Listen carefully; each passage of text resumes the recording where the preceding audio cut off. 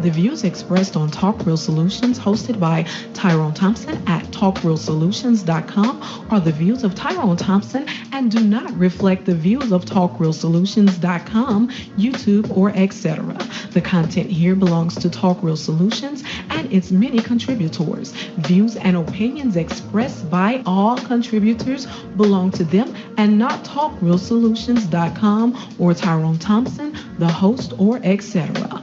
All data and information provided on the site is for informational purposes only. Talk Real Solutions makes no representations as to accuracy, completeness, correctness, suitability, or validity of any information on this site and will not be liable for any errors, omissions, or delays in this information or any losses, injuries, or damages arising from its display or use. All information is provided on an as-is basis.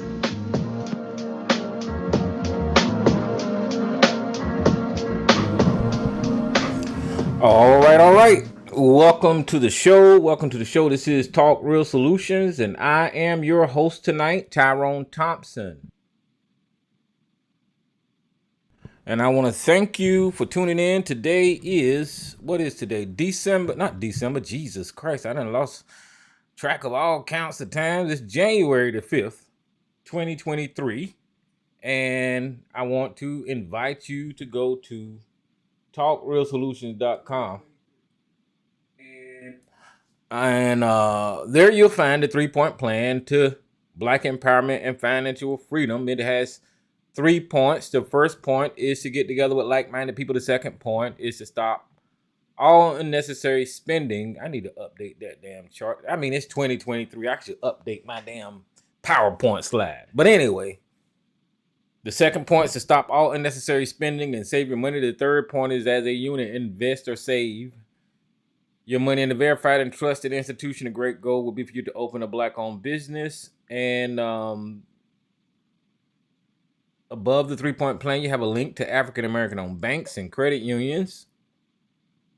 We could all start moving our money to these institutions to start practicing group economics today, and check out the rest of the links and articles on the website. You can see what we be talking about on Thursdays when it comes to the news shows on the website by following those links and those articles. That's the interest of the website. You know, nothing. I try to keep a medium ground when it comes to news and information. Nothing too extreme or extravagant. Just basic news articles, which are very important when it comes to, what is happening in society in America. So those articles are because it pertains mainly to our community for a greater degree, and some is just general news on politics and other world situations. So just peruse the articles and see what is going on our website. All right, and if you want to call in tonight, then you can call in at the number at 717-908-1834, and I'll get you on the line here after you press the access code of 917324. I'll open your mic and let you speak your piece. I hope I can be heard on YouTube. Let me check my other computer here, because sometimes I be running my mouth and I hope I can be heard. Yeah, I can hear myself. Yeah, sometimes we running my mouth and I don't even know that I ain't my mic ain't open or whatever. And but anyway, that's all good. But I'm riding solo tonight. What's up, Miss Monica and Top Dollar and East Coast? How y'all doing tonight? I'm riding solo, and I don't know where my conversations go. I just got off the phone with Howard because he needed his crack fixed for the night. So I said, let me do a show and run my mouth. And I couldn't think of no topic. But what's in headlines right now is how in disarray the Republicans are. And I will get into that. And, other things that I think is important and why we are in this predicament. And hopefully I'll keep you entertained like I do with my monologue or dialogue or my little speech to speech or whatever you want to call it. I'm just, and I was telling Howard earlier, I don't never sit down and come up with a topic, right? So I just sporadically just start spewing whatever's on my mind. And I shared this with you guys before. I just start talking and stuff just start coming out of my mouth on Thursdays. It's almost like a way for me to vent, let it out, whatever is on my mind. So that's basically how I come up with these little shows. Is I get on here either I'm pissed about something or somebody done did something, and then I just give y'all my opinion. And and what's really caught my interest this week is how crazy the Republicans are. But because I don't even know where to start. Years ago, on this show, on Block Talk Radio, I was talking to y'all about how dangerous it is for the black community not to talk about or address or acknowledge the extreme racism that is in this country. And I also alluded to how important it is to identify the influence of religion on the mindset of societies. The religious talk, that really went somewhere in my mind, and I really doubled down on that stuff, so much so that I was, even though I don't disagree with anything I said, and everything that I say about religion is 100% true and accurate because I can prove what I say about religion. I understand that a lot of people do get offended when I invoke their belief systems into my conversations, right? So, I kind of backed off on that. But it's important. It's important that if you look at world civilizations and theocracies and see how they're ran, you got to juxtapose that with what's going on in America today. And I know y'all thinking, well, okay, well, we're talking about politics. That ain't got nothing to do with religion. Well, that's just not true. That's just not true. Every decision that we make in this society has some type of inkling of religious influence in it. Even when I just opened the mic, right, and I was checking to see if the mic was open, and what was the first thing that came out of my mouth? And I'm an atheist. I said, Jesus Christ. You see what I'm saying? So just subconsciously, because I was used to saying that as a child, because I was indoctrinated in my mind, whenever something I thought was disarray for a split second, I was so used to saying that as a religious person, I just still say it, even though I don't believe in that fake shit whatsoever. See, and that's how heavily indoctrinated people are in society. I know it don't mean nothing, but somebody listening to me would have said, "Ooh, Tyrone believes in Jesus. He called on Jesus. Amen." So, but that's just not the case whatsoever. It's just words to me. That's all it is. It don't have any meaning. It don't have any type of connection with the spiritual realm or anything like that. It's just like me saying motherfucker or goddamn or oh shit. That's the way I look at it whenever I say things like that, because that's the way I articulate myself. So, having said that, there's a heavy influence in society on every one of us, regardless. In society, religious is on every one of us. Now, you got different factions and belief system to where, we was talking about what the pro-blacks believe in, and the ancient Egyptians and the Moorish people and the Hebrew Israelites and just different factions because of our indoctrination of this spiritual world and belief system as humans. And I'm going to say the majority of humans suffer from that. And I'm calling it an illness because it is. But at the same time, because I do study, I understand that it was probably a survival technique for humanity to look elsewhere and gain strength from these supernatural things so they can push on. I understand that. It's all mental. It's all in your mind. So I know where the place is, but people take this stuff a little bit too far and they actually try to connect it to the real world and lean on it as real guidance or whatever, and which is a shame because they don't look at themselves and what they can accomplish on their own without this stuff, and I think that's where we're missing the ball as humans, is that we accomplish a lot of wonderful things in this society and we give credit to other people, other things or other entities, and I think that's sad. I'm not telling people to brag about what they do or whatever, but just recognize your own accomplishments and realize what you've done, and don't try to rely on anything or any belief system to give you that power or that strength to accomplish more, because that's just you doing that as a human. Okay, that's enough of that. But what we got going on in Washington, D.C., and I'm going to tie all this together.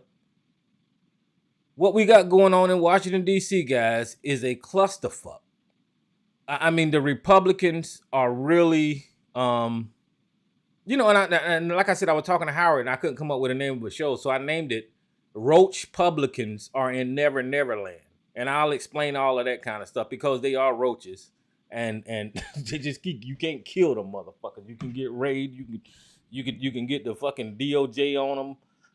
You can't kill them. They just keep sprouting up like fucking roaches. So when I said Roach-publicans are in Never Never Land, I'll go into all of that too. But what we got going on is the country is at a standstill right now, guys. The country is at a standstill because the Republicans cannot nominate a House Speaker. That's what's going on in Washington right now. The Republicans cannot nominate a House Speaker, and I just pulled up some headlines for you to see what's going on lately, and it looks like for the 11th time, Kevin McCarthy has lost the votes for the House for the 118th Congress. The House adjourns at a stalemate, drags on with 11. Yeah, the 11th time he keep losing the House Speaker. Now, let me go ahead and try to tie some of this together with my religious and the Roach-publicans thing. Look, what we're looking at is when Barack Obama was nominated and elected as president of the United States, you had a group of people. Hold on.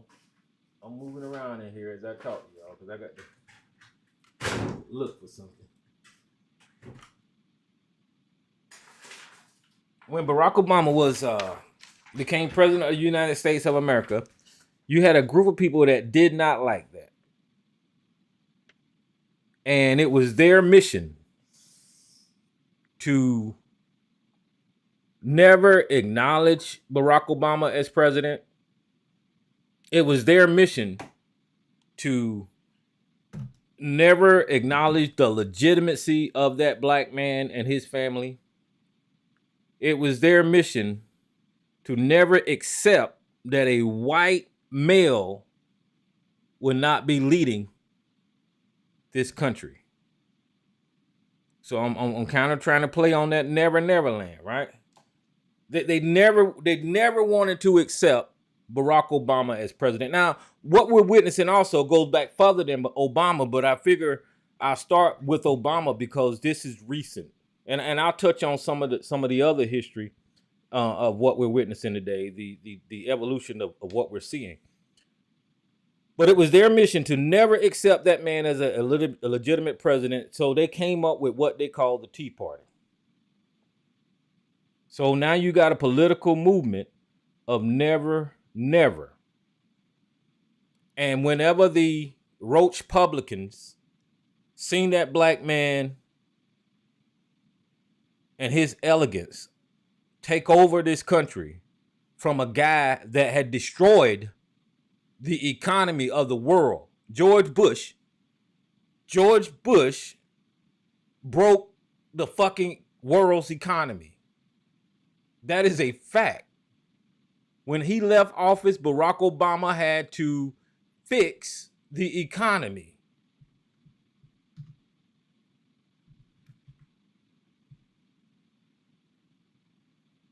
Let me see if I can, because I it's been so long ago, and I know I'm trying to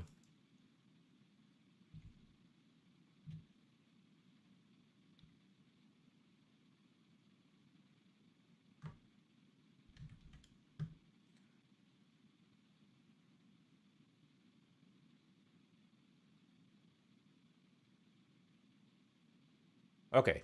Well, I mean, there's a lot of articles on here. I mean, I can share the headlines with you, but I'm not going to get into all of that.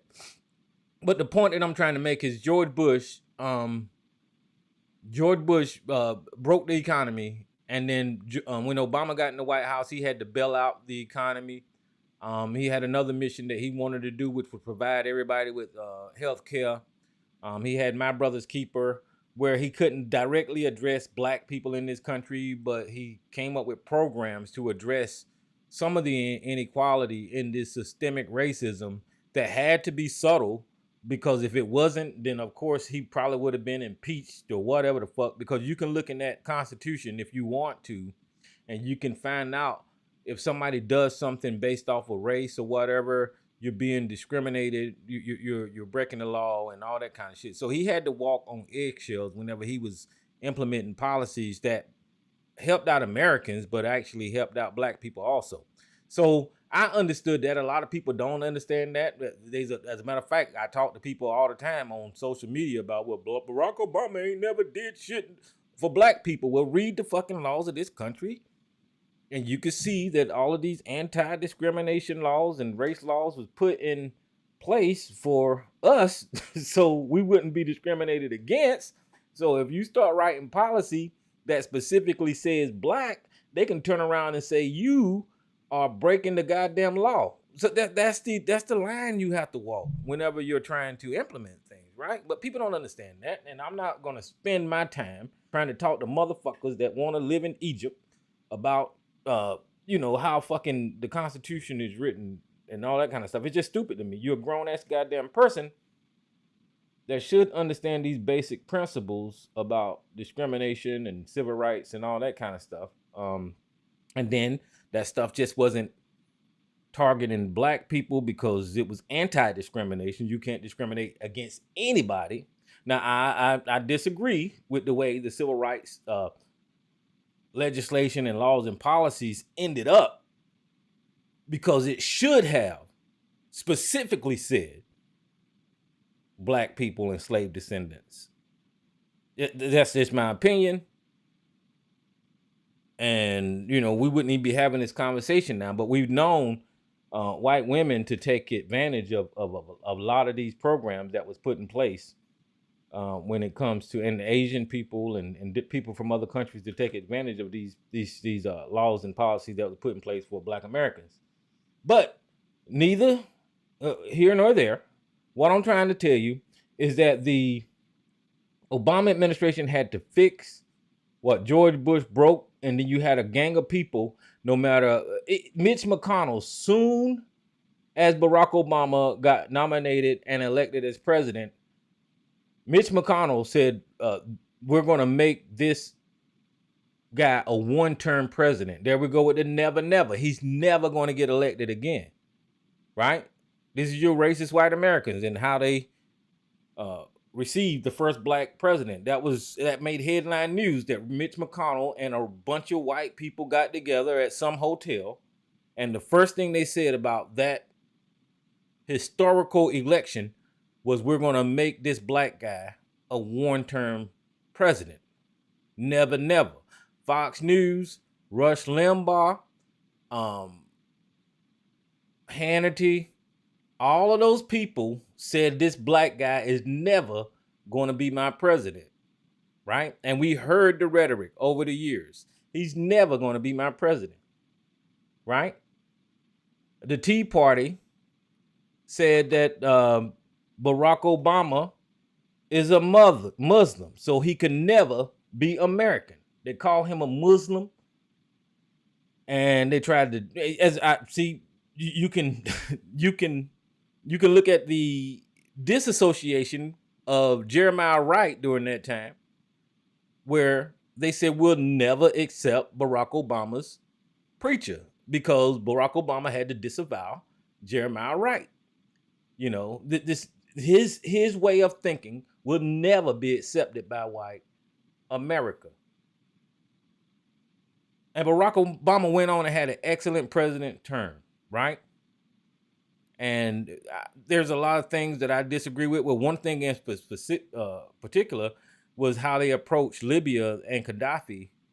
You know, I understand that something needed to get done, but that whole thing about going over there and disrupting Libya the way it has, that kind of screwed a whole bunch of black people up on that side of the world. As a matter of fact, out of that, you had the Saudis and other countries come in there and make those Africans slaves again. We did news report. They literally slavery, and nobody talks about it. We did news reports on how they were enslaving those Africans that was in Libya or whatever. That's a real thing in 2023, right? So I disagree with their Libya policy, but overall, 99.9% of that administration I agree with, because that was the best president that I've ever seen.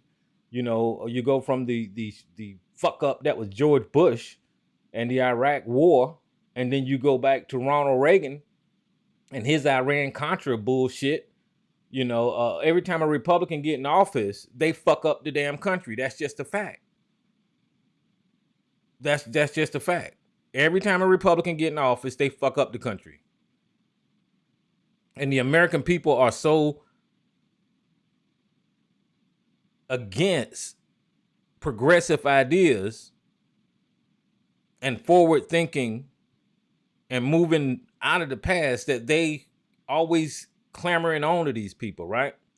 We will never progress. That's the mindset of America. Make America, of half of America, make America great again. We will never progress. They always backwards thinking. We're never moving forward. They also, with the Tea Party, was a heavy injection of the evangelical right. We will never govern without our Bible. Never, never, never. Right? This is the mindset of white America. I told y'all I was going to take it before Obama, and I'll just do this for a little while. Whenever they invaded Africa,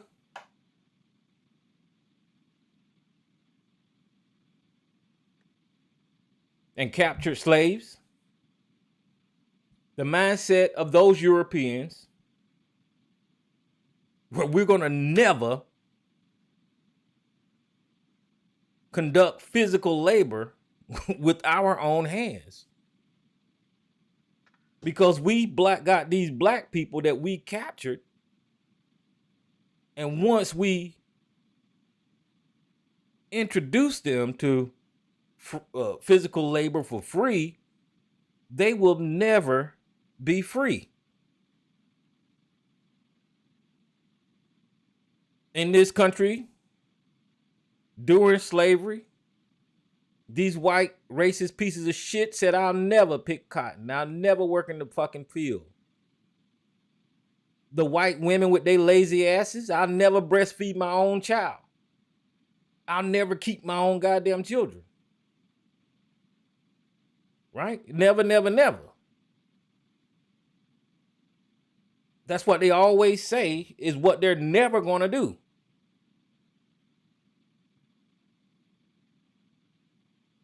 And even with the Emancipation Proclamation of 1865, after that, you had the era of the black laws and the Jim Crow, where that y'all free, but y'all are never really going to be free, right? The 13th Amendment tells you that neither slavery what does it say? I can't even remember. But it's worded in such a way to where they're never going to get rid of slavery. Right? It's on the screen for you. It's neither slavery or involuntary servitude, except as a punishment for a crime, whereof the party shall be duly convicted, shall exist in the United States or any place within their jurisdiction. So we're never going to get rid of slavery. It's in our documents. It's right there in front of your face. I had this argument with that dumbass Sarge whenever, about 10 years ago or however long it was, I was telling people on Blog Talk Radio that when people kept saying slavery was abolished, I said, you need to read the damn 13th Amendment, because that word "except" in that fucking Constitution tells you that it was not abolished under these conditions. Right?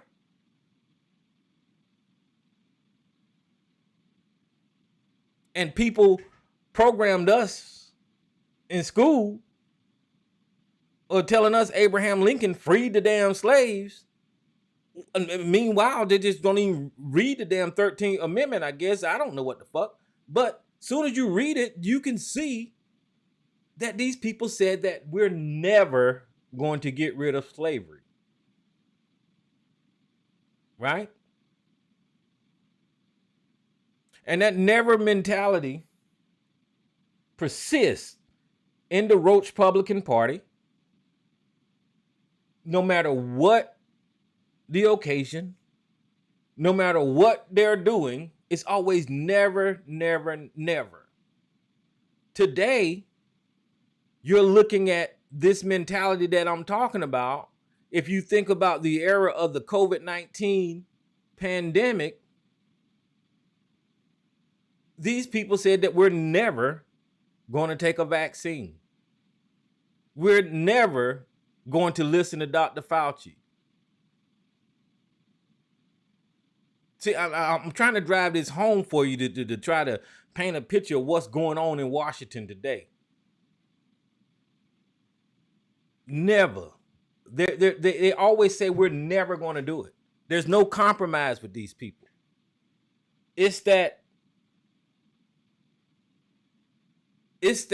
sense of entitlement that they've got the right to just deny reality and the laws of this own country because their skin is white, and they can say that I'm never going to do that and I'm never going to follow your damn rules, right? When you think back 2 years ago, on January the 6th, tomorrow will be the day, January the 6th, these people said that we're never going to accept the results of a free and fair election. So much so that they went and against the own Constitution and the laws of this land, violated the Capitol building. Police officers died. Violently vandalized the Capitol of the United States of America. Facing those police officers on the Capitol steps, they said, we're never going to listen to you. We're going in there and we're going to disrupt this election. This is what you're looking at. This mentality of never didn't just start with Donald Trump. Like I alluded to, it started, well, I don't know when the hell it started, but it goes back further, generations of this mentality. They got what they call manifest destiny. I don't know if I ever talked to y'all about manifest destiny. Let me see if I can Google that. Y'all know I'm Googling that since I learned how to use OBS. I can Google some shit. Yeah, here it is. And it's simple. I'm not going to go into it, but this mentality of manifest destiny, I want you to just look at it, and this is what they believe. And this is specifically to the North American continent, right? It says it's a phrase in 1845, the idea that the United States is destined by God. Its advocate believed to expand its dominion and spread democracy and capitalism across the entire northern continent. They've got this manifest destiny. What was those explorers' name? Clark and something. They got this manifest destiny. Whenever you see Christian missionaries going out into society, spreading this religion, this manifest destiny that white Americans has ingrained in themselves, and telling them that it's their destiny to go and force people to believe and accept their way of being. They're never going to accept anything else. See, it's ingrained in their DNA and their psychology that everybody else on this damn planet, every other human besides a European descent, don't have to be taken seriously because it's their destiny, right?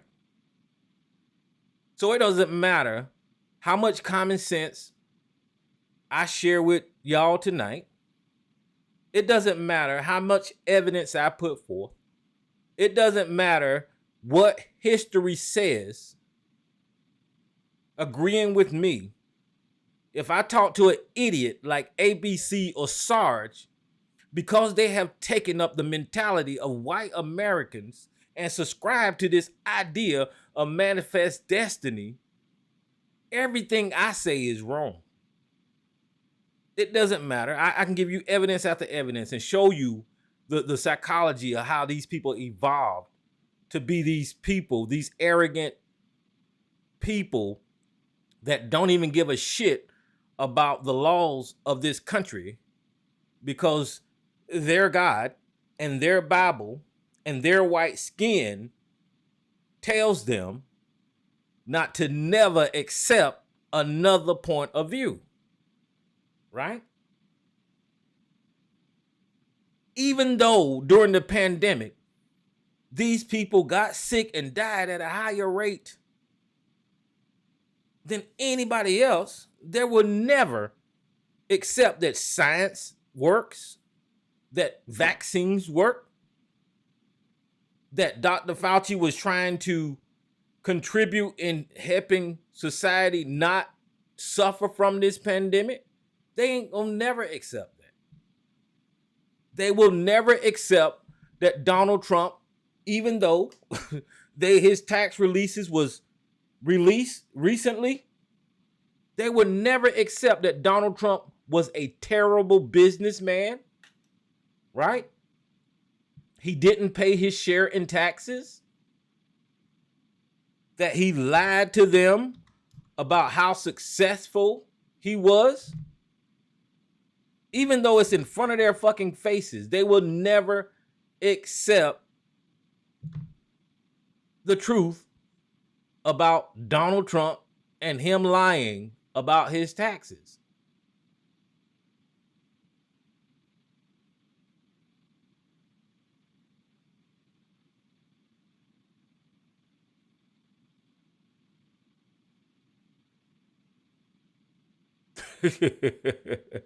You know, I was just Googling that. Let me show you something.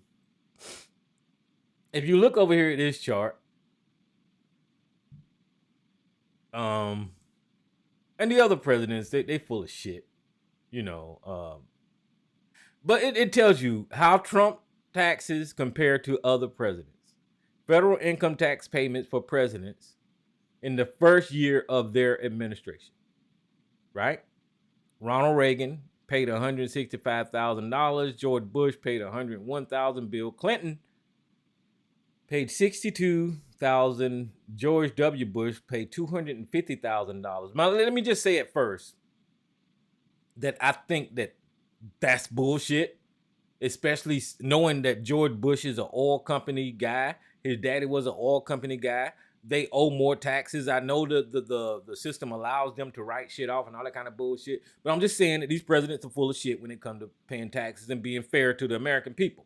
But look at how much Barack Obama had to pay in taxes in his first year in office, which I think is pretty accurate because of what Barack Obama makes and how much money he makes. He had to pay $1,792,000, right? Now look at what Donald Trump had to pay his first year in office.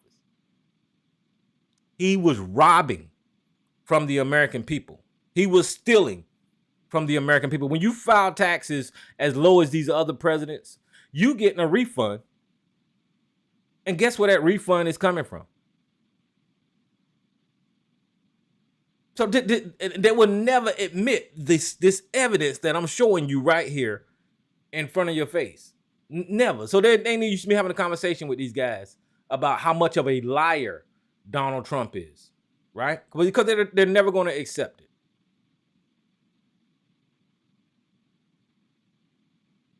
And after everything is all said and done, we watch all the court cases. We watch Sidney Powell, Rudy Giuliani lose his fucking law license. Lawyer after lawyer that supported Donald Trump lose their law license or get sanctioned and have to pay money. They will never accept that this guy is a fucking grifter. The Roach-publicans are in Never Never Land. That's where they are. Now we're going to come up to the midterms. During a midterm, if you got a Democratic president, the Republicans are supposed to win big with like 30, 40, 50 seat majorities in the House, right? That's what's supposed to happen. That's just a normal thing. Barack Obama lost a whole lot of seats whenever his midterm came up, right? Because at first they had the House, the Senate, and the White House. Midterm came, Republicans took over, right? And they won big. But that has been a trend in American politics that people had already predicted that they were going to lose the House. But you know how people just try to, emphasize and say, look, this is a sign that the American people are rejecting your policies and all that kind of stuff. But no, you got historical trends that happen in politics that gets repeated over and over again, right? But what didn't happen this midterm was the reason that we're watching this clusterfuck in Washington right now. Because the Republicans did not win big in the midterm.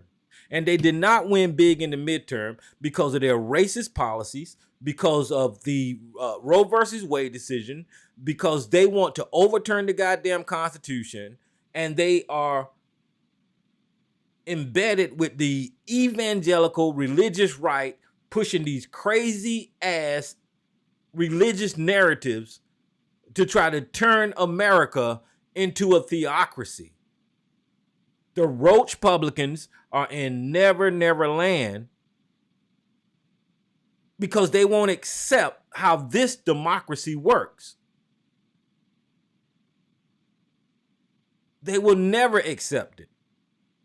And what we're witnessing is a result of the weak-ass Republicans, the racist Republicans, allowing this extreme rhetoric, allowing Fox News to promote these fucking candidates with these extreme racist views. What we're witnessing is the extreme right of the Republican Party take hostage of this fucking country. Now, it's significant that it has been on January the 6th when they overthrew or tried to overthrow the government, right?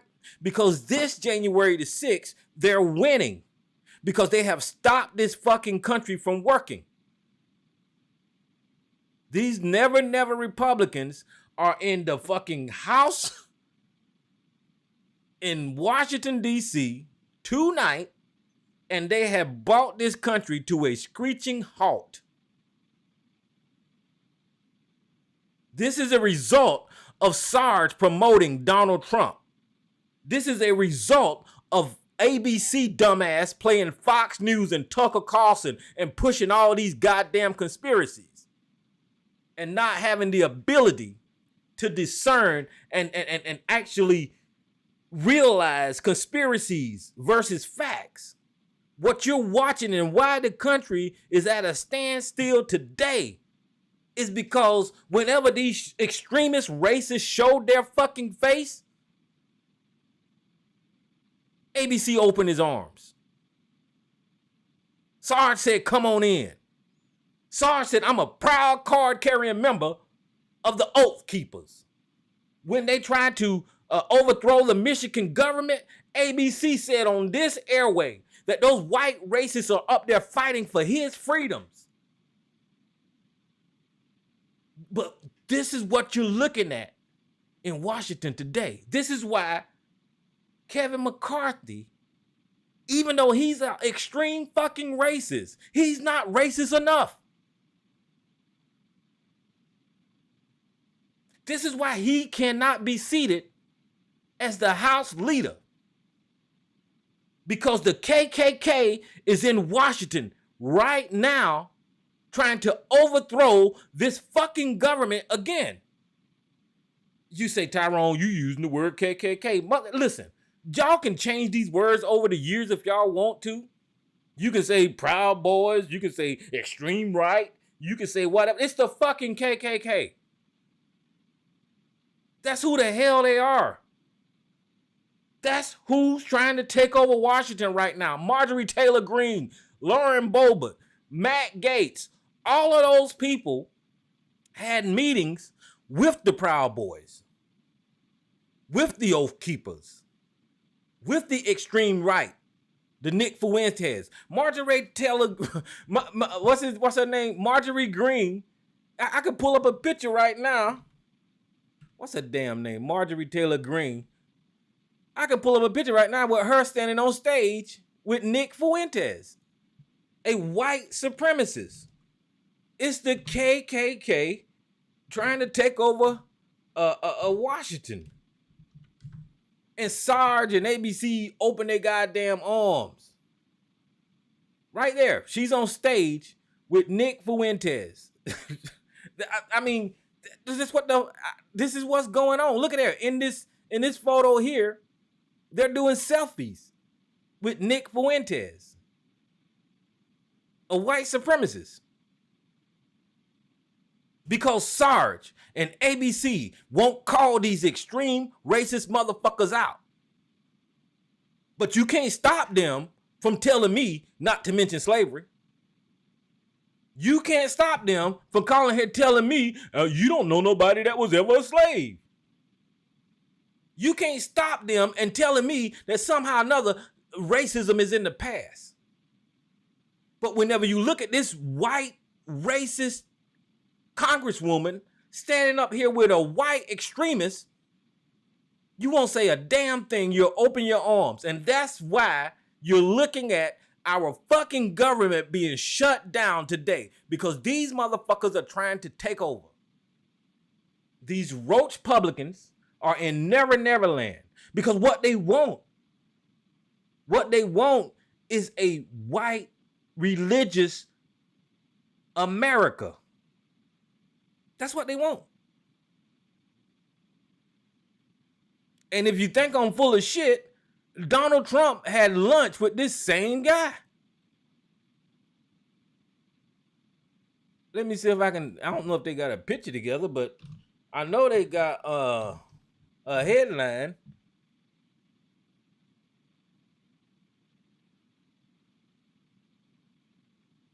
Well, here's who is it? The Anti-Defamation League. Who is this? Is this who this is? I think that's who this is. ADL.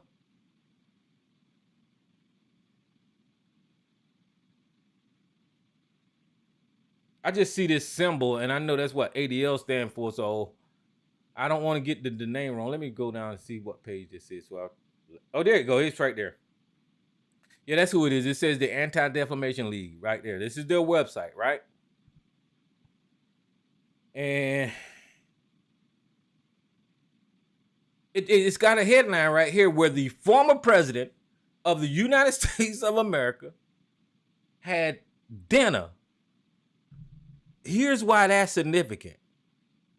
Is because the Secret Service that guards him and all the amenities that he's receiving right now is coming out of my motherfucking pocket. And this motherfucker gonna sit down and invite a white nationalist to fucking dinner at our expense. So you got Marjorie Taylor Greene, who's buddying up with a fucking white nationalist. Then you got Donald Trump, who's invited a white nationalist to fucking dinner at Mar-a-Lago, protected by Secret Service. And you got these other white racist Republican House members in Washington right now that are trying to insist that Kevin McCarthy be even more racist and more divisive than he already is. Demanding a takeover of this fucking government. That's what we're watching in Washington. And whenever I tell you that this never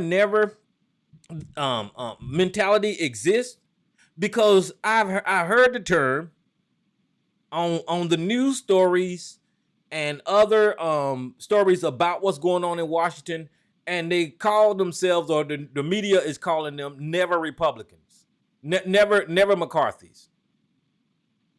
So whenever I heard them kept saying these are never McCarthy's, it kind of stuck in my head, and that's where I got the title from, because they're never about every goddamn thing except for fucking racist shit, right?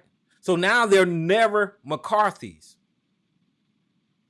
The 20 that is not voting for Kevin McCarthy. I wonder if that term made Google. I'm gonna type that up. How you spell his goddamn name? Kevin what? Kevin McCarthy. Cause I seen a lot of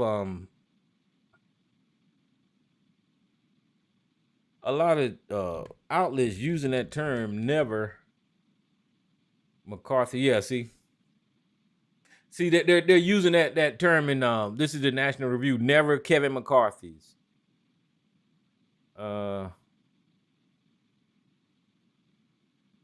some people say they would never vote for Kevin McCarthy.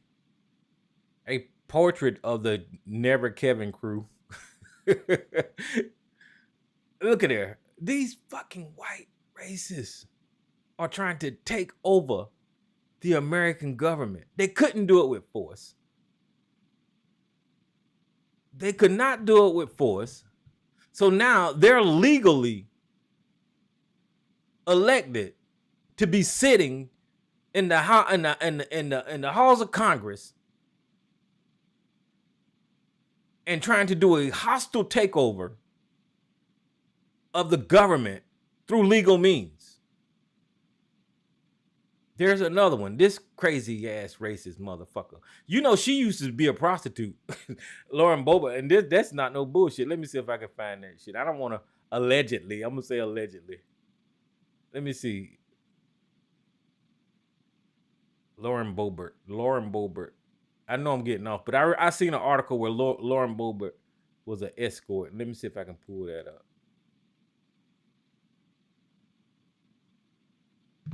Watch me not be able to find it.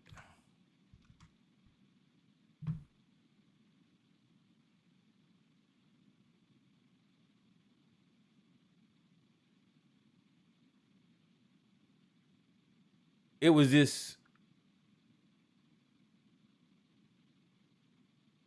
Well, you know what? I'm learning now.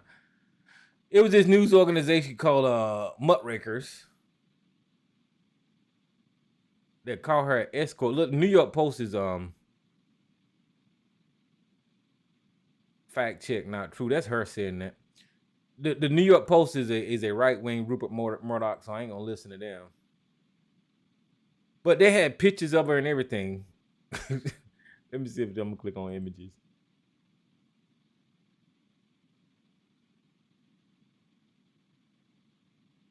Well, that's the image of her on an escort page.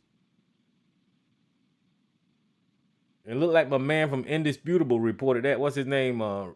Dr. Richie. There she go again. Lauren Boebert.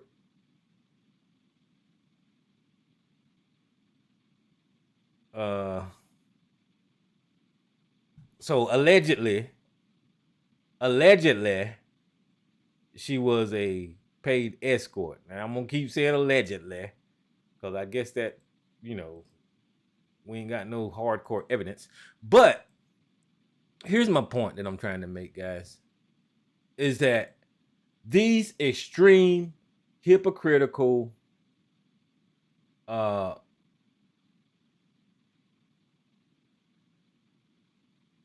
racist, I don't even know. So I had a page open. Okay, I ain't gonna fuck with that. See, I get thrown off on. But these extreme racist Republicans are trying to take over this country.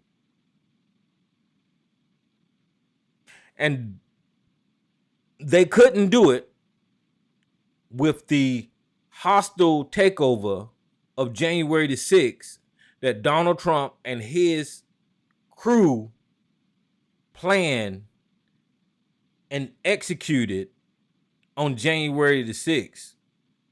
They couldn't do it that way.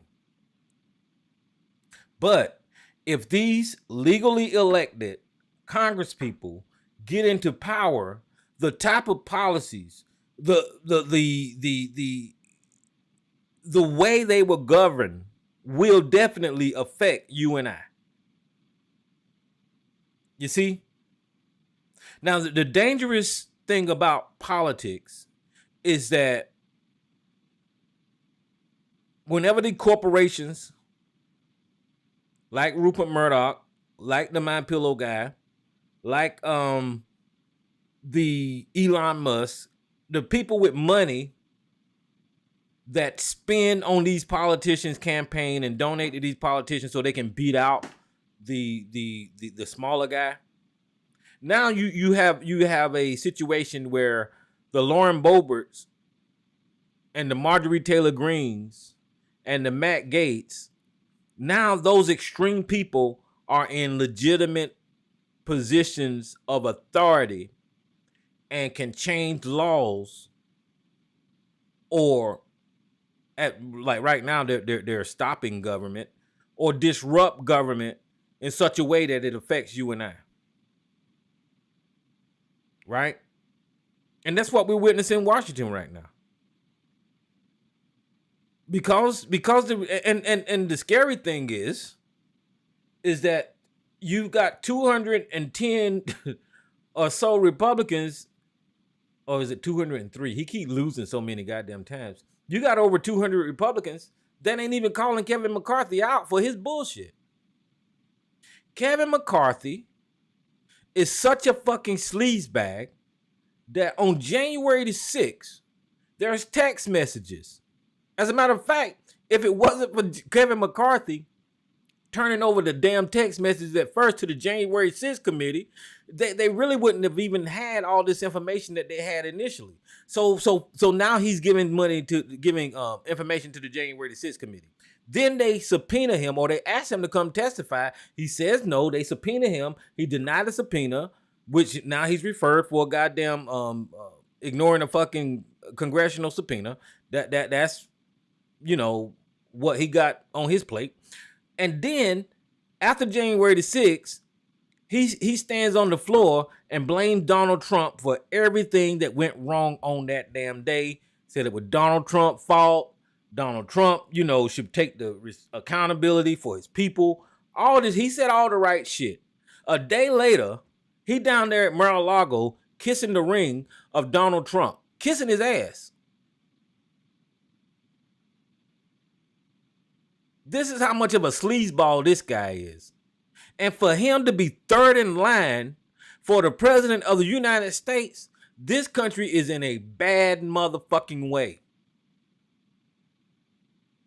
They're fighting for a position to be third in line of this government. So I don't even want to see him make it, and I don't want to see any of the other ones make it. But somebody got to do it, and I guess since they won the majority barely, that one of the Republicans got to do it. And these people are so extreme, you can't have a moderate Republican if there is any left. I doubt there is any left because they don't never call out this extreme shit, which make them all extremists. But you can't even find a moderate Republican to even run for that position of House Speaker. And these never Kevin Republicans that are obstructing the government right now are making demands. Well, one of the demands in particular is that, okay, they got this procedure in the House where you can evacuate the speaker if you disagree with him, right? And I think that's how John Boehner got kicked out of the House, is that, that somebody came up and said, we want to get rid of his ass as a speaker. They voted on it. John Boehner is out, right? So they got this thing in the House to where I think when Nancy Pelosi came, she got rid of that shit, and they didn't have that. You can vacate the speaker during her tenure, right? But now, Lauren Boebert and the other never Republican people, they're saying, okay, so one of our conditions that you need to agree to is that we need to have the power as Congress people to vacate the speaker. And what that means is if the speaker makes decisions, or if the speaker try to work across the aisle, or if the speaker do something that these Congress people disagree with, then they can hold a vote and kick him out, the House Speaker. And Kevin McCarthy has such a weak spine that he has actually agreed to be vacated if these people vote for him for House Speaker. This is how crazy it is up there. I know I'm getting into the sausage making and all that kind of stuff, but it's just nuts what is going on in Washington today. And how our government has came to a screeching halt because the KKK is trying to take over America. See, I always talk about the original sin of America. And that's what I refer to it as. And the original sin of America is not doing right by black people. So you had slavery and that period, right? But if you was going to live up to the laws of this land, you would have made it right once the slaves was free.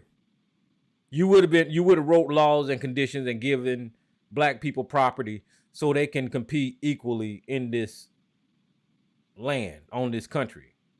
The original sin is that America did not do that. The original sin is America allowed the discrimination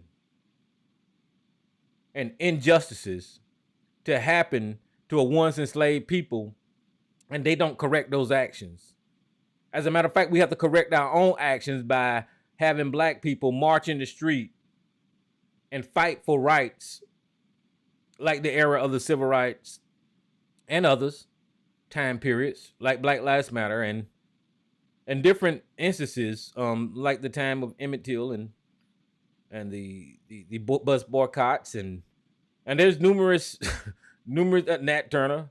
We have to fight for our own rights in this country before somebody say, okay, well shit, we're going to change the laws or we're going to acknowledge that our system's supposed to be treating everybody fair, right? So the original sin of America is not actually treating its own citizens, black Americans, equally. Now, once America went forward with not taking care of that original sin, it opened the door for all kinds of discrimination, and it allowed the injustices to happen over generations, decade after decade after decade. And whenever something happened like a Tamir Rice or Breonna Taylor or George Floyd or the shooting in Buffalo, New York, or the Charleston shooting, we always looking like, oh, I can't believe this happened. Jordan Davis, the boy that was playing loud music. That's because America didn't take care of its original sin and actually live up to its values and principles in that constitutional document when it comes to Black Americans. If you would have did that originally,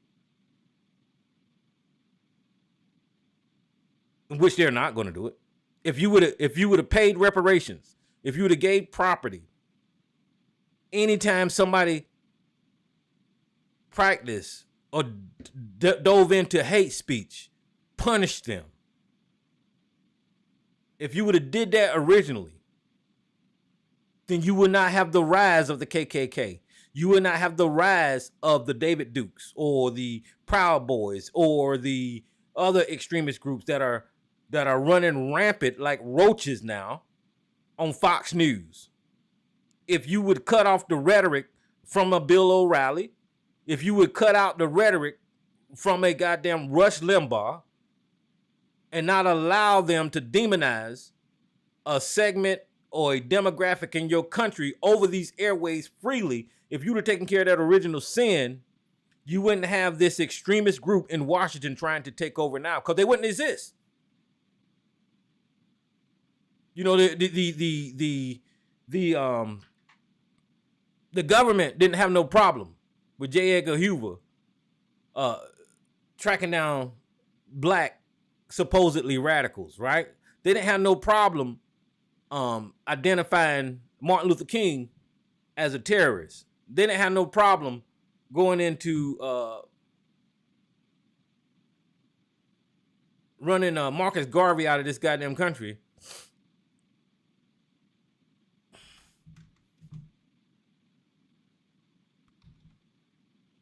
They didn't have no problem here recently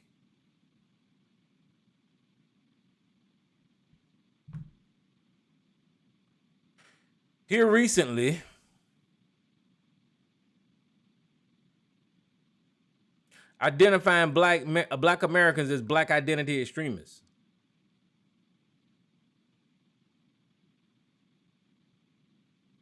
The FBI did this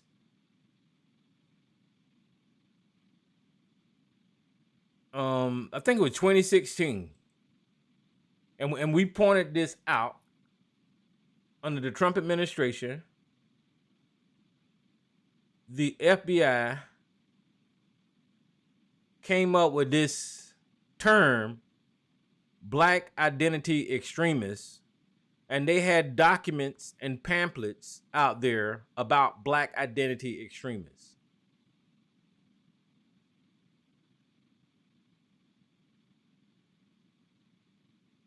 This is the way the government was targeting Black people in this country up until today, right?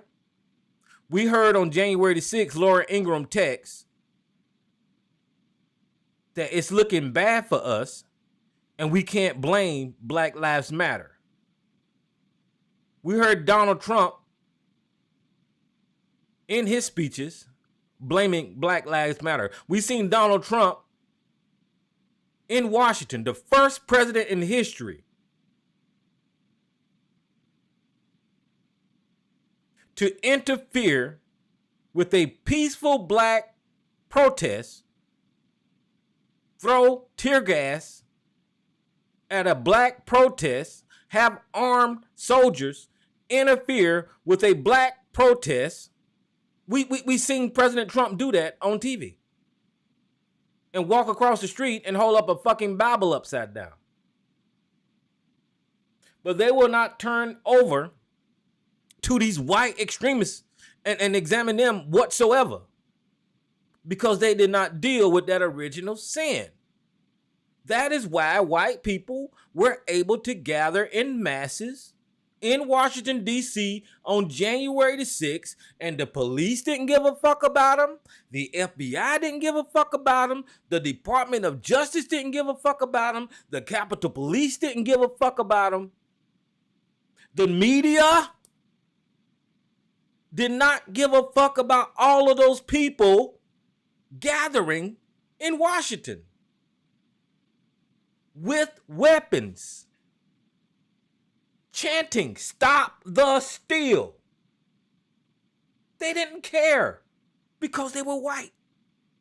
And the reason that they had that ability to do that is because over the years, white people were able to evolve into this extremist fucking nation because America didn't deal with its original fucking sin and get rid of these Roach-republicans. Right? That's what the hell happened.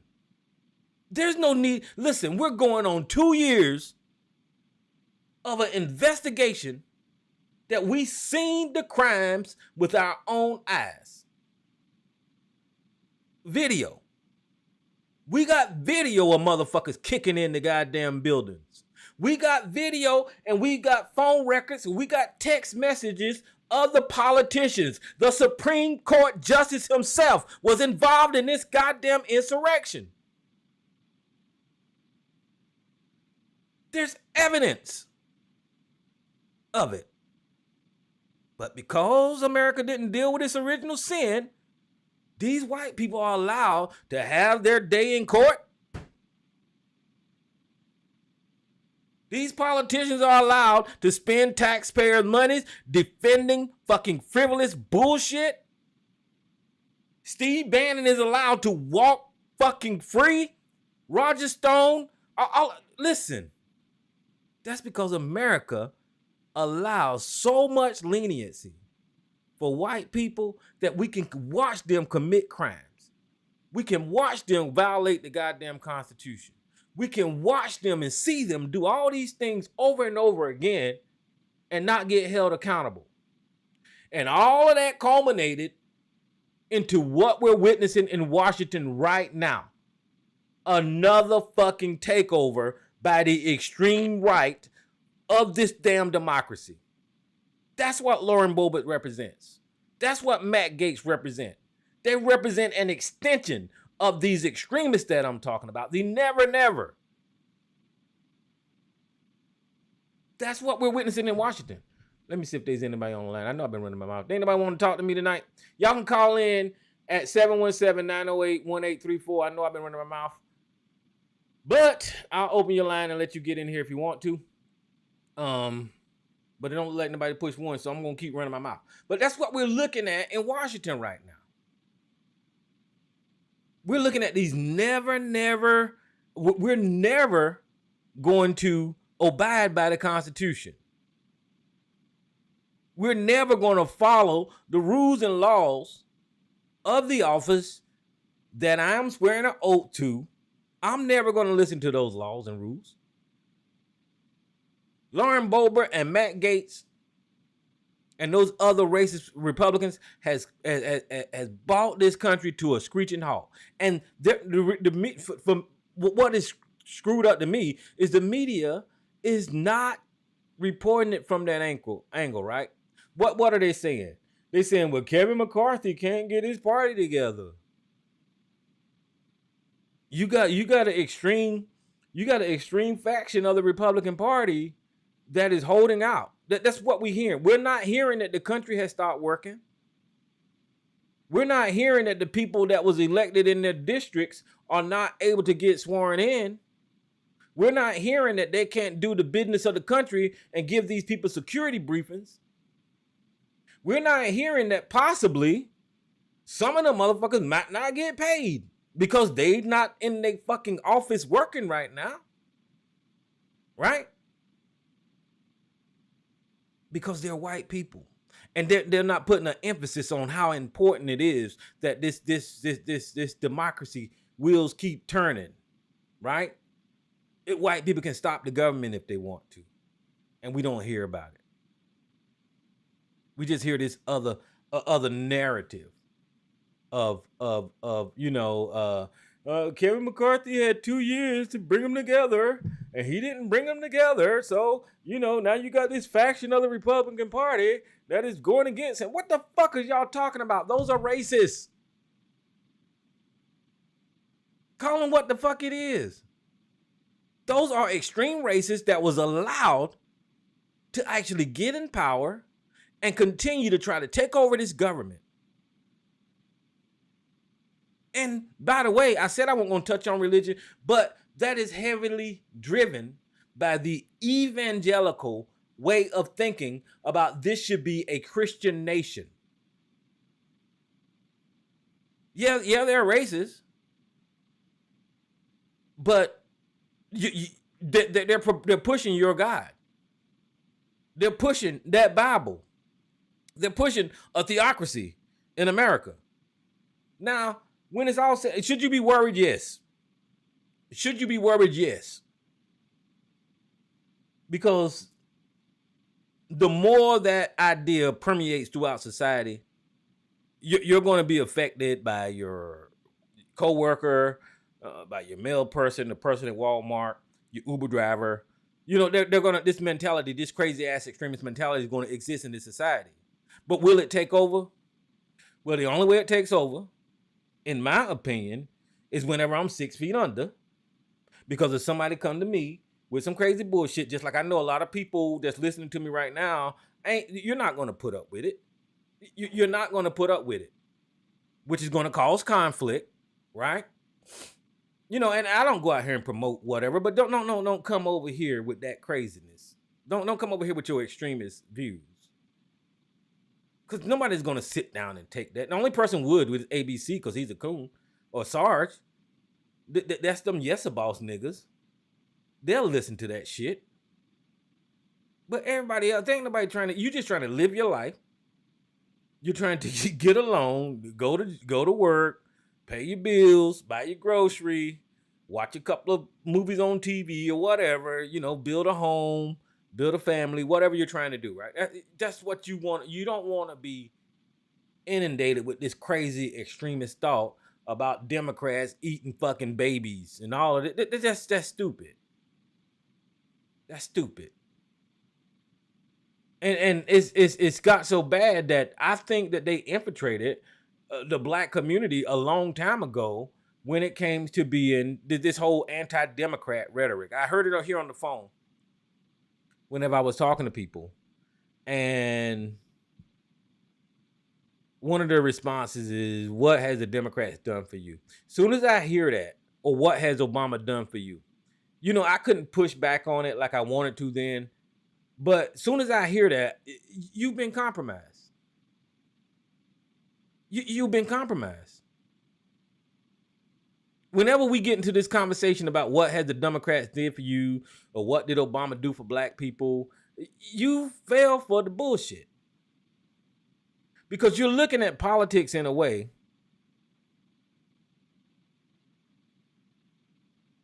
that is disruptive and non-productive because of a way that a narrative was put out there. And this is what I mean, is that if you look at the other side right now, take the Democrat side of it, right? They're the one that's demonizing the Democrats. Marjorie Taylor Greene demonizing Democrats. Fox News demonizing Democrats. Tucker Carlson demonizing Democrats.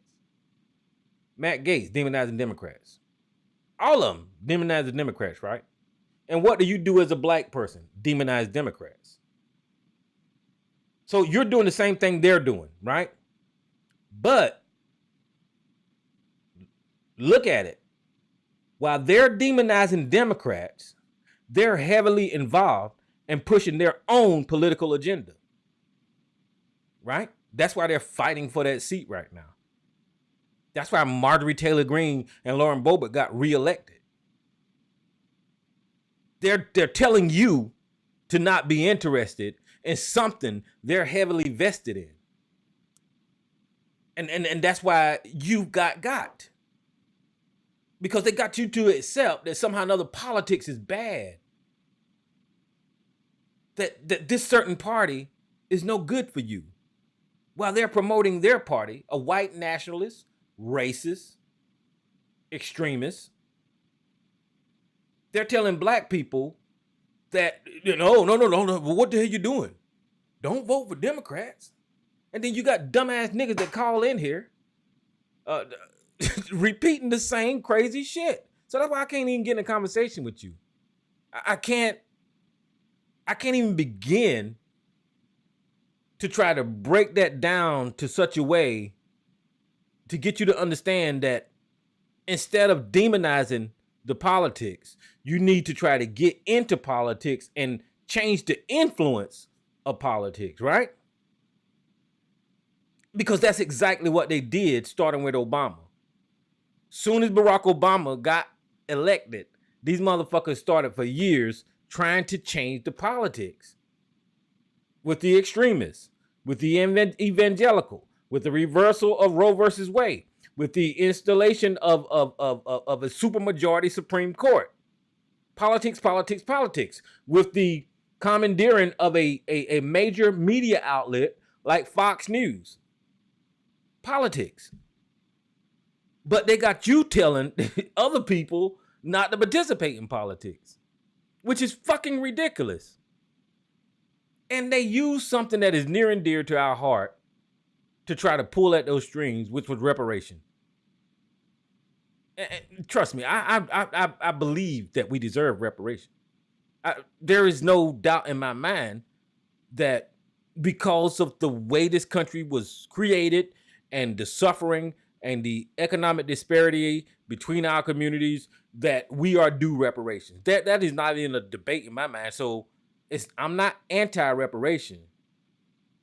It's just that I'm anti-social media charlatans telling me that their fucking way of obtaining reparations is the way I need to fucking follow, or else, the Democrats gonna eat your babies. I don't know. It's just stupid shit like that kills me. Like, you ain't making no sense to me. Give me a plot. Give me a path on how to influence the politics, change the politics to make it work in my favor. That's where my mind is at. Show me who I can support. What candidate is going to do what I want them to do as far as the black community, and see if we can get a coalition to try to get other ones in there. That's what they did. That's why the country is at a standstill right now. That's where the fuck Marjorie Taylor Greene come from. They got an extremist up there in there. I ain't saying that, only thing I'm saying is that if we got a black agenda, and I think we should have one, then we should have the politicians up there pushing our narrative. And I know it's frustrating because we got something called the Congressional Black Caucus that don't seem to be doing anything. We got the NAACP that don't seem to be doing anything, but that's not even true either. I hear these narratives on social media about what they're not doing, but of course you got corruption in all freaking organizations, but you got to look at the achievements of these organizations, and they have got a long history of achieving things for Black Americans, something that don't affect you personally, but that's why the hell they're there. And they do their job. Even Al Sharpton's little Rainbow Coalition thing, even with the murders of the from the brown shirts police officers of black people in this country, you see him and Jesse Jackson show up to these I ain't seen Jesse Jackson, he must be getting old. You see him and Jesse Jackson show up to these events.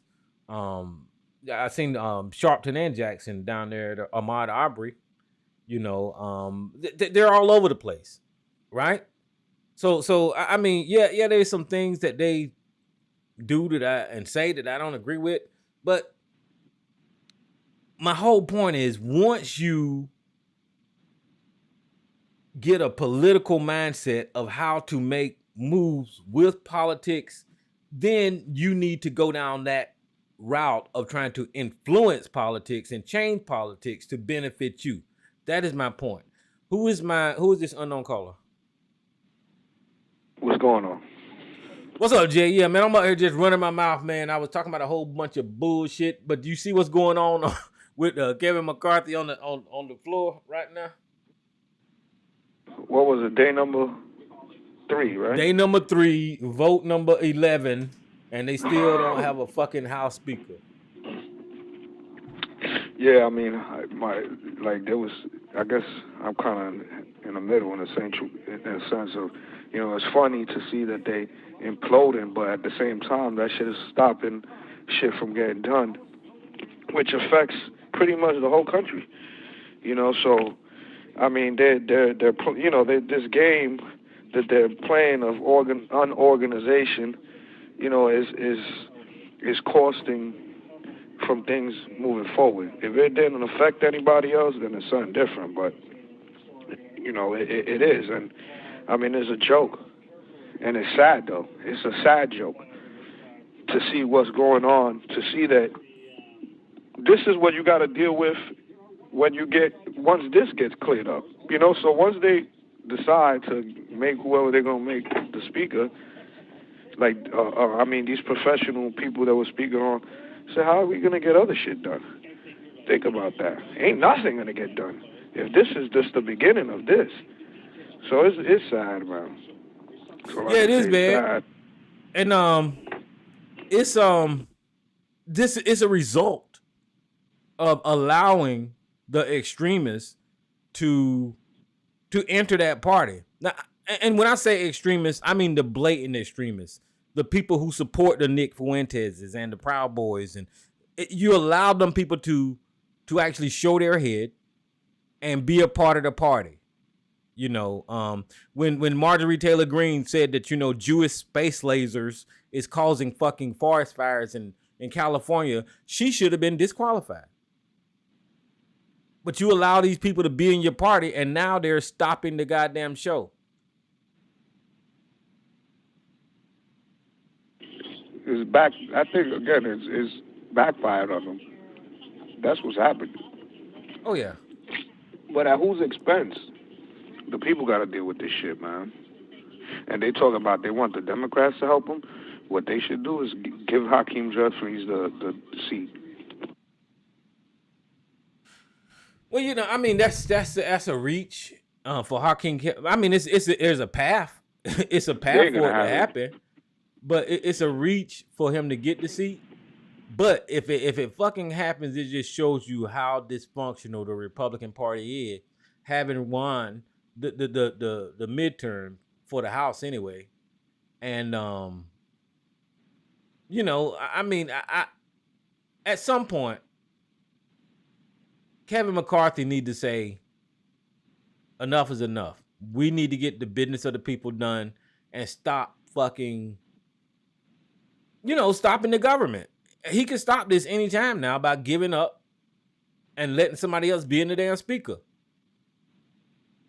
They obviously don't want him. Yeah, they obviously don't want him to be the Speaker of the House. So I know he feel like he deserves it and all of that kind of stuff, but that ain't the way it works. If your fucking party don't want you, then you got to learn how to be humble, back up, and allow the government to run. I don't care what you think or how much you deserve it. Just bow your head, back up, and allow the government to run by letting somebody else take the damn wheel. But this idiot ain't gonna do that. I don't want to be in a place where I'm not wanted at. You know what I'm saying? They don't want him. That shows a lot. They don't want him. So why he's fighting for something really that they don't want? At least a certain majority of them, or a portion, I would say, a portion. Oh yeah, but they don't care. Like I said, they never. Kevin McCarthy is never going to step down. He's never going to step down.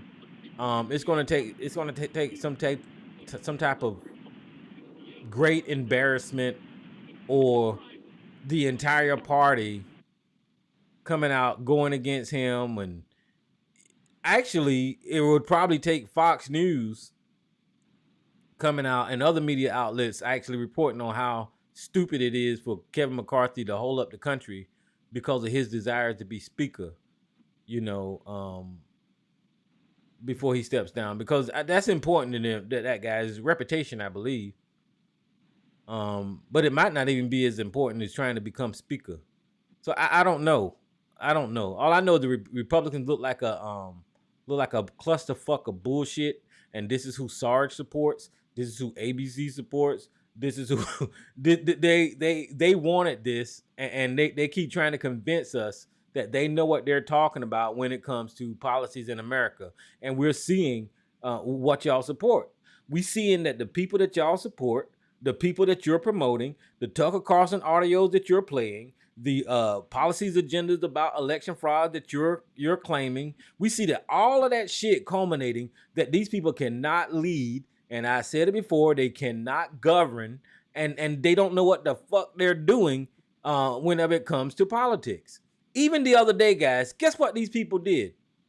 These people, because Hakeem Jeffries is the next in line for speaker as a Democrat, these Republicans pulled another damn Herschel Walker, and they nominated this black congressman from Florida to be the damn speaker.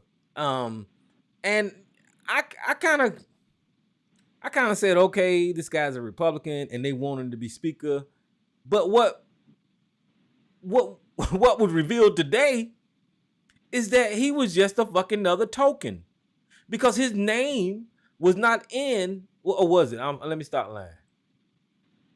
Well, no, what happened was Donald's was still getting elected, but they started inserting Donald Trump's name instead of all getting behind Donald's as the alternate representative. So I said, you guys ain't even serious about putting up this black guy to be the speaker, because now y'all putting up Donald Trump and other people, and not even getting behind this token that y'all put up there. This shows you that the Republicans are racist to me.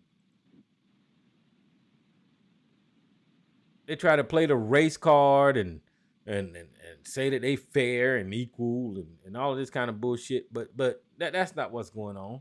And as long as people like me and other Americans don't call these people out forcefully enough to make them look like idiots, then they're going to keep pushing this bullshit. We got to tell them that they're stupid.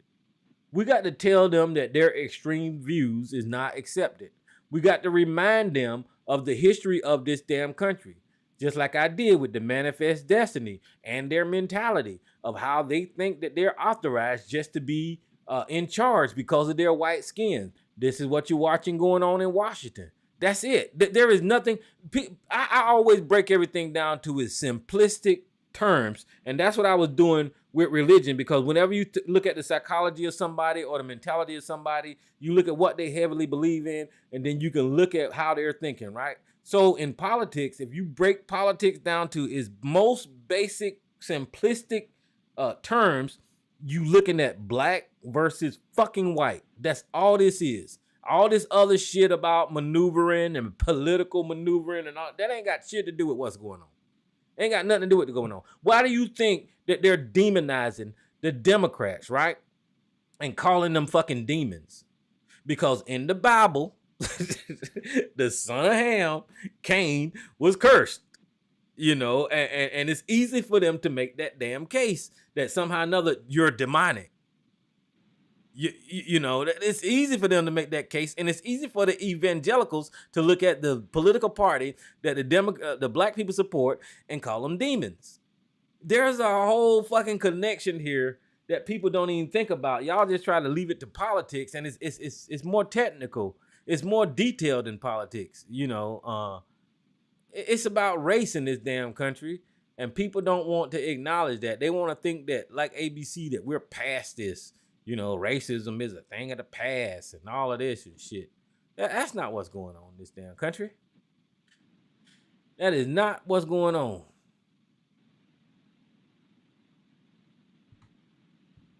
But shit, Jay, I ain't got shit to say. I ain't got shit to say. I'm what else can I talk about? This whole shit overwhelmed the whole shit, though. I mean, at the end of the day, we've been here for 3 days watching pieces, or some have been seeing more than others, but it's basically been on standstill with this shit. Oh yeah. There goes Santos. They showing Santos. Well, see, that's another thing that guy, lying-ass guy, that lying-ass guy was allowed to actually get into the politics.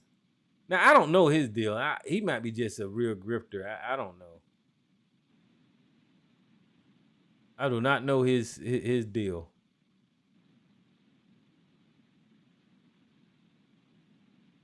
And see, well, he kind of proves my point because I think he's Hispanic. I don't know what he is. He might be having Hispanic heritage, but he was accepted by the Republicans because he's pushing their narrative. And that damn stupid ass Kevin McCarthy is not even calling him out because he got such this great desire to be House Speaker that he don't even give a fuck about people lying to become Republicans. These people don't have any standards. They don't have any morals. They just as dirty as you. They're just clearly. It's apparent how inexperienced the Republicans have become. They don't even talk about policy no more. They don't even talk about policy. If you listen that what Kevin McCarthy has to concede to become speaker, it's doing investigations on Hunter Biden. It's stupid shit like that. You know, the border policy, which I agree should be addressed, but it shouldn't be a political thing to where one side is blamed for what's going on at the border. This is a nation, and both parties are responsible for immigration and the laws that govern immigration. Donald Trump didn't do a goddamn thing about these migrants coming over the border. And it don't stop at the damn border, guys. Y'all got to think about those Central American countries and the economics of that country and who run those countries and why those people are leaving. Until you address that, then you're not going to address the migrants. I mean, we can talk about it all day in politics and blame one person and blame the other, but it does no good. You're just trying to score political points unless you really want to address the real problem of why those people are leaving their countries and coming to America. And if you want to talk about the invitations that is getting given to the immigrants, all you hear on Fox News is that our borders is open. That's all the fuck they say. America got open borders. We got open borders. Open border. Okay, well, you just inviting people to this country for political reasons. And they're listening to you. They're listening to you say on your international broadcast media that America has open borders. And Joe Biden and the Democrats are allowing immigrants in. You're just making the conditions worse whenever you repeat that dumb shit when you know that we have immigration laws. And you know that there's a path to citizenship in our fucking goddamn laws. And there's a path to amnesty and all of those things that you compromising by announcing to the world that our borders are open. And people on the right can't see the damage that is getting done whenever these people actually start saying that the borders is open, These people are listening to that stuff and saying, okay, shit, they said the borders is open, so I'm going to go see if the damn borders is open. In addition to them not having a good government to stay up under, I don't know what needs to happen in those other countries because the United States don't report on it. They don't report on the conditions of those countries. They don't report on the conditions of those countries at all. They used to. They used to report on Nicaragua and Central America. They used to tell us about the conditions of those countries, but they don't do it no more. And I guess I need to go do my damn homework and actually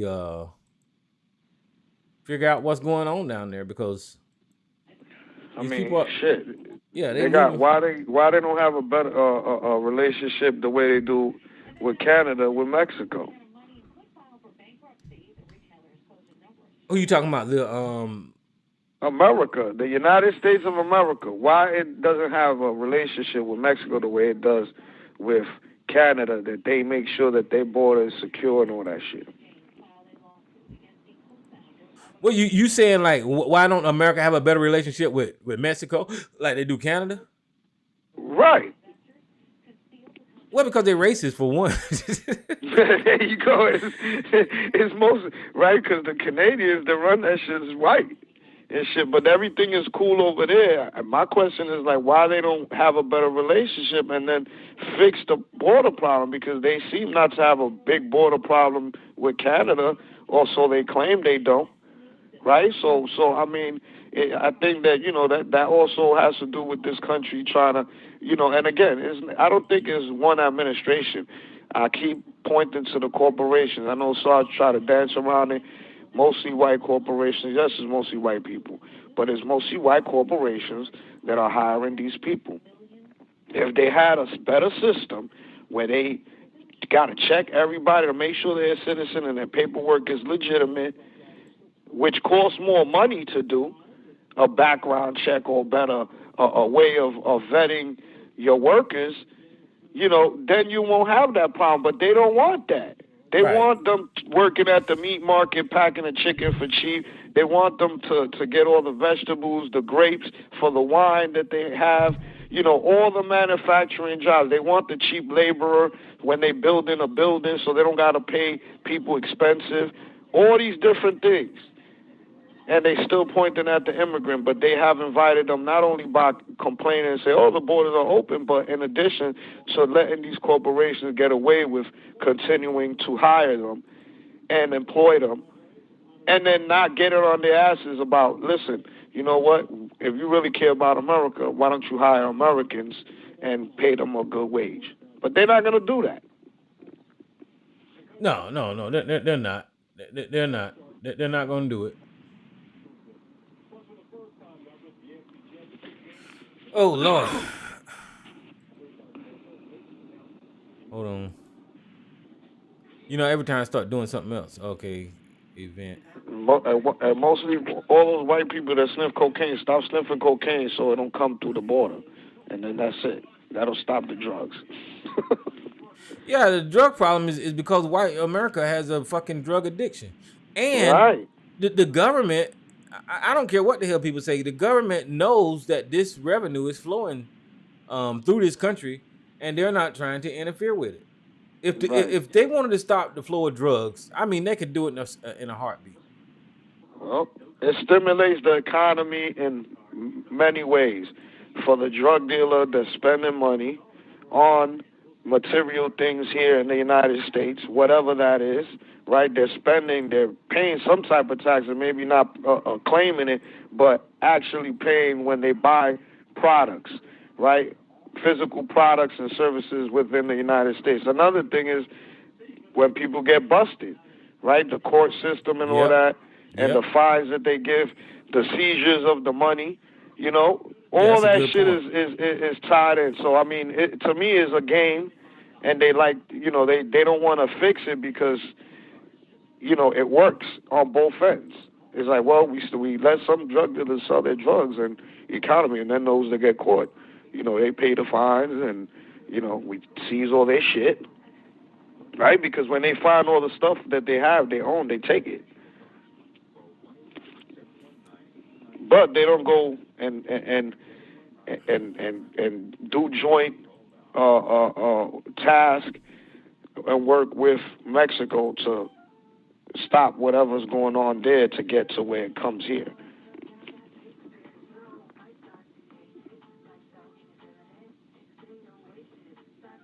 It's all about money, man. Oh yeah. Oh yeah. I mean, and that's a good point about how the criminals actually contribute to the economy. The drug criminals that get caught and all that kind of stuff that contribute to the economy. And they have to go through the court system. The lawyers have to get paid. Even like if they catch a damn drug dealer, the lawyer or the justice system either charge those people a whole lot more bail, or they got to pay a whole lot more money because they know that they have the drug money to pay the shit. So there's a lot of corruption involved and all that kind of stuff. So the money is there in this country, and they know it. And it might even be some corrupt politicians. We know that we heard stories before about how politicians got caught with planes of fucking dope coming to this damn country. So like I said, if they wanted to stop that, then they could. They could stop it, but they don't. That revenue is too high for them to just turn that off. And judge sides with the Money coming DOJ. on both ends. Wait a minute. Another Trump decision came out. I see a headline that said judge sides with the DOJ in the Trump decision. I wonder what that is. I try to follow this motherfucker. I'm gonna Google it. Well, he should have got behind all these people. I mean, he should have told them to vote for McCarthy. What happened? I thought he had some control. Well, Trump ain't got no damn power. Well, I mean, he did. I can't take away the influence that he did have. He got the fan base, the base, because that his power was through the base and the people that follow that he has a base. So all these politicians empowered him because he had the numbers, right? But then they used him with the numbers to try to get those votes, right? What ended up happening? They started losing. He don't got those numbers that's going to help them right now. Obviously, he does have some numbers, but what I'm saying is that those numbers ain't powerful enough for those politicians to keep running behind them as the way they were before when he did have the numbers.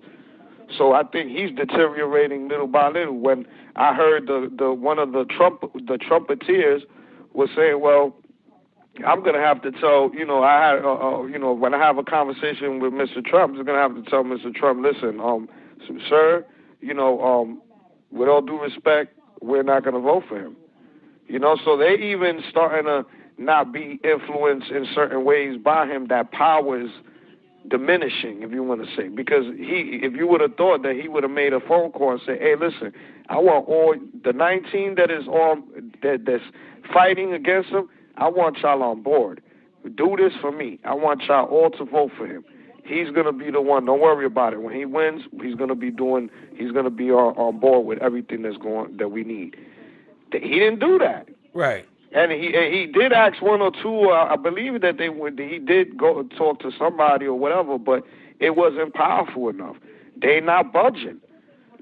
So his power for me is diminishing, even though he does got power. Well, he's diminishing because I mean he's up on all of these investigations, and he actually his tax returns got released. These people that followed him are going to jail with seditious conspiracy and all this kind of bullshit. His lawyers are getting sanctioned. Some people are getting disbarred. So Trump is injured really bad whenever it comes to his reputation. Fox News really don't promote him like that no more. And he's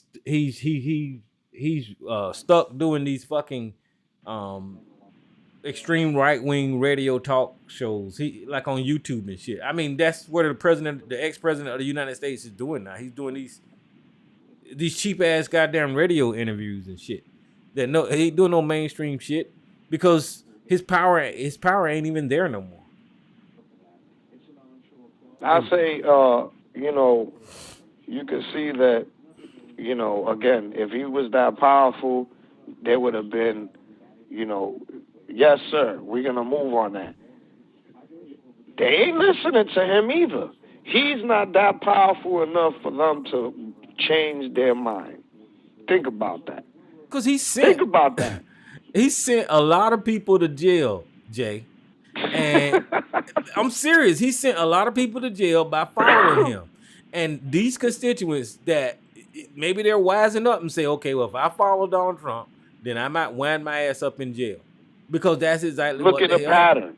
Huh? Look at the pattern. Basically, they say, look at the pattern. It says, you know what, it was all good a week ago, like they say. And I would say this, when he would, and I said this, maybe in a year or two ago, I'll say about 2 years ago, that he was an asset, but when he becomes a liability, people are going to pull away from him. Right. And that's exactly what, you see, he's not worth what he was in the very beginning. It was fresh. It was brand new. Everybody thought, oh, yeah, he's going to pull through and we're going to do this and we're going to take over.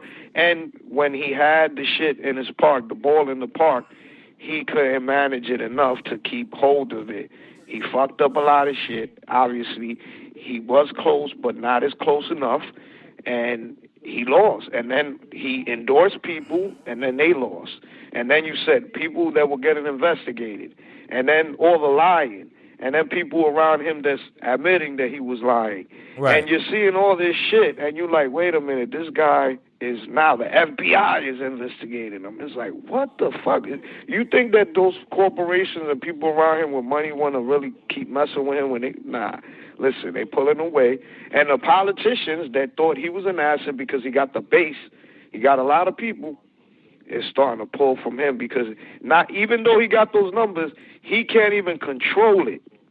He can't control those people that got in through him, and they trying to get. I'm pretty sure McCarthy was on the phone with him trying to, hey, listen, Trump, man, can you get these people to like vote for me? With what's the problem? All right, I'm gonna do what I can.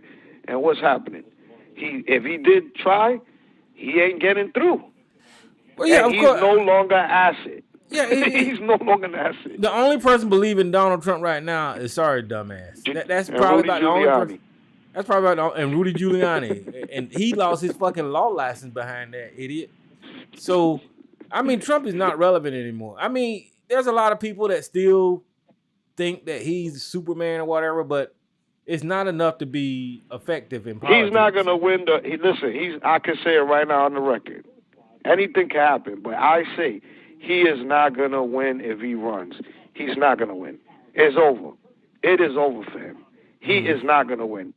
And even if they all get back behind him, if he becomes a nominee and they all get, because I don't think he's going to have that power that he had. That shit is done. It's like a light that burnt out. It's dimming. It's out of energy. It's not going to happen. It's there. He got the number. He got some numbers. But what I'm saying is that he don't have enough of those numbers. He's not going in with the numbers he had first round. Look at second round. Now you're talking about third round. He's not going to have those numbers. I guarantee he's not going to be the president if he runs for real. Well, no, he is not. I mean, I don't even think he's running. I said this a long time ago. I don't think he's running. He announced the presidency because he wanted to protect himself from this fucking legal shit. And for some reason, he had this crazy notion that if he was a candidate, then, they would have to lay off, which wasn't true. So I don't think he's going to run. It's just another part of his grip.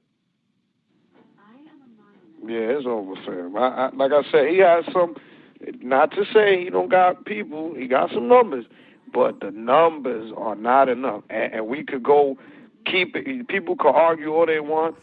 Again, I'm saying he does have a little following, but his light is starting to burn out. Like that energy is gone.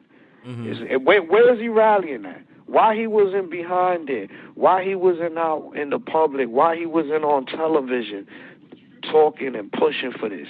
If he really cares about that Republican Party, think about that. If he cares about that, and then because you want to have a strong Republican Party coming in, so when you run, you already got things in play, right? What does that tell you? Is he putting any effort to situate or to promise his situation when he comes in? Do you understand? Like right now, this is a crucial time for them to put the building blocks so when 2024 comes in, he has a smooth ride in. That dude is not serious. Hey, who's this unknown? Who's this unknown caller? And if y'all on YouTube, I'm looking at this Discord server, and it's this program called Midjourney, and it has these AI photos that is crazy. I can't believe what AI is doing now. This is nuts. All you have to do is type in a prompt, and it'll draw these pictures for you. But who's this unknown caller? Hello, your line is open. Who is this? Okay, who is this? I got your line open. Who's that? Is you on mute? I don't know. Usually Gigi do that. But yeah, man, Trump ain't got no hope. He ain't got no hope of actually winning. I don't like I said, I don't think he's gonna run. I think he did that just to protect himself from these lawsuits and all of that. And that ain't gonna stop the DOJ. But I think the DOJ is dragging their feet on pushing these charges. With this. They trying to be too balanced in the sense of like, oh, we're walking on eggshells because this former president. This shows where's the backbone. Get the backbone in. Well, We're showing a lot of weakness in this country. well, you know For what, real. Jay? There's two sides to that, right? And here's what I'm saying: is because the guy was guilty of interfering with the election on his first impeachment, and he got found guilty of trying to call Valinsky on his first impeachment, and then he actually was the head of the January 6th insurrection on his second impeachment. So him being guilty of both of those things, America found a way to give him a pass. So the DOJ is probably being careful about how they accuse that guy, how they write it up, and if they are going to charge him, they probably going to try to make sure it stick. You see what I'm saying? Mm-hmm. Because he got away twice already. I mean, it wasn't because the laws failed. It was because the politics helped him. It wasn't that because he wasn't guilty. It's because these Republicans, the ones that are, disrupting the country right now, they allowed him to get away with it. It's scared. It's scared, basically. So yeah, cause I mean the laws are pretty clear, man. I mean, like whenever I be calling out Sarge about the emoluments clause and nepotism and all that shit is pretty clear. It reads what it reads. There is no interpreting it, right? But whenever it comes to politics and people having the money and resources to pay for a certain outcome, then that's what the hell will happen. Look at Kyle Rittenhouse. Kyle Rittenhouse murdered those people. We seen that boy kill people. But then the politics in this thing, the racial politics in it played out, and that guy got off. Right.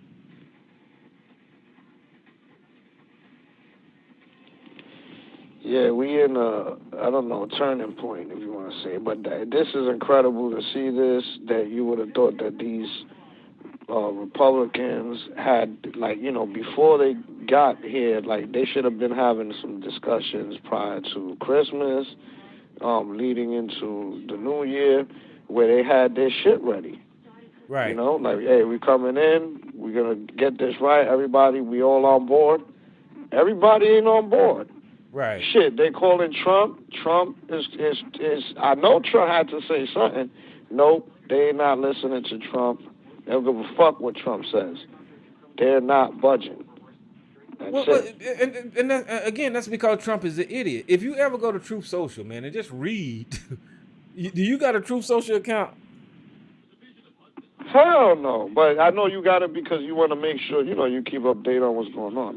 I went to the site when they first started to see what it looked like. That guy is a fucking idiot, man. If you just go over there and read, he's no leader. So who would be following this guy? The stuff that he says and doesn't make any sense. So it doesn't. What I'm trying to say, he don't exert leadership. So he's not even guiding people. And that's why I know he's not serious, because none of that shit that he says is serious. No, but think about it. He's the former president, right? And he's boisterous more than anybody. I know some presidents might not even get involved. You don't hear Obama or Bush getting involved and saying, Bush ain't getting involved and saying, yeah, y'all got to get it together. Even though he's a former president, I think he's as a private citizen, he could do that. But he's not doing it. Obama ain't saying nothing. If they ask, I'm pretty sure he say something. But I'm saying Trump is the most boisterous. He wants to be in front of the camera, right? It's very odd that he's not out there using the press at this time, because everybody want to know his opinion, right? And he should be influencing and persuading this group that is his group, the Trumpeteers. I'm not disagreeing with you for a normal person, but I just pulled up. But we're not dealing under normal circumstances. No, because if y'all look at the screen, this is one of Truth Social's Trump's Truth Social's tweets whenever they started this house back and forth. And one day ago, He said, if the Republicans are going to fight, we ought to be fighting Mitch McConnell and his domineering, China loving boss. I mean, his wife, Coco Chow. This is what the former president of the United States just said. A What the race. hell was that? This is why I'm saying this guy is not a goddamn. He's not gonna lead. Nobody's gonna take this guy's. Let me read the whole thing. Man, he needs to do stand up like T.I. I mean, it's funny, but this is the former president of the United States. That's what he needs to do. But I'm gonna Stick read the whole. to the comedy shows. I'm gonna read the whole thing. It said, if Republicans are going to fight, we ought to be fighting Mitch McConnell and his domineering, China-loving boss. I mean, his wife, Coco Chow. The harm they have done to the Republican Party is incalculable.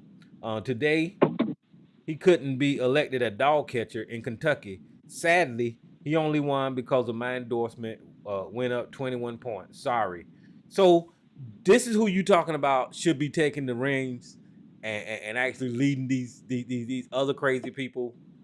Nah, this guy, I mean, he gonna talk about because Mitch McConnell's wife is Asian. He called her Mitch McConnell's domineering, China-loving boss, Coco Chow. So, but let's keep in mind that he hired her for the transportation, right? Yep. She was transportation, in charge of transportation in there. He hired her. Let's remember that. And I'm gonna tell you another thing. For all our Chinese brothers and sisters, I think you should be appalled. Y'all should be raising hell when you got, again, the former president saying that to a woman that's a Chinese American, I think, because I think she's Chinese American. Mm-hmm. But I'm saying the way, because a lot of the Chinese organizations, they get upset about the discrimination. This is a part right now where y'all should be, getting on top of his behind for what he's saying. That's disrespectful to the Chinese community. I mean, come on. Man, I think that was Anthony too, Tyrone. I stepped away, my bad. Oh, you good? Yeah, so I mean, I'm just saying, because, there was up in the raw about racism. I keep that light on him because, I'm saying, there's been other communities that have acknowledged that he has been racist towards them, and they get on him for a minute, and then it goes away. They don't keep that pressure on it. That's what they need to do, is say, we can't tolerate this type of stuff. I'm just saying. Since we're talking about old presidents. You can bring whatever you want. Go ahead. Now, since we're talking about old presidents, you think a president like what's his name, Franklin Pierce, is Trump? Is he a worse president than Franklin Pierce? Since we're talking about old presidents, I don't even know Franklin Pierce. When was he president? Pierce. He's like we're talking about old presidents, so it really don't matter. He's like the 14th president, I think. Yeah, it says the 14th president in 1804. And what kind of legacy did he leave that was bad or good? What did he do? He expanded borders, created more slave states. Basically, set the stage for the Civil War. Yeah, he said. Yeah, I see that he said the abolitionist movement was a fundamental threat to the nation's unity. He alienated anti-slavery groups by signing Kansas-Nebraska Act and enforcing the Fugitive Slave Act. So yeah, this guy sucked, man. I mean, and he was a Democrat president. So would you put Trump ahead of him, or what? I mean, for that time period, this guy sucked, and for 2020, for this time period, President Trump is the worst president. I mean. Well, you got to put him. Well, I mean, I can see run a close second if you're looking for a ranking. So I mean, I think they running neck and neck. So both of them suck. I mean, we're at this point. Like, who knows what tomorrow may bring? Maybe he'll run and become president again. I don't know. Maybe it's a joke. But I'm saying right now we're talking about previous presidents. So I think we should analyze all of them and put Trump and then in the correct, or they put him in the correct space. But I don't think he's the worst. Whenever you're talking about previous presidents, you're talking about a guy in the 1800s. We're talking about someone who just had the last administration. So that's exactly. But we're talking about the past, because I remember, I'm gonna keep bringing it up, Tyrone. I remember we brought up Obama, and niggas kept yelling, "Hey, Obama is no longer the president." When Trump was president, they didn't want to deal with the previous president. Like, he was, being that he's no longer president, Obama is no longer relevant the way y'all put it. But now that Biden is in, y'all are still talking about an old president. Like, it's cool. It's like. So you're a Trump supporter then? I'm not, bro. Just to be honest, man. On the outside looking in, you're beating a dead horse at this point. He's no longer president. Okay, he's relevant. I know he's not president. He's a civilian now, but he's relevant because he caused the insurrection, and people who are going to jail, the court cases that are getting held now, is happening today. Just like the headline that I just read about the DOJ being able to access the investigators for the Trump documents. That's a thing that's happening currently. So the news that get made now about him is what we're talking about.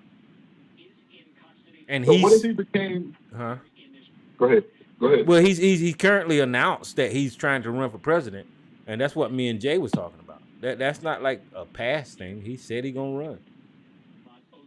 You think he's gonna win?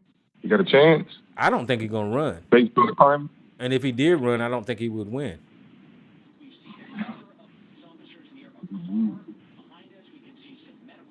Like, if I were like to be honest, bro, I would probably consider moving to Canada. Like, a lot of you Pan-Africans, you probably get move to Africa or something, right? If let's say Trump became president again. I'm not moving nowhere. You think they could consider getting the hell up out of here, or nah? Or we just talking? I wouldn't move no damn where. I mean, who the hell would want to lead the damn country? We just have a shitty damn government, just like we did during his first administration. So, all right. So, but basically, you can complain all you want, but there's no other place better than America. Well, you word it like that, but I have no other place to live. To uproot myself and move to another country because the government change is just not feasible. Do you think there's a better country? Can you name a better country? Can you name a better country? Like Switzerland. But I don't know. Yeah, I mean, shit. Switzerland, bro. Switzerland. There's like hardly any crime over there. I mean, there's crime, but there's like a murder every year, or maybe some years that they don't even have a murder. Shit like that. Like crime. So you would move to Switzerland? Yeah, if I could get some citizenship, but I'll still keep my dual citizenship for the U.S. Listen, you keep both. But I would go over there and live a couple of times, certain times of the year. It's beautiful out there, but it depends what you're looking for, It's expensive over there, too. Don't get it twisted. It's expensive over there, too. I think, presidents and all of that, that's a big stage, for us small people. I get it matter to a certain extent, but we need to be dealing with it more on a local level than anything. Like Trump, yeah, y'all watch a lot of what is that, Newsmax, and a lot of them conservatives and rich people that those are, y'all deal with a lot of rich people problems. Oh yeah, I'm just looking at the chat room, and let me just say this right here, and I apologize because I didn't want to. I actually, it slipped my mind until I seen what MJ and them was just talking about, and I think they're talking about Brother Dawa. If y'all remember Dawa, that used to come on here, he had a book, The Definition of a Broke Ass, and all that kind of stuff. Oh no! Yeah, he passed away, man. Nah. Yeah. So. Oh. And that was like last week or sometime, and I forgot to mention it. It ain't like I forgot, but I don't mean to be disrespectful.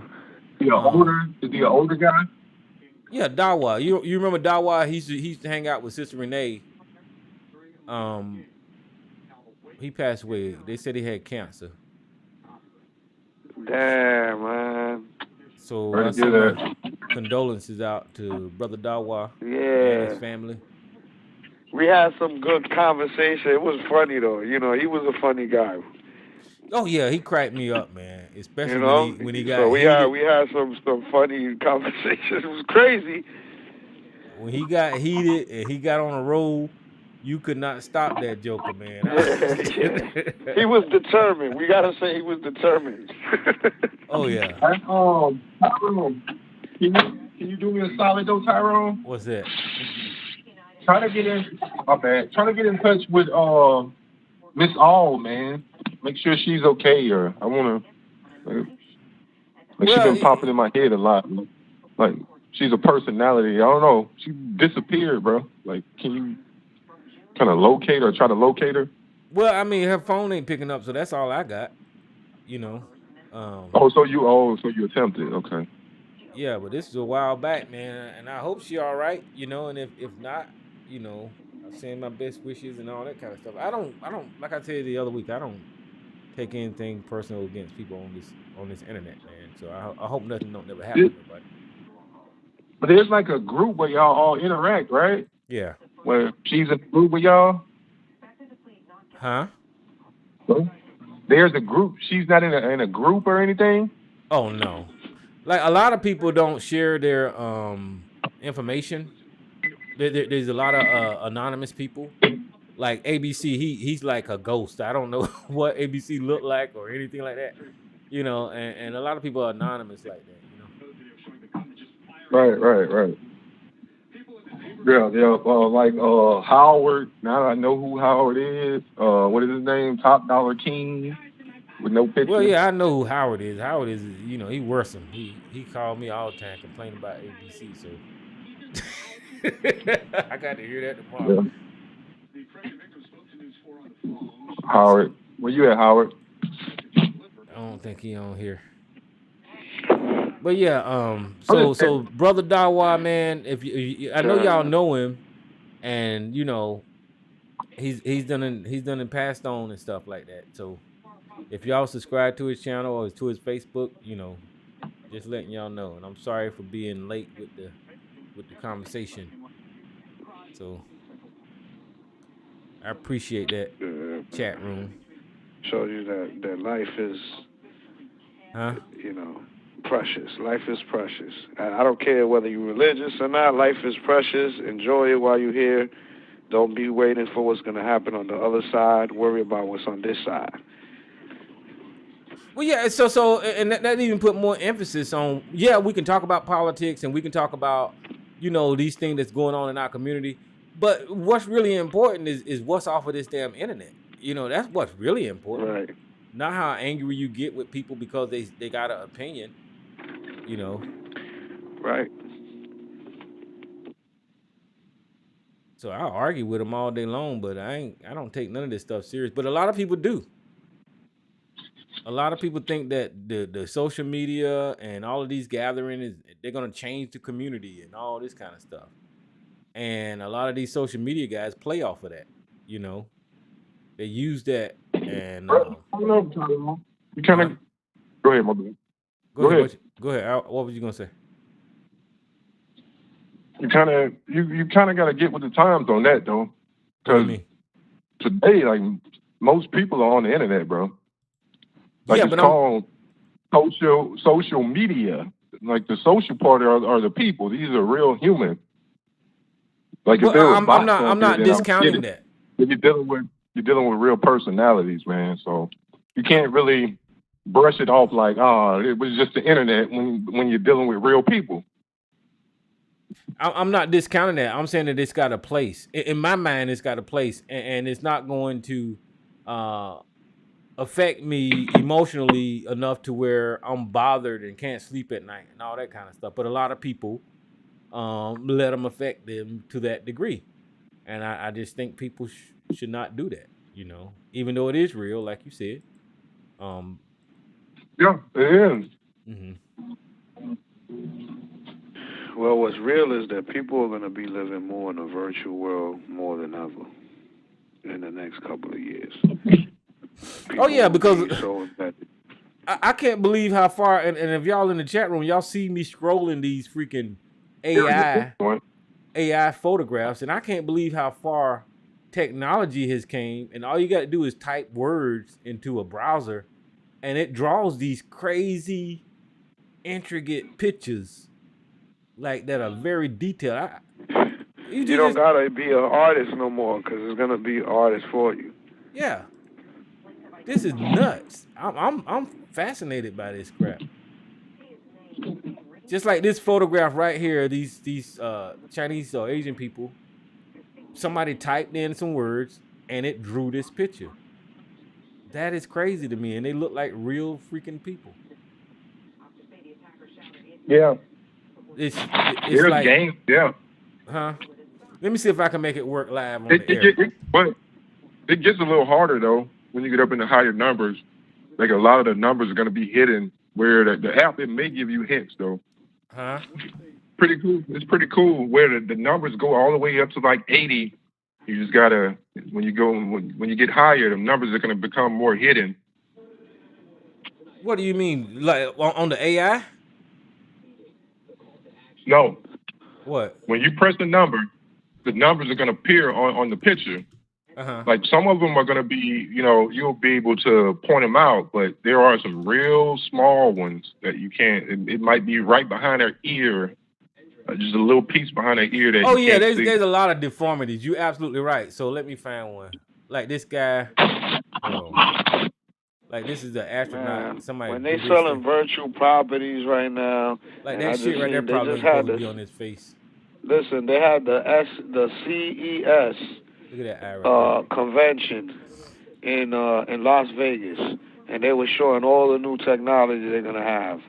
I mean, we're going to, shit is going fast. Oh yeah. There's another one called Tyrone. There's another one called Tap Color Pro. Tap Color. TAP Color Pro. Mm-hmm. That's a good one too. You can do. They have animated ones as well.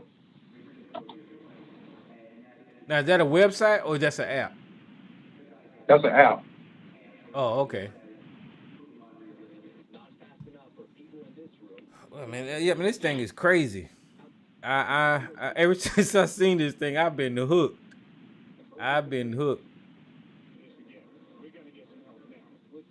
So I'm gonna copy this bird right here. What I supposed to be able to do is copy this prompt, okay, and go down here to the bottom, and then type imagine. I think. But what is this? You're viewing the older message. So. Well, I don't think I can be able to do it. I guess I ain't logged in or something. Oh shit, never worked live. So if I type / imagine right here. So if I did this and then put in this thing that I just copied, we're gonna see what kind of picture it come back with. So I got to accept the terms of service. Look like, hold on. Let me accept that. You have accepted all the rules. So this is, okay, what is this? Hey, we're excited. Have you part of the thing. They ain't let me do it. So do I need to join? I need to join that.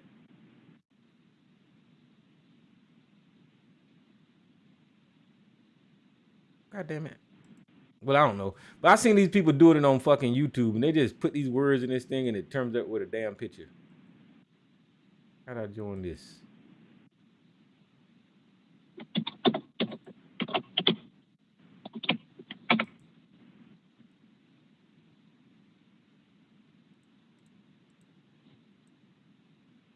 All right, anyway, I'm gonna go back to strolling because I obviously don't know what the hell I'm doing.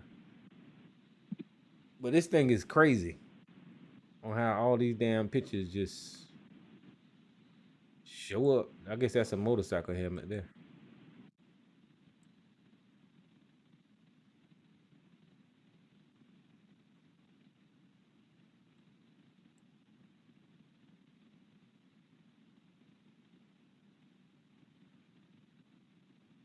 Now, ain't nobody want to damn talk tonight, and I done stuck on this damn website, so I guess I'll shut up and start talking about who can I talk about? Piss somebody off.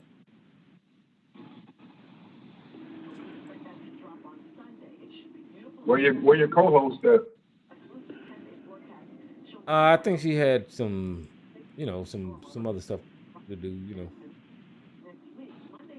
Sometimes, we got things to do, I guess. But I try to open it so people can call in here and Somewhere in the rear. Huh? That's it. So somewhere in the rear, like Sarge, somewhere around. So Damar Hamlin, he's better now. You what? He's coherent now. He woke up the player that got injured. Oh yeah. He woke up asking who won the game. Oh yeah. Well, I guess they had to sedate him. Oh, there's my picture, y'all. I put dog in there, so it came up with a picture for me. That's crazy.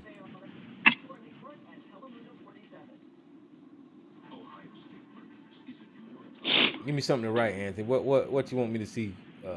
Let's make something up to show y'all that I did it. Write something in the chat room. What kind of pictures y'all want to see? Type in "Where's your God?" Call him up. So I'm gonna put imagine.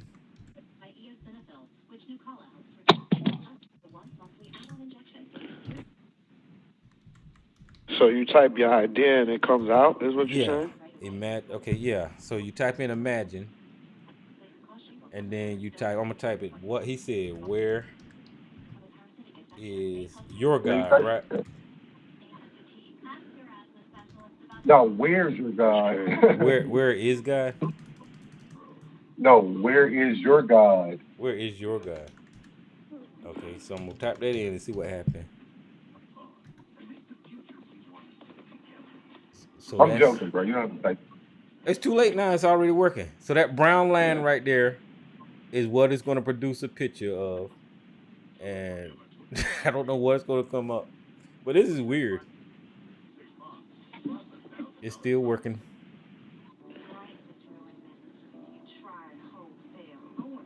Okay, look, it came up with this picture of whatever this is, and then if I think I can click on it. Oh, how do you do that? But see, so many people are doing this shit. You just got to you got to keep up with the scrolling pictures. So there's my dog.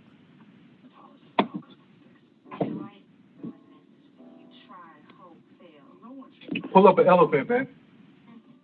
I'm trying to find that damn God shit you told me to write. Hold on.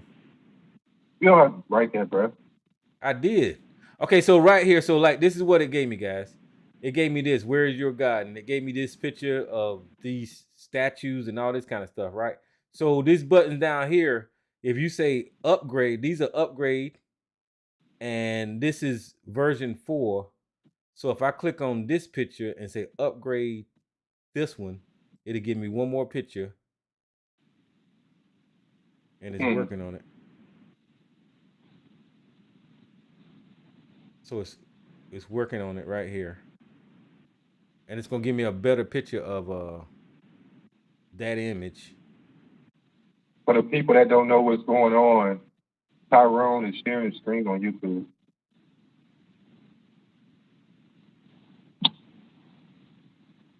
Oh yeah, you're right. So yeah, you open the YouTube thing and you can see.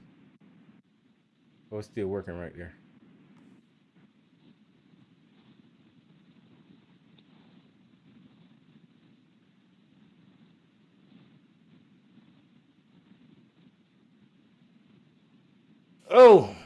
Yeah, I guess I'll just open the damn line since somebody want to damn talk. Y'all ever talk about? Q&A session is over. All participants are unmuted. Oh, go ahead. Never mind. Yeah, it's about 4 or 5 people on here right now, but I guess they just want to listen. Where's Howard, bro? I want to talk to Howard. Goddamn it. Howard has to do his fatherly duties. He can't hang out on the weekdays, So anybody that hang out on the weekdays, they're not doing. Nah, man, I'm just saying, Like he got a job and a family, I guess, so. On Friday nights, he come in here all drunk and stuff. He gonna hear that. Man, I ain't drunk. Okay, that's an upgraded picture of the one I just did. So keep up. Now, see, this is what Anthony was talking about. See these hands right here? He got too many damn fingers. We gotta be able to sell a virtual photo and make $4 million like Donald Trump did, Look at all man. those fingers there. This is nuts, man. Man, if Donald Trump can hear y'all, bro, he'll be on him, man. Y'all get off my dick, bro. Y'all niggas stay on my dick. Man, listen, I'm going to talk about Donald Trump till I'm blue in the face. Because he's a threat to this country. And I can't believe that white America it nominated and elected such a grifter and somebody that would steal from the American people. So I'm going to constantly put the blame on these people for nominating and elected an unqualified candidate. So that ain't going to stop. Donald Trump is just, I can't believe it. How he got away with what he get away with.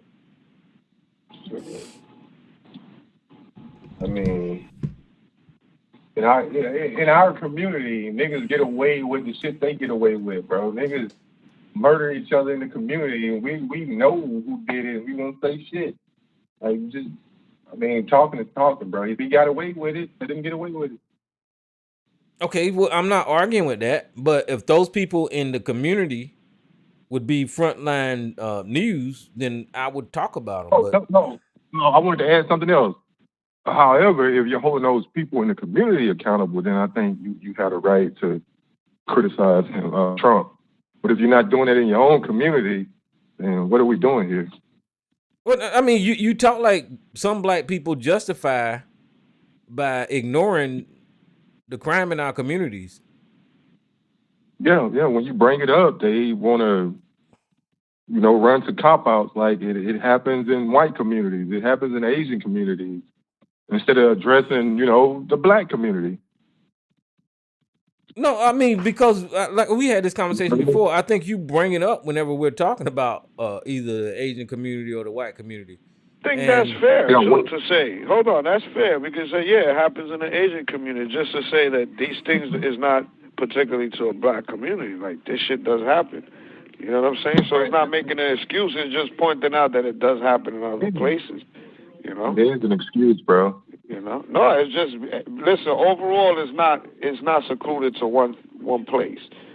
Bro, crime. I get crime happens everywhere, bro. But in our community, a lot of crime is happening in the suburbs now. You know that, right? No, that's where they have money in the suburbs. They have a little more money in the suburbs. Right, and then you don't be hearing there be murders and finding people in the middle, in the forest, dead and shit like that. I mean, that shit happens. Yeah, but I don't know, man. Like, I don't know, bro. Like, I don't want to call the white man. The stories every other day. You hear it on the news. If you're watching the news in the Midwest, you're seeing the crime that's happening there. You're like, oh shit. I get it. Black people are not a monolith in the U.S., bro. And I think like the desegregation and all that shit that went on back in the day, it helped with that. Like that was a big part of the plan to, not let them look at each other as a tribal group, but an American. That way, they won't come together and pay us back for all the dirt we did. I mean, I don't really want to take it there, but I don't know, bro. It's like we need to look at it more like a tribal thing, bro, than anything. Are you saying don't separate yourself from society at large, or when you say tribal, how much Black participation? American. Yeah, I know, but how much participation do you want to happen with the other society in America? How much interaction? I mean, little to none, in my opinion. That's not feasible, man. Yeah, because we're you know we're assimilated at this point, bro. Like it's I'm like saying what what in do you order for mean?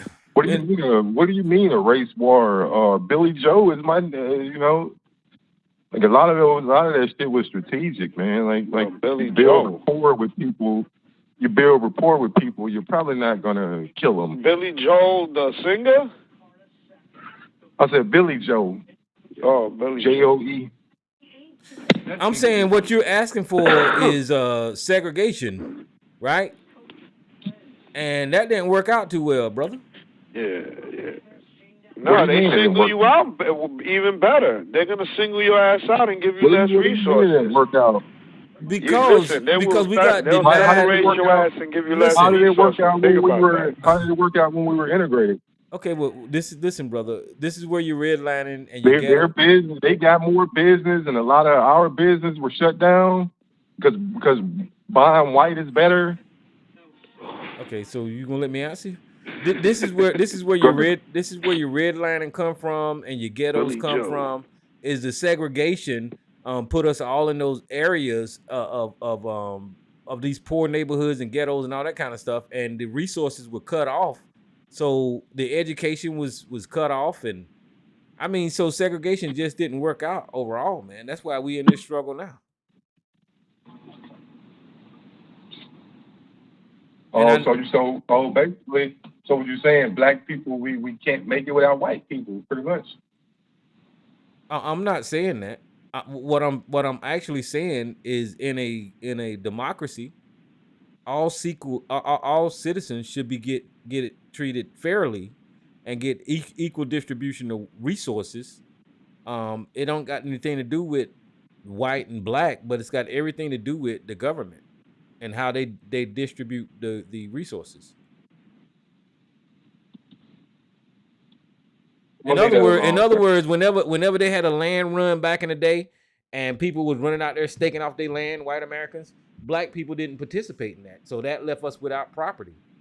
That property that they was able to stake off and claim as they own without paying a damn dime for it, they was able to make money off of it. We never had anything like that happen in our community. You get what I'm saying now? Yeah, I hear you. So I think it's a government responsibility, and more fuck getting along with people. I mean, I ain't want to ask nobody for shit, but the government is required to provide resources because every day you and I, taxes, we pay these motherfuckers to do that. Taxes, and people forget that part of the conversation is that whenever you go to the grocery store, the gas station, buy clothes, your job, you're paying this government money, and they ain't giving you nothing in return.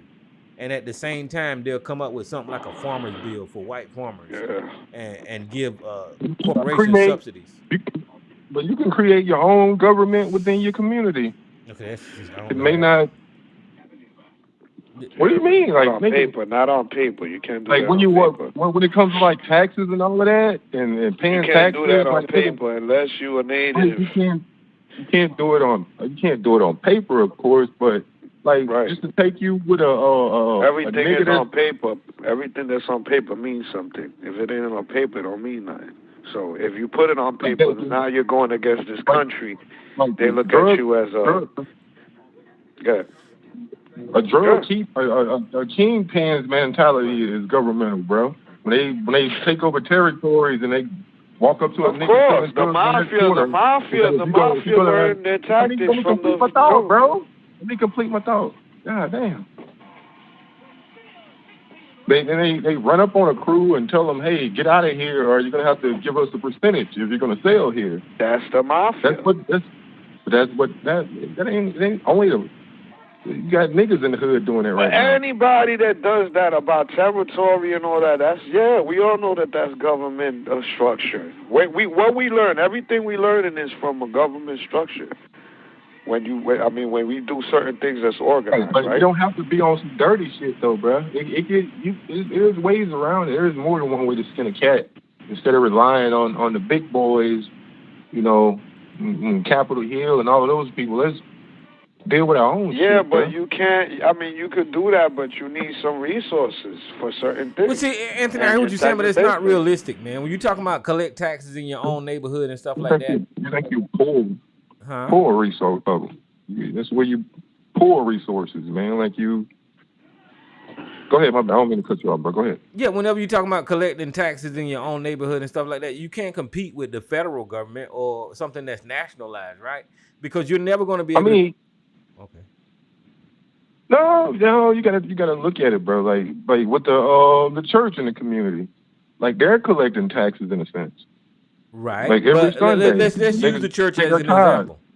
Let's use the church as an example. They could never collect enough money in a church, in a local community, to be competitive with the federal government as far as providing resources, jobs. But we're not trying to compete with the government, though, bro. The reason that you want to function outside of it, that's all. Okay, the reason that you are competing, like we'll be okay without it. Go ahead. The reason that you are I don't want to do what Jay is doing. I ain't trying to cut you off, bro. Like Jay jump right in when exactly what you're doing. Landing gears are coming down. While you saying you ain't doing it, you doing it. It's funny. I'm landing, bro. Get out the runway, bro. Get your ass back, dude. Here you go. You're saying exactly what you're doing. Go ahead. No, that's what you be doing while niggas are talking, bro. Come on, bro. Nigga, you just did that like 80 times. What you talking about? Bro, I'm big on common courtesy, bro. If you right now, right? I am. But you just cut him off. Let him talk. You're not giving me that courtesy, though. Is that right? Like there's like a little tactic y'all do, bro, where y'all want a nigga to like what you doing right now? Anthony, ain't nobody cut you off. I know I haven't cut you off, but you cut me off plenty of times. Come on, Jay, bro. Like you wouldn't admit it, bro, because niggas still going, huh? But I beat you up midnight on here, Jay, and you just stop talking. You just keep going. All right, bro. But the reason that you do want to compete with the government, Anthony, if you're going to have your supposedly own community, is because you don't want to compete with them, bro. They got a military, dog. It ain't about competing with them, bro. Do you realize you just did not what rely, you don't have to rely on them. Listen to what I'm saying. You just did what you just spent the last 5 minutes saying that you don't do. You understand that? What? No, you don't, bro.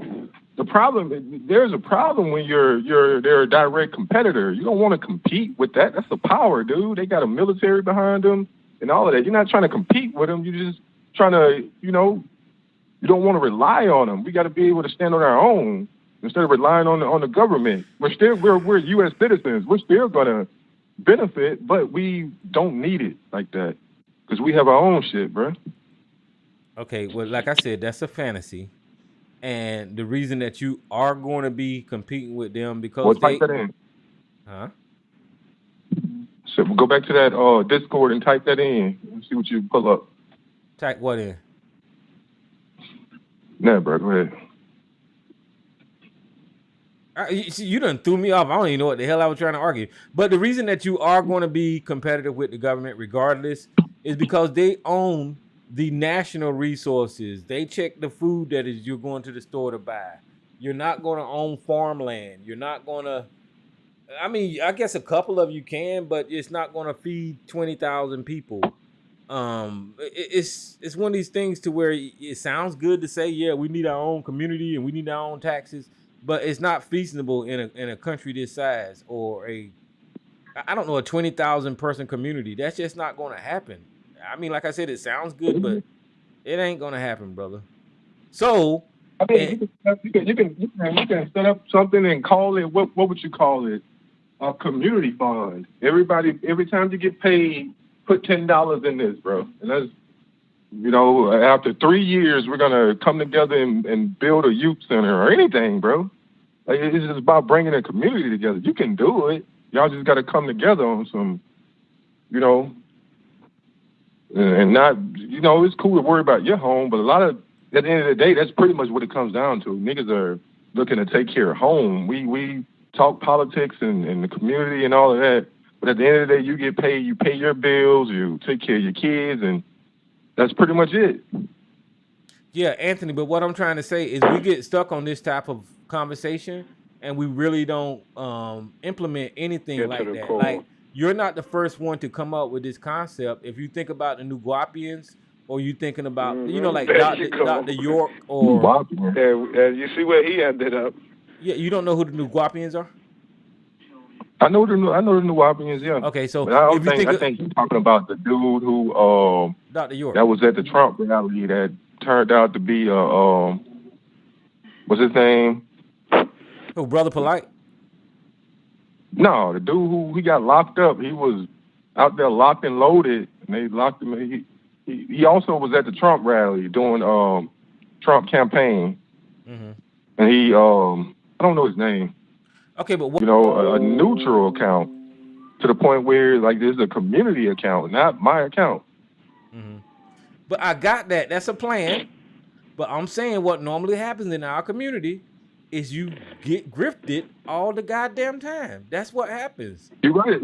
I'm not gonna ignore that. Somebody take the money and run, or do some bullshit to mess it all up. But I don't know. That I think it's possible though. You just gotta, you know. Well, see, and that's where we get lost at. A lot of black people, we don't go out and meet our neighbors. Like, you probably been living in the same community 10 years. You don't even know 3 of your neighbors. Like, we really don't. I don't know. But that's where we get lost at, is fantasizing about stuff like this that's never going to manifest itself. Like what? Stuff like what? Stuff like collecting our own taxes, living in our own community, separating from America, and all that stuff. I mean, it helps you, bro. Like when you deal with your community, bro, you take the you take the value up in your community. If you take, like, come on, bro. Like, you can. But it never happens, Anthony. Huh? It never happens. Now the house that you bought for $100K is worth $300K or more now because of how y'all are kind of keeping up your community. I got it. That sounds good. The government is not going to step in and keep your community on top. You got to do that shit, bro. Or you're going to end up like looking like Detroit. Okay, but what I'm saying, that sounds good, but it never manifests itself. Never. Yeah, but that's the past. Like, what now? We don't try anymore or attempt anymore? No one, listen, what I'm trying to get you to move past is no one has ever tried.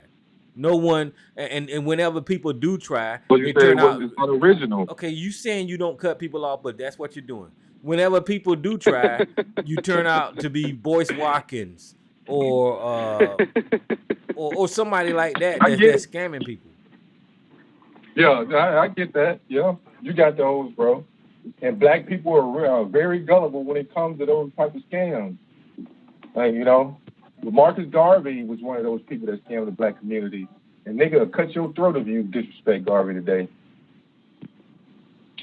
So why do you say, that's interesting, because I never heard, I've always said things about Garvey, but I never heard anybody else black say anything negative about Garvey. Why do you say he was scamming? Because, I mean, it had a lot to do with why he got deported, bro. Like, he collected a lot of money, bro. He made a lot of promises. Just like Umar is making promises today, he made a lot of promises that never came to fruition. And it left a lot of people, like today, like niggas donated to Umar. That school never opened. Like, people are mad about that. Like, he was doing the same shit. It's kind of weird that Umar, what did he call himself? Oh, the prince of Pan-Africanism. Right. Like, that's like, and what you're doing. I think he was looking for fame. Is he looking for fame? That's what he's looking for, right? That guy. Who, Garvey? Umar? No. Umar. Oh, Uvar is just a damn grifter, man. I mean, but you got people on here that argue up and down and tell you he gonna open his school one day. Somebody was Right. on here the other night, but you know, there's a lot of people I that mean, donate his we money. hope that he does, right? We hope that he does, but that doesn't mean it's gonna happen. We just hope that he But does eventually. yeah, but we're gullible that way though, bro. Well, Like, and I think this people is the got reason mad with why I me. got it. People got mad with me whenever I was trying to explain to them what the origins of the red, black, and green came from, because Oh no, so, One of the green in there represent the Irish, bro. no, listen, no. that red, black, and green flag came from a response of a song from white racists, saying that you're not a real nation unless you got a flag. And I think Right. I'll Google it and I'll give you the true history. But I think that was Marcus Garvey's response to him. And you go when if you do your thorough research and don't exclude anything, you're gonna see that Marcus Garvey loved the Irish. That green, the color green represents the Irish. Yeah, but listen, Green is for the land, hold bro. on. Let me just say this right here. I'm not denigrating the colors. I'm just giving Right. people the true origin, and I don't see anything but wrong. it's important. That's Yeah, important. Yeah, but the green ain't for Irish. It's for the Nigga, land. if you don't start cutting me off, now damn it, you started cutting me off again. I'm not saying nothing wrong with the damn flag and colors, but people don't want to hear the truth or the origins. That is a response to a damn white racist song because we didn't have a damn flag, and the song was going, "You ain't a nation without a flag" or some bullshit like that. And that's all that came from. And people didn't want to hear that shit, But that's it.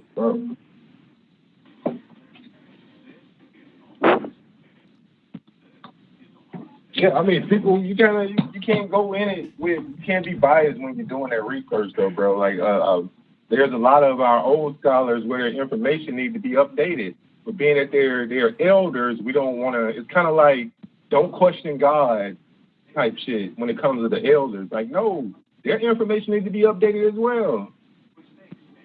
What do you mean? Huh? What do you mean?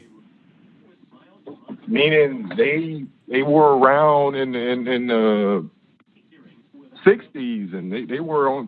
They had boots on the ground back in that era. But new shit came out that they weren't aware of. They didn't know about this shit. It was new evidence that came about that contradicts what they were preaching or teaching. So now you got to go back and kind of, rearrange some things. Like, he was wrong on that. You can't be disingenuous about it. Well, I mean, listen. See, you got to look at our ancestors, and the way I look at our ancestors, I don't try to dog them because they're a product of their time. Like right now, we're living in 2022, and we got access to all type of information. Right, a lot of information was cut off from our ancestors, and they were just a product of their environment. Some people just went along to get along because that's all they knew. And some people were a little bit more awoke or conscious than the other people, and they tried to tell people, but we wouldn't accept it because that ain't the way our mind was. But it's just like now, there's a lot of people stuck. Believing a whole bunch of shit right now. But now that I'm living in the same time as them, I'm gonna call their ass stupid. But I'm not going to look back on my ancestors and call them stupid. And guys, if y'all looking at the screen, here's the history of the red, black, and green. It said the flag was created in the 1920s by the members of the UNIA in a response to this coon song in the late 1960s. In the late 19th century, craze for the song that belittled and mocked African American and intimidated stereotypes of the AAVE speech that became a hit around the 1900s. Every race has a flag, but the coon, and that flag got created in a response to that song. So that's what I was saying about the red, black, and green song. This song has been cited as one of the 3 songs that firmly established the term coon in the American vocabulary. In the 1927, a report in 1921 speech appearing in the Negro World Weekly newspaper, Marcus Garvey was quoted as saying, show me a race or a nation without a flag, and I will show you a race of people without any pride. A, in a song, Me Cry, they say every race has a flag but the coon. How true? But the word was said for 4 years. They can't say it now. So Marcus Garvey made the red, black, and green flag based off of this song. Every race has a flag but the coon. And Okay. well, let me do one more caveat, because the Now I'm coming African, from you. listen, one more caveat. African nation flew those colors before Marcus Garvey created this red, black, and green flag. So the colors existed in Africa But before Marcus Garvey responded to this song. I get it. Go ahead. Oh no. I mean, bro. I mean, these words are like, come on, bro. What? All right. So I'm on Wikipedia right now. We respect Wikipedia, right? Yeah. Sometimes. Okay. I mean, go ahead. This is you. The key word is Pan African flag. Like Wikipedia says, Okay. journalist Charles Marbury White has asserted that Garvey proposed the color red, black, and green for the following reasons. Garvey said red because of sympathy for the Reds of the world, and the green, their sympathy for the Irish and their fight for freedom, and the black for the Negro. So the green, it does represent the Irish, bro. I'm not arguing with you. I'm not arguing with nothing that you're saying, bro. But it's supposed to be about black people. Why? Like, do we know, like, the people that rep that? Like, do they know that it includes the Irish as well? No, listen. In 2020, okay, all I know is my lifespan, right? So I know that flag have been flown at protests. That flag have been flown to represent pride for my people. That flag have been flown, people. Right. White America has burned that damn flag because it represents black people. So I'm not going to piss on this flag, but I'll embrace the whole history of the flag.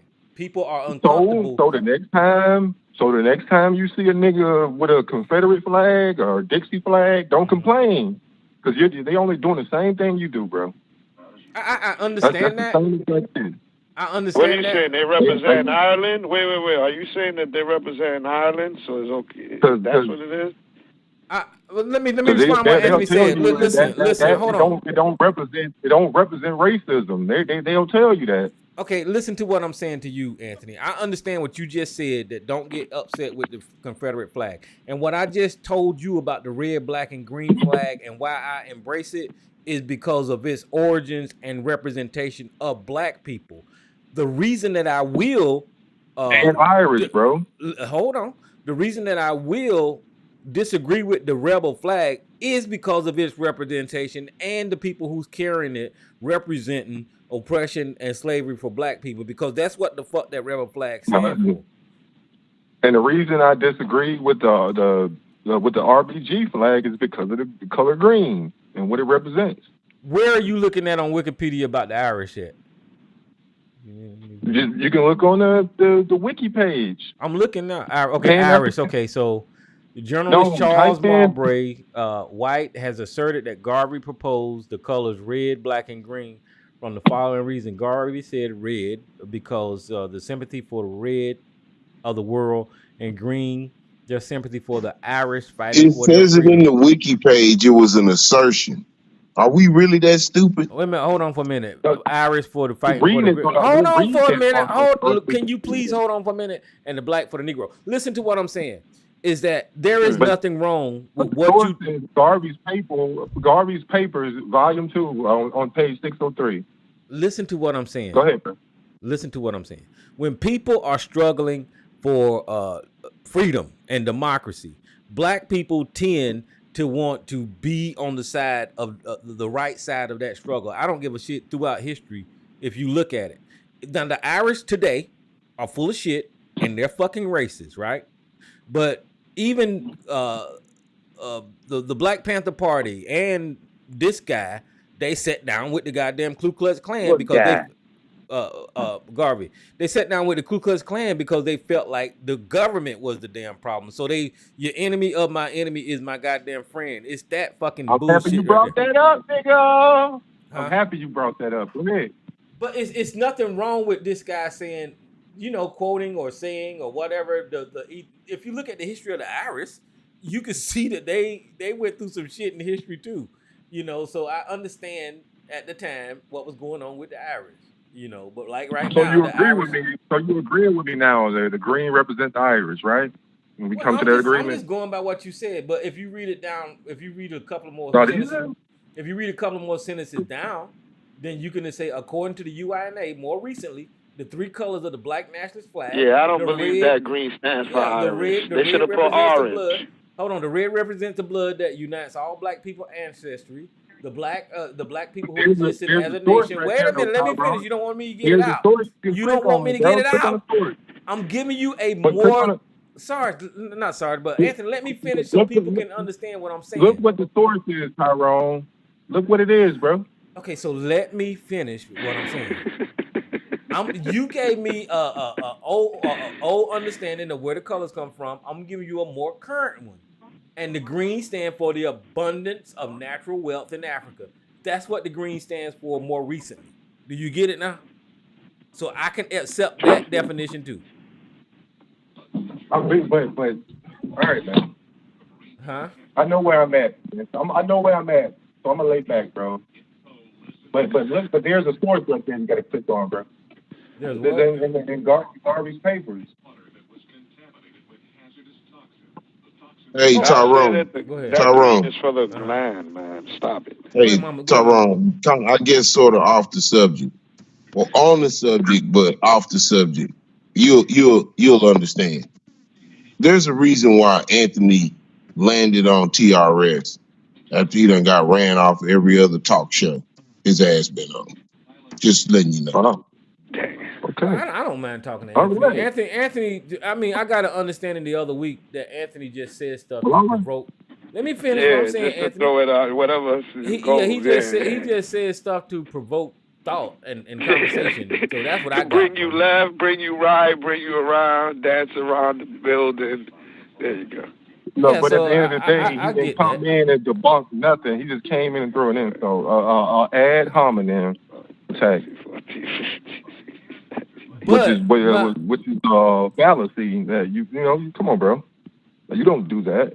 Well, Anthony, but you being disingenuous when you give the old definition of the green and don't give the modern iteration of the green and what people really look at it for, That's why I brought up their shit, bro. Like when we look at it, when they're waving their shit, what do we like? That represents racism to us, right?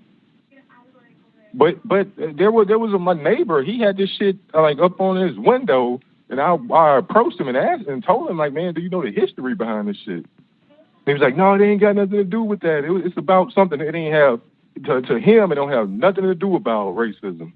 It's about pride. Well, I mean, like I said, I'm not gonna shit on it. Well, I'm gonna say again, that green is for the land, bro. It's for the ground. That green ain't no for Irish. Why they didn't put the orange from the Irish? Hold on. Why they didn't put a touch of the orange? Because you can't. Green is that's like general. It's like, okay, so the Irish, to identify the Irish flag, it has orange in it. So you telling me that they didn't put the orange in there because you ain't gonna know that that's from Ireland. But listen, Jay. Red, black, and the green for the land. Jay, listen. The Irish context come with the shamrock. Hold on for a minute. Listen, the Irish context come with the shamrocks and St. Patrick's Day. Whenever you have to pinch somebody, whenever they ain't got on green, you get what I'm saying. So I mean, the green is connected to Irish in that manner. So I get it. But I disagree and say that green is for the land. That they say that again for the blood, for the black man, and for the green, the land that they own in Africa. That's true too. Or wherever it is, because that you identify the land as green. What you just said. I mean, I never heard this shit about Ireland. That's what you just said is also true. And what Anthony said is what this guy quoted. The journalist Charles Mulberry quoted that Garvey said that. Wait a minute. So he's a journalist, but who? So let's get to the core of it. Where did he get this information, and who's the one that made the meeting? Garvey Papers, Volume 2, bro. Hey, the wiki page said it. Man, I mean, listen. niggas, You hold on real quick. Hold on real quick, Jay. Garvey than I am. Is that does that write out Mama's Oh boy? yeah. The red's for the blood, the black's for the nation, the people, and the green is for the land. But I'm like, but listen, brother. Listen, brother. The wiki page said that this guy, whoever his name is, Functoroy or whatever, asserted that the red meant this, the black meant this, and the green meant that. He made an assertion. An assertion without proof is just that, an assertion. I have an idea of what they mean. Maybe it was that. But without any proof to substantiate, your assertion, it's still an assertion. It's still an idea. It's still a thought. It's still a theory. Right. So, I mean, the wiki page don't even give a fuck what this nigga talking about because he read the shit. Bro, let's pull up the Garvey Papers, man. There we go. 603, bro. 603? Page 603, yeah. I don't have it, but go ahead. You go on. I'm going off of what you got there and what you're reading. So you tell me, because I'm just listening. No, I need to call my auntie. Hold on, I'll be right back. You gotta phone a friend. No, I don't disagree with Anthony. What the hell you mean, nigga? I gotta call my aunt. She need me, bro. Don't play with me, bro. You gotta phone a friend. Okay, well, don't y'all start cussing each other out. We on YouTube. Nah, man, I ain't got time for that, Negro. But I don't disagree with what the Wikipedia page said because it's got a reference down here to Garvey Papers. I don't know. I don't believe that. But I can't discount that this journalist Charles Mulberry White and the quote from Garvey is in quotes, right? So he's reading it from a paper, and I mean, he said it's a quote from Garvey. Yeah, he got it in quotes. Did anybody ever get a quote of Garvey aside from him? But did any other journalist got quotes of Garvey being clear what it means? Listen, it's got okay, well, hold on. Let me say this, damn it. Anthony, why the hell you gonna cut me off? Let me talk to Jay right quick. It's got a link to a reference. It says Garvey Papers, Volume 2, page 603. Right. So that's where I'm assuming this guy is getting this from. Right. So I don't have the Garvey Papers. Right, and those Garvey Papers are legitimate? One moment. Give me one moment. I'll pull them up. That disingenuous shit keeps flowing because there were two sets of Garvey Papers, and it was the papers that his wife came out with, and it was the papers that journalists like this motherfucker digging up came up with. Right. It says Volume 2, Mama's boy. So you said there were two sets of them? No, I'm saying it just like at any time, even now, like when somebody black writes a book, somebody white writing the same damn book. It's the same shit. They did that shit with Malcolm X. You know what I'm saying? Right after Malcolm X died, now all of a sudden this author is writing a biography, of Malcolm X, saying he said this and said that. It's gonna go on for years, man. This Garvey thing, I don't even understand why niggas is even bringing it up. Because, Garvey's gone. But, now in the modern era, we take bits and pieces from everybody who's done something and come up with our own shit. And it sounds like you right about that. But what I'm saying though, if this was the case, and this is my understanding, if what this journalist said is true and this quote is accurate, I can listen to what I'm saying though. I can understand somebody at that time jumping on the side of a freedom fight. So I don't think if this is true about him saying that it represents the Irish and their fight for freedom, I don't see nothing wrong with that, and I don't see why it's a problem because the Irish wasn't always, the Irish was discriminated against too. So Oh yeah, at like that a mother. time, they was probably being discriminated against, and there was another struggle for the freedom fighters to be on the same side or whatever. So I get it. Yeah, but Hey Tyrone. Hey Tyrone. there's African countries with green, and they were going through their own struggles. So why they didn't use and say, well, we represent these as well, like from Senegal or other countries that represent the green on it. So I mean, I'm not convinced yet that Irish was out and out. The green was there for on behalf of, oh well, I respect Ireland and they're struggling and we're gonna put this. No, where's the orange at? Because then the orange should be there too. I'm just saying. That's my Well, argument. well, Well, the much like answer would be is to get these Garvey papers, look at page 602 and just read it for yourself. I Oh, guess that three. would be 603. All right. I mean, why come you ain't reading it? You the one brought it out. Why come you ain't reading what's said on 603? I got to pull them off. Yeah, read that. I want to hear what it is. You should have did that for your big Yeah, and damn who mouth. wrote it? That's what I'm saying. Let me say this right here. I've been Yeah. trying to pull it up, right? But it'll pull up Wikipedia, but it doesn't pull up all the pages. So We have a no. problem there. Well, hold on. Listen to what I'm saying. I mistake when I say Wikipedia. It'll pull up the Right. papers, but it'll pull it up like on Amazon or another bookstore, but it'll only they give want you you to part buy of the it. book unless you buy it. So I'm not going to buy Right. it. So There you go. So we can't find out for free if this green. Because again, for me, I think it's again for the land. I'm not going to go any further. Ireland has orange in this shit. They have orange, and I think they have another color. Well, yeah, I told you the latest interpretation of the green is for the abundance wealth of the natural wealth in Africa. So that's what the green is for in the latest iteration of that color. Right. And I just want to say real quick, just so everybody knows, this book was first published in 1923, right? And it's called The Philosophy and Opinions of Marcus Garvey. And I'll make sure you get the right book. Give me a wrench, Tyrone. This is the book. This is the Okay, book. I will. This is the book that is volume 1 and 2 in the Philosophies and Opinions of Marcus Garvey. Let's show here. Just want to make sure y'all get the right damn book. It says copy, editor, and new introduction and preface. Ashita Dwyer. That's the one you're looking for. New preface, Raz Soku S. Tafari. New introduction, Raz Miguel Lorne. His printing coordinator is Fisgar G. Like I said, it was first published 1923. This is the one that his ex-wife, his first wife, put together. But do you got the book, Mama's boy?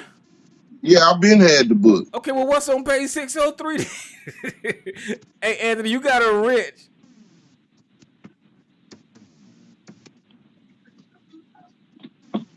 Hold on, y'all give me a second. Well, if we got the book, then there's no need. Let's go. Well, no, put the link in there if you got it. But you got a wrench now. I'm looking for the link. I'm looking for a link. Hang on. I gotta find volume 2. And then, Yeah, volume 2 on page 603 is what it said. Give me a second.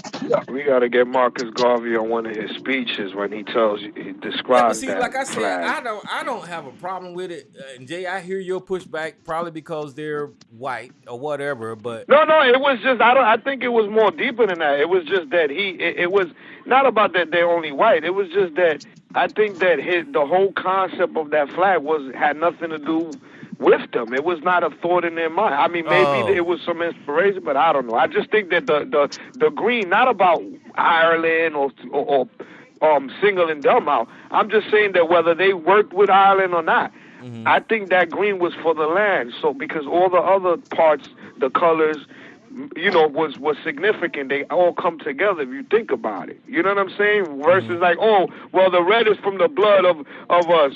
Black is for Africa, and then now the green is for Ireland. I don't know about that. That just sounds off.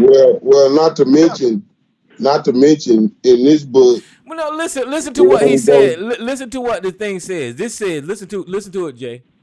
Garvey said that the red was because of the sympathy for the reds of the world. That was the red. The green was the sympathy for the Irish fighting for their freedoms, and the black was for the Negro. So if you put those things in perspective, if you're talking about the reds of the world, you're probably talking about the red people of the world. And Chinese? The green, yeah, and then because the black is clearly for the Negro, that says it right there. So maybe the Reds was in a struggle. Hold on, let me just say this right here. Maybe the Reds, like the Native Americans or whatever, was in a struggle, and he probably tried to articulate that. The Greens was in a struggle, a fight for their freedom, the Irish, and he articulated that. And he knew the black, so the Negro was in a struggle. So he probably tried to articulate that. He probably tried to overall articulate people fighting for freedom with those colors. So that's there ain't no page 600 in this damn book, bro. Oh shit! You got volume 2? I'm on volume 2. Volume 2 is a blank page. Is it a blank page? No, it goes up to 412. Volume 2. Can we get something in one of those pages, Anthony? It says volume 2, page 6. So Garvey Papers. That what you got? Garvey Papers, Mama Boy. That's why I told you, Tyrone. A lot of they say this, they say that. All Garvey's papers, everything he's ever said and stood for is in this damn book. Wow. I'm saying, where you at, Anthony? I'm trying to pull up the papers, bro. It tell you right here, Philosophies and Opinions of Marcus Garvey, or Africa for the Africans, compiled by Amy Jacques Garvey. Y'all gonna make me go steal a damn book. I got the product right here. Ain't no 603s, ain't none of that shit. Red for the blood sacrifice, black for the black man. Now I probably could go in here and let me see if I can go in here quickly and maybe find where all that comes from. Just give me a second.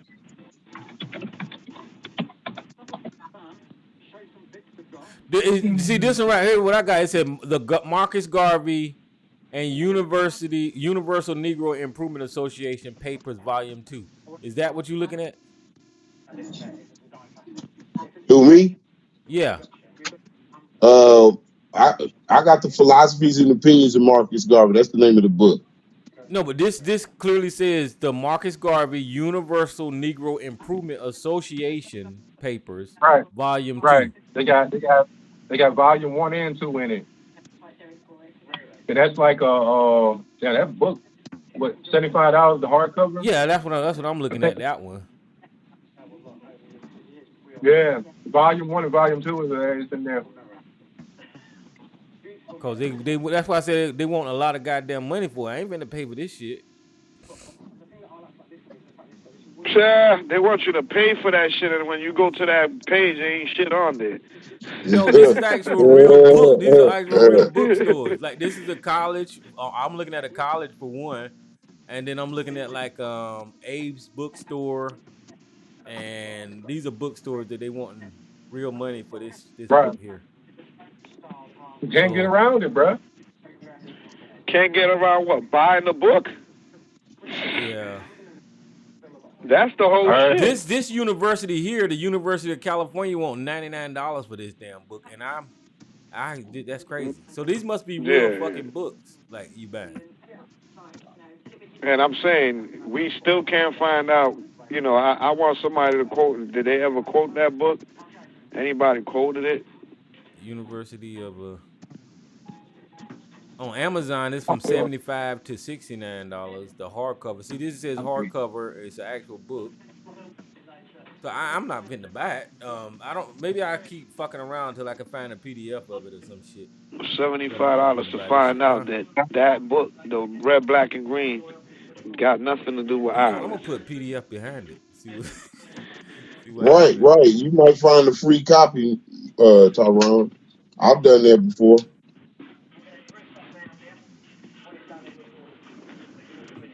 Mm-hmm.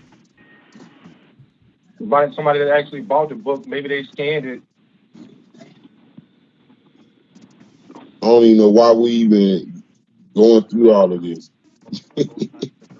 This is crazy. No, you don't have the correct book, bro. You don't have the pages that I'm You done talking lost your about. mind, bro.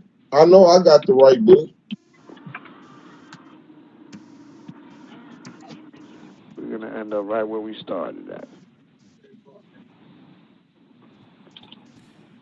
Yeah, I give up my search, so I can't Yep. find the one Well, that we're gonna be You right where we started gotta, at. you gotta log into the dark web, Tyrone. I ain't finna do all that. I ain't finna do all that. So I'm gonna try to pull it up though. I'm gonna keep playing my AI. Yeah, because But I mean, why? either way, the flag. You know, for now, I don't mind people representing the African American community or whatever with that flag. With that flag, right? Yeah, but all I was just saying is when people was looking at like that whole you ain't a nation unless you got a coon and all that kind of unless oh whatever the hell the title of the song was. I was just letting people know that that was part of the origins of it or whatever. And whenever you see Black Lives Matter flying it now, they probably don't have a clue of that. And you know, shit, it is what it is. It just represents what it represents: red, black, and green for the black struggle in America. And ain't nothing wrong with that, you know. We're gonna work it out, bro. We're gonna work it out. But for See you, if I can find for you to find that one part about Irish in there, Anthony, and then try to discount the whole thing, You I see, just disagree with that. You know. you try to go in with that Irish shit. I'm telling you, I don't think that has nothing to do with that flag. No, But anyway, well, the way I look at it is you if you see that in the history of it, then you try to get a better understanding of why that is even worded like that.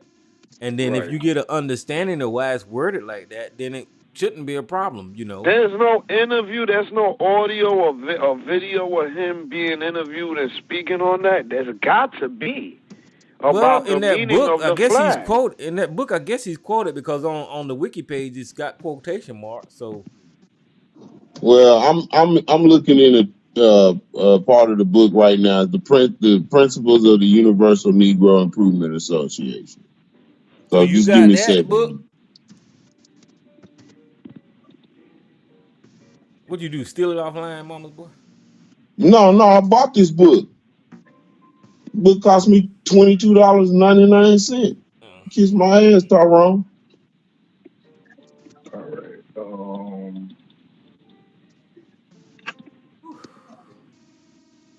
We don't more than one way to skin a cat, man. See here.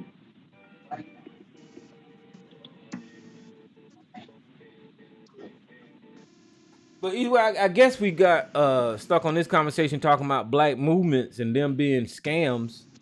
Uh, and We when can move Anthony on, was bro. saying when you were saying that we need to collect our own taxes and all that kind of stuff, all that stuff is pipe dreams, man. You know, it sounds good. You know, a lot of people didn't tried it. A lot of people didn't went down that road. As a matter of fact, when we when we started BTR, it seemed like people were going to start militaries or militias and all this kind of stuff. You know, it sounded good, but that stuff never manifests itself. I know that dude DJ, what was his name? Grandmaster Flash. You know, even when he even tried to go down that road, he got in trouble, you know, with that black militia group, you know. I think he in jail now, ain't he?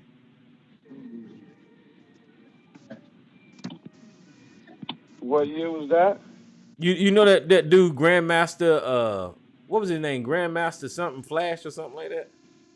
Didn't he get locked up? I mean, hey, mama's boy. There you have it right there, bro. You always come on here and you belittle me, call me this and call me that. There goes the debate right there, bro. Let's put it together. What debate? Man, fuck you, Anthony. I don't fuck with fake ass niggas like you. Goddamn. How many times I gotta say it? Why you even talking to me? You always going and belly aching that I'm digging in your chest about something. Why you even talking to me?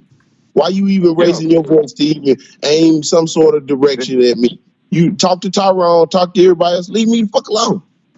This shit goes directly back All to right. like When I the start Irish digging in your rebellion, chest, bro. when I start talking about you, and you start getting ad hominem attacks, and you start belly aching, just remember this point where you didn't leave me the fuck alone. I was trying to say, I called him Grandmaster Flash, but his name is Grandmaster J, and he was like That's that. who I was talking about. That's who I was talking about right there earlier. Okay. That's who Jay was talking about. Yeah, he was the NFAC leader, Mm-hmm. and Yeah. he got what 7 years in jail. What the fuck? Where's Grandmaster J Joshua at? appears in federal court, sentenced 7 years in jail. What the hell did he do? John But Johnson, yeah, known as though, Grandmaster J, it convicted of. goes back to the Irish Rebellion, man. Ah, nah, That's man. where it was. This Like, guy, listen, this guy got railroaded. I just, this guy got railroaded because it just said that he was convicted for wanton endangerment and pointing an assault rifle at the LMPD officers on the rooftop. That wanton endangerment bullshit is crazy. well, are we still on the red, black, and green? I'm not. 'Cause I want to bring I want to bring it home. Go ahead, then. Yeah, bring You go that ahead, book. man. We Go ahead. need It's an that open book. We need conversation. You can that say whatever book. you want to. Where's that book at, man? Bring that book out. I mean, there was some solidarity during the Irish Rebellion, man. Like black people It's cool resonated that with it, Irish, listen, bro.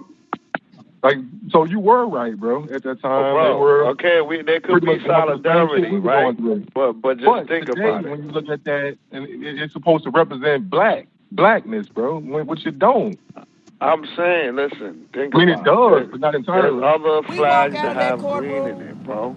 And the Irish have orange in their flag. Why they didn't put orange, a little tap of orange in that flag? Bro, go back to the It Irish ain't Rebellion. Irish. If it ain't, This listen, is it why, ain't an Irish this is flag where the if it green doesn't comes have in, those bro. colors. The Irish Rebellion, bro. Go back to that. It's not about the Irish rebellion. You don't want to know, bro. You just want to. No, I'm just saying that at the end of the day, bro, this is why I always like, bro. It's kind of like Jesus or somebody, bro. Like you tell a Christian it's not about something Jesus, that they ain't man. used to hearing, they'll condemn you. Oh, you going to hell? You I don't just even gotta want to hear better it. Like, explain. You bro, gotta better I'm giving you explain sources, bro, and y'all just don't want to believe it. I Bro. don't know. Like, come on, bro. Like, get we that got book. it, bro. We're gonna You don't got we're the gonna do book? away with God. You should be able to do away with a man. Listen. Now, Look at that book. Wait, you don't have Where's to do that away book? with him, but know Where's that, bro. page? 605. Well, it's kind of romanticizing, bro. Where's that? What? But read that page, 605 or whatever. You got it? 603. I mean, Yeah, we can get it. We can. Like, I would have to buy the book. Around it. Let's go to it. We can go into the reason why he would do that. We can go into the reason why he would do that. Like, there's a good reason, right? I'm telling you to go back to the Irish Rebellion, bro. No, go to that book. Jay, you don't want to know, man. No, 605. 605. I don't have a book right now, bro. But I'll keep looking. All right.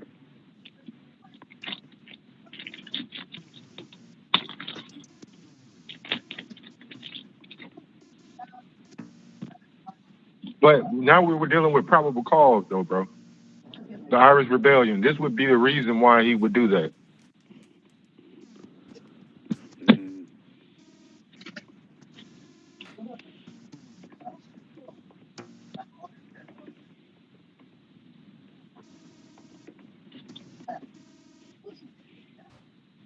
He who? Thank you. Please talk to me. Let me ask you, Lady Ottawa, Don't pull me in that bullshit. I'm not getting in that bullshit. I want to ask you Fuck one that. simple question. No. Hold Uh-uh. on. I just one simple question. Is the green and the red, black, and green for Ireland? I'm just asking you. That's hell to the no. Thank you. That's all I wanted to know.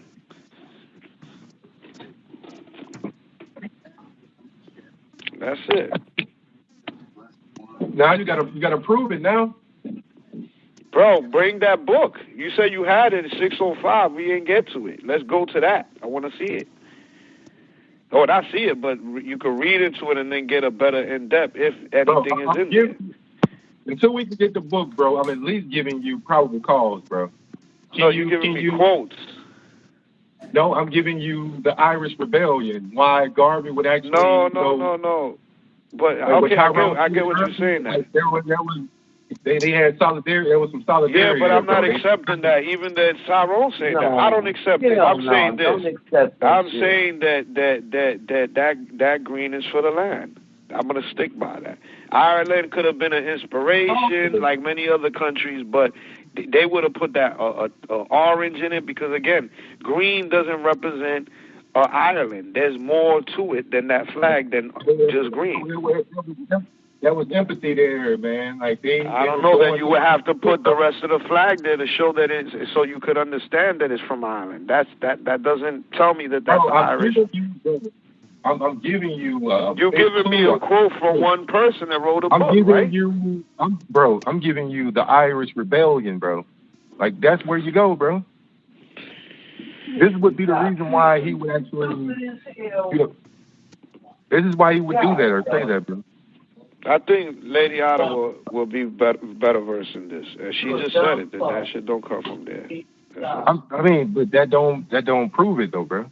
That just No, but you gotta prove it. They get the book. A Christian would tell you Jesus died and rose. No, but what I'm saying is you put out this book, right? And now you can't get the book information. So we're left like that for now. Right? You told us about this book and we can't get it. I'm telling you about okay. Jay, you really all right, bro. I don't know what to tell you at this point, bro.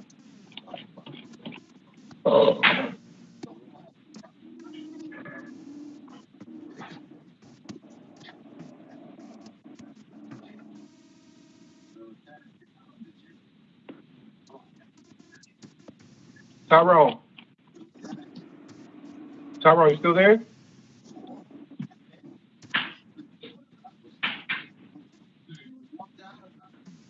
Who said, why do you think my bad? Your bad, Anthony. Oh, boy. Woo. Tyrone, I'm on my other page. Let me go out, come back in. I posted the link, but I don't have a wrench on this page, so let me log out.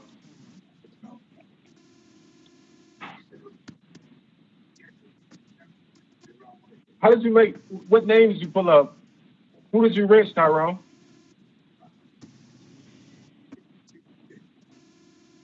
Bro. Yeah, I think he stepped out, bro.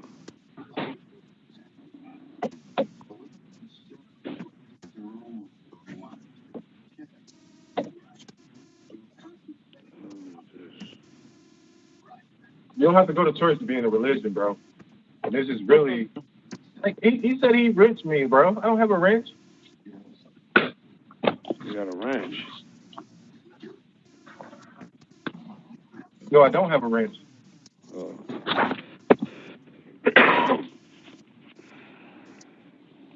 The hell? Yeah, Jay, read up on the Irish Rebellion, bro. Bro, we need to get that book that you put it out there, now we can't get to it. That was the book that we needed to get to. You kept saying the number, 60 something. Get that. Then we can start talking.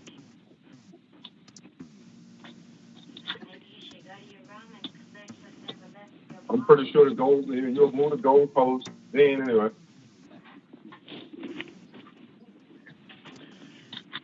didn't get no audio of Marcus Garvey saying that either, right?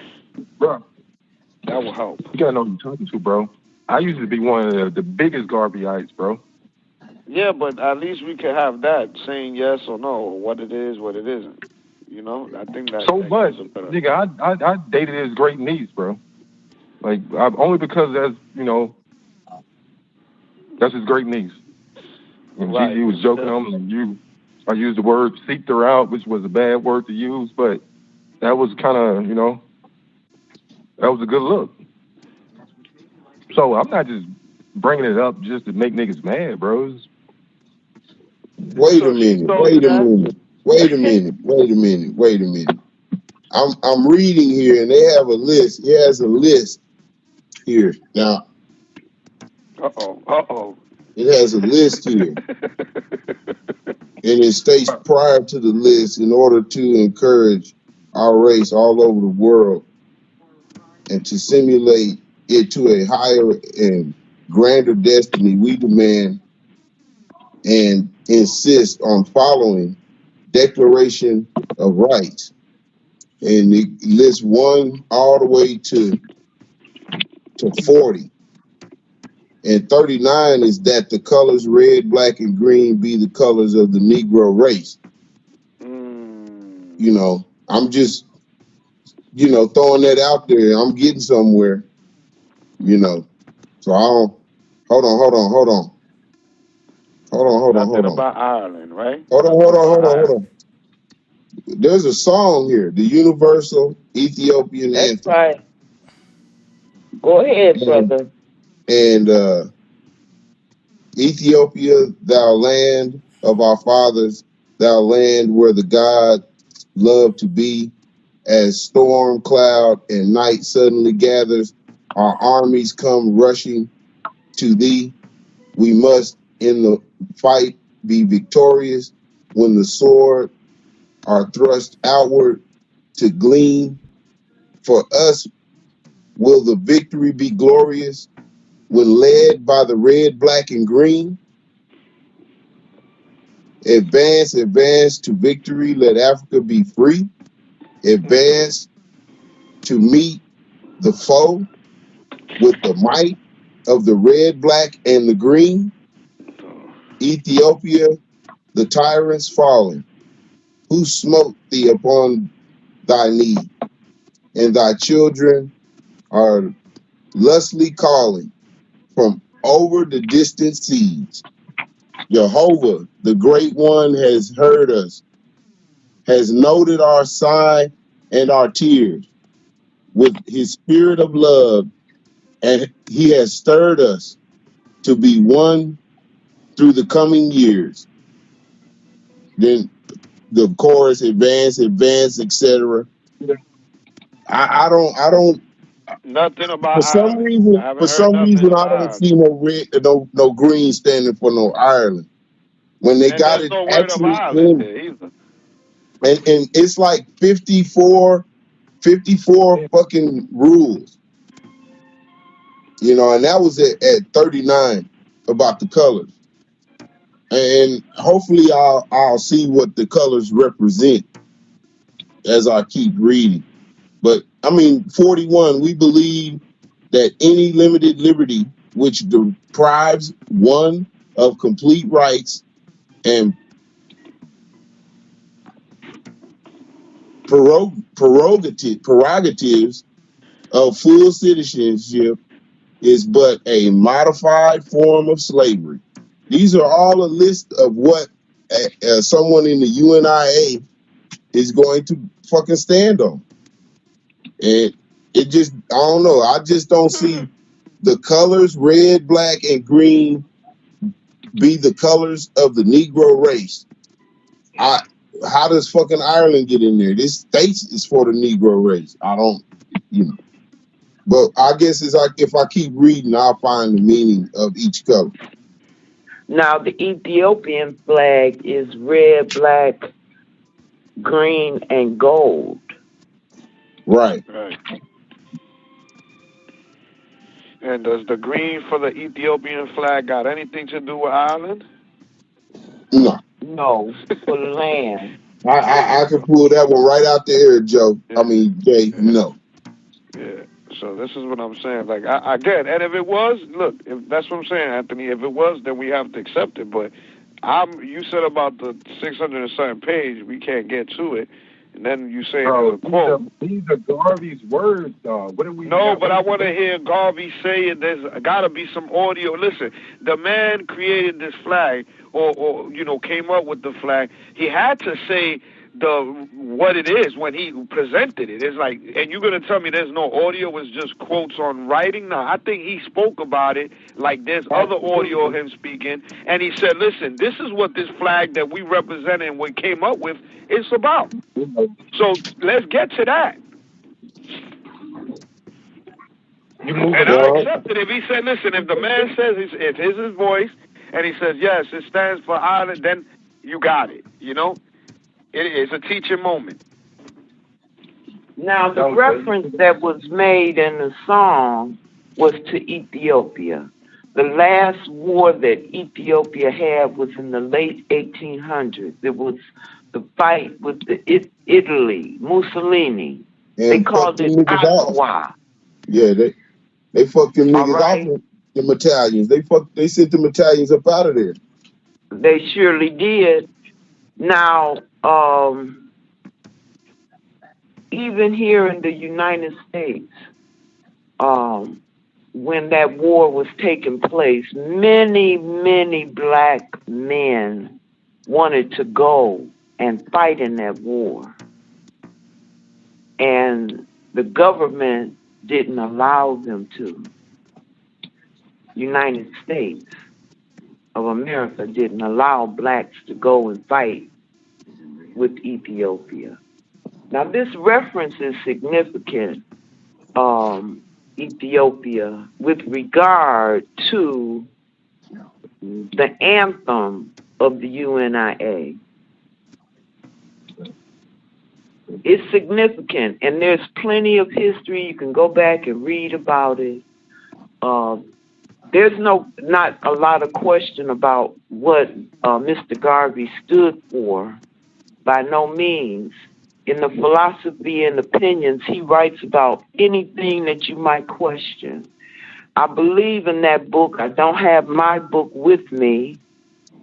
It's the book copy that I have is a very thick book. It's a single book.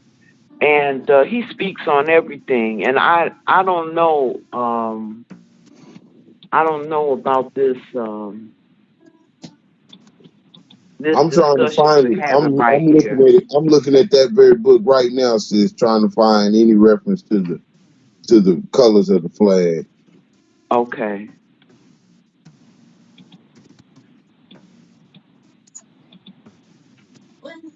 If you do, are you gonna eat it, bro? Because I can call you bro.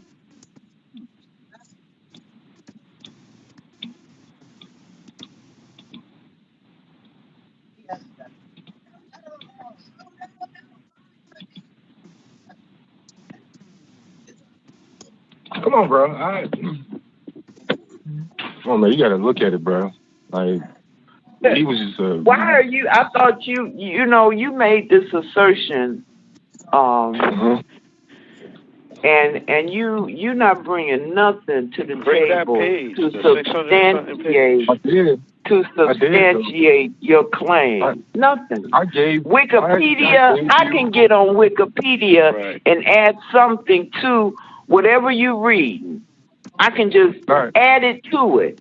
So Wikipedia is not a good source for any kind of legitimate study. Okay? It's not. It's not. It is not. And you said that you went out with the niece, the great niece of Marcus Garvey. Is this what you said? And you can't get no. And you ain't learned. And did she give you this information about Ireland? I'm just trying to figure out what made you absorb that information. You said you went out with his family. Was she a part of the UNIA? Did she support Marcus Garvey, or did she poo-poo him like you? What was happening? No, that was my reason for wanting to date her, though, because she's a great niece. I was a Garveyite. No, you weren't no Garveyite. You ain't read the philosophies and opinions of Garvey. You are not a Garveyite, nor have you ever been. That is not true. I'm telling you, you're lying. I'm pretty You're sure lying. I do. You know me better I'm than I telling do. you just based on your conversation. You're a liar. You are lying. Can you believe that? You're lying. I believe that. Well, I'm lying. Okay. I believe that you are a liar and you just want to run your damn mouth. I mean, that's all. That's all you doing. That's all you ever do, really. Mama, did you pull up? I'm done. I'm sorry. I'm standing up for what I know. I'm a Garveyite. I am a Garveyite. And the philosophies and opinions of Marcus Garvey was required reading. Okay? I don't want to argue. No, you're not going to argue with me because you're lying. We getting a lesson. You are a liar. You're a liar. Okay, all right. That's a fact. I'm telling you that you're a liar, and I stand on that.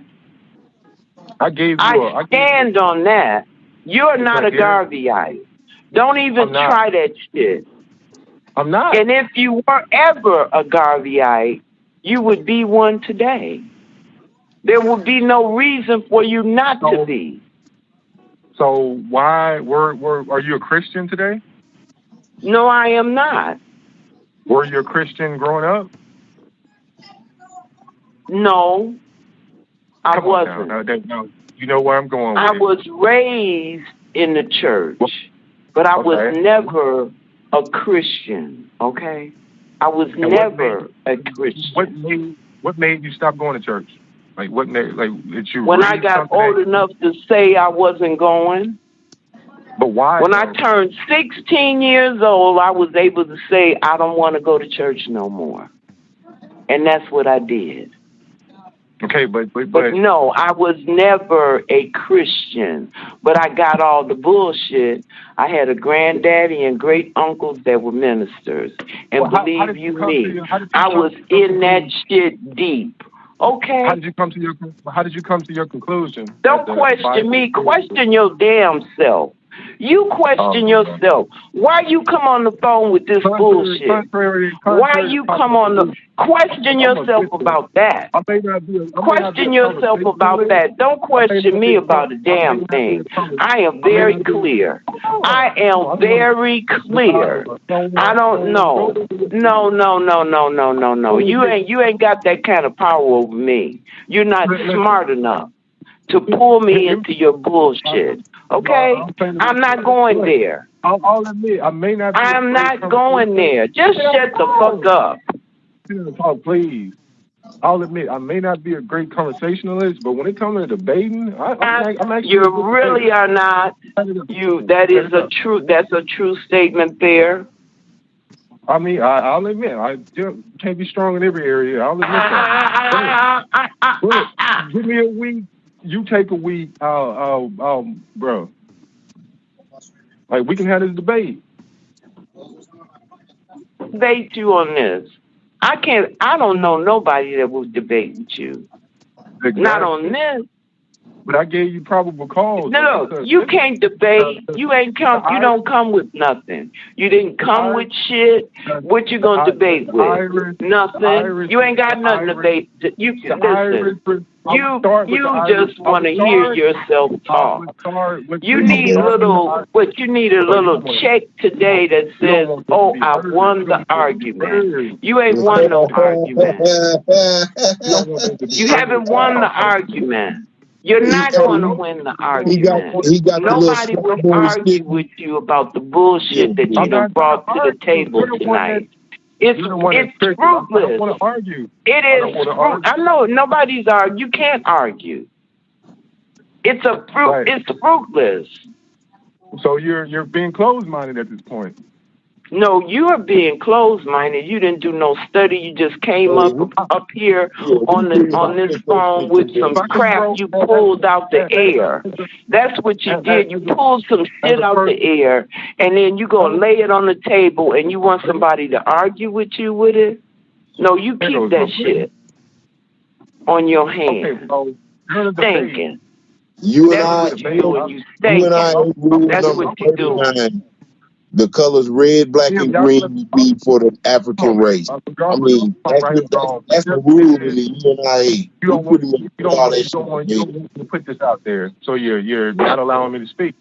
No, we need Yahshua in here. I would start. You're not saying nothing. Where's Yahshua? Yahshua, let Yahshua talk. You ain't saying nothing. I would start with the Irish. Come on, bro. Let me just get it out. 1 minute, Les.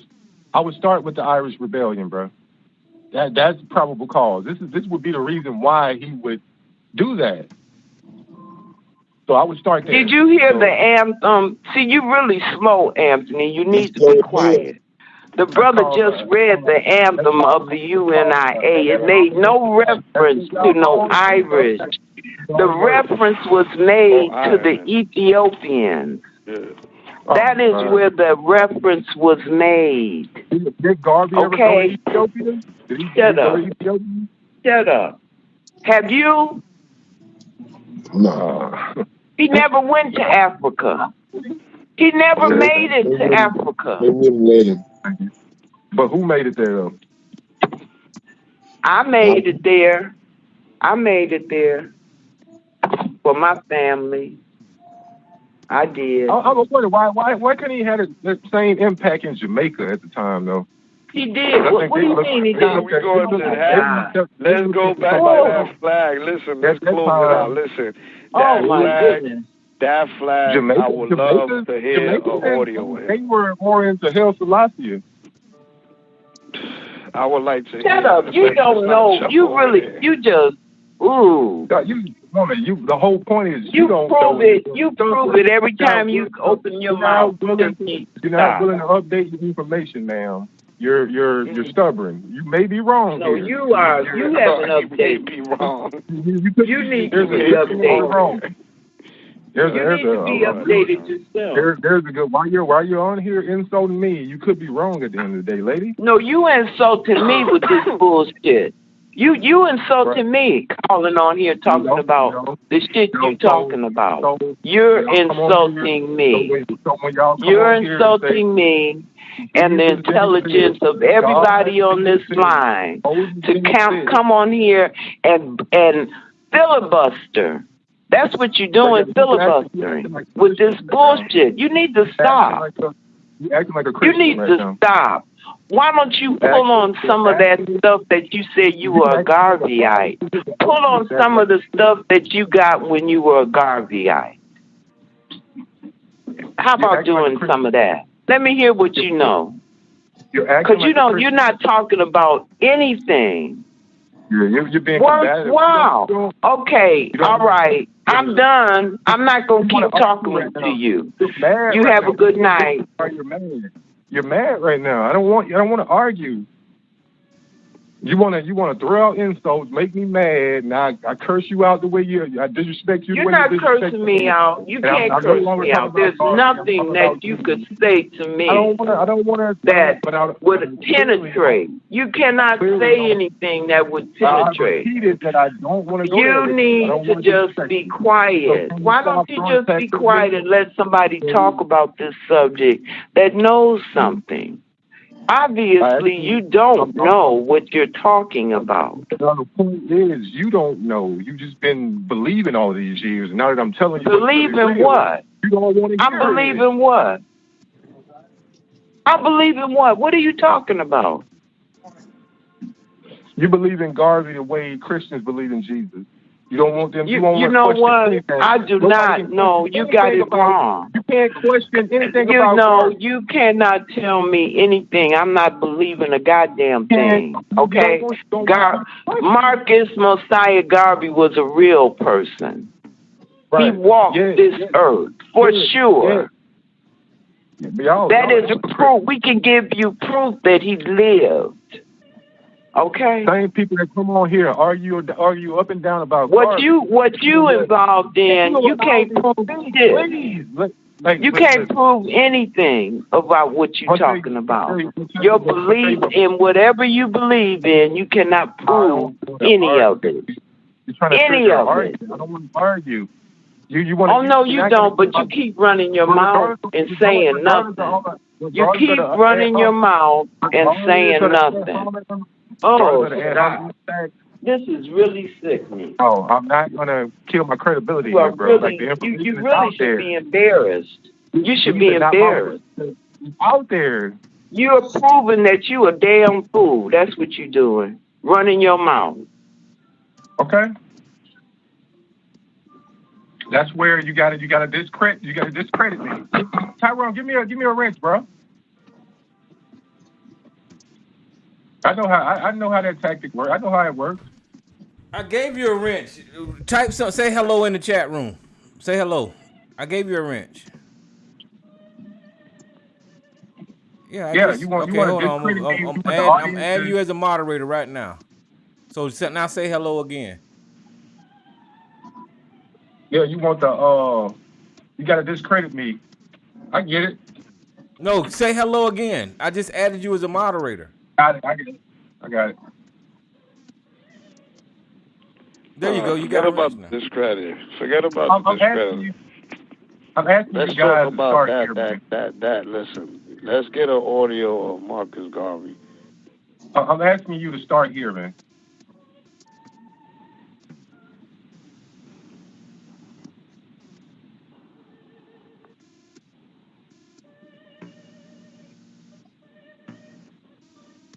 Hey, Tyrone, so you heard that Rule 39 of the UNIA, right? What'd you say, Mama's boy? I said, did you hear me read that Rule number 39 of the UNIA? Yeah, I heard you, and I'm not disagreeing with your perspective. And I was just looking at the sign of the time, and if Marcus Garvey had sympathy for freedom fighters, I'd understand why that concept. I could understand that too. I'm not no different than you on that. I would be okay with that. You know, but if it didn't mean that, we shouldn't be running around saying it either. Well, I mean, the reason that it's on the table is because it's in quotes, and then they refer to that book and a specific page, to those papers and a specific page in those papers. So to validate that, we need those papers and go to that page and see exactly what that reporter or journalist was talking about. But I guess we can't access the papers.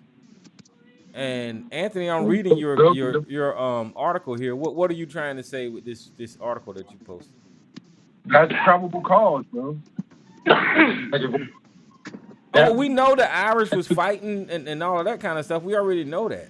You know, No, but no, it says the Irish rebellion that resonated in Harlem.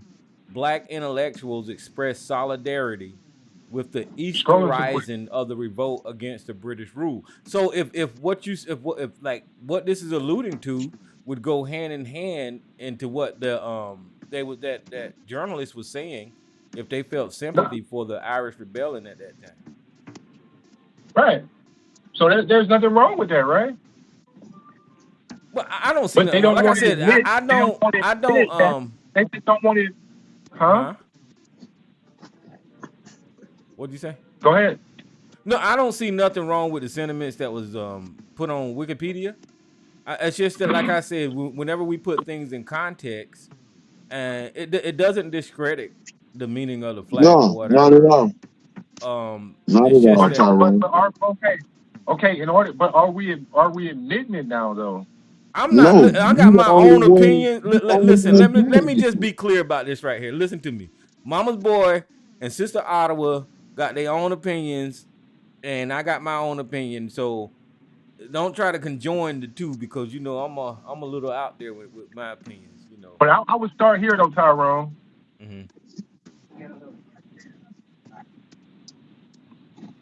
It's just pretty clear to me that no matter what, no matter what may have been said Tuesday, on Thursday when they wrote down these opinions of the UNIA, the 39th one says that the colors red, black, and green be the colors of the Negro race. So I would imagine if there was some solidarity there, they'd have said it. Yeah, they said it. Well, see, like this paragraph right here that's on the screen, guys. It says this focus of the Easter Rising did not come out of nowhere. Anti-slavery activist Frederick Douglass, touring Ireland, discovered a land that welcomed his thoughts on the resistance to the master class authority and felt at home there, recalling it fondly for the rest of his life and wondering why the poor, downtrodden Irish were so much more sympathetic than their American offsprings. Even as Garvey and Du Bois expressed their bleak admiration of the rising of the casement, Alan Locke and Claude McKay, and later more than half of the Harlem Renaissance writers pointed to the Ireland of the Yeats and Hydes and Synge, and as an example they ought to follow, and their efforts to recover folks' essence in prose and poetry were rooted in the sense of the nationalist parallelism. So what I'm getting out of this is that they was white America and racist extremist America also discriminated against the Irish at the time. The Irish was in a struggle with I forgot who the hell it was fighting, but they was being oppressed, and so these guys during this Black Renaissance time, Frederick Douglass and Du Bois and Garvey, they seen this struggle and they had sympathy for that fight.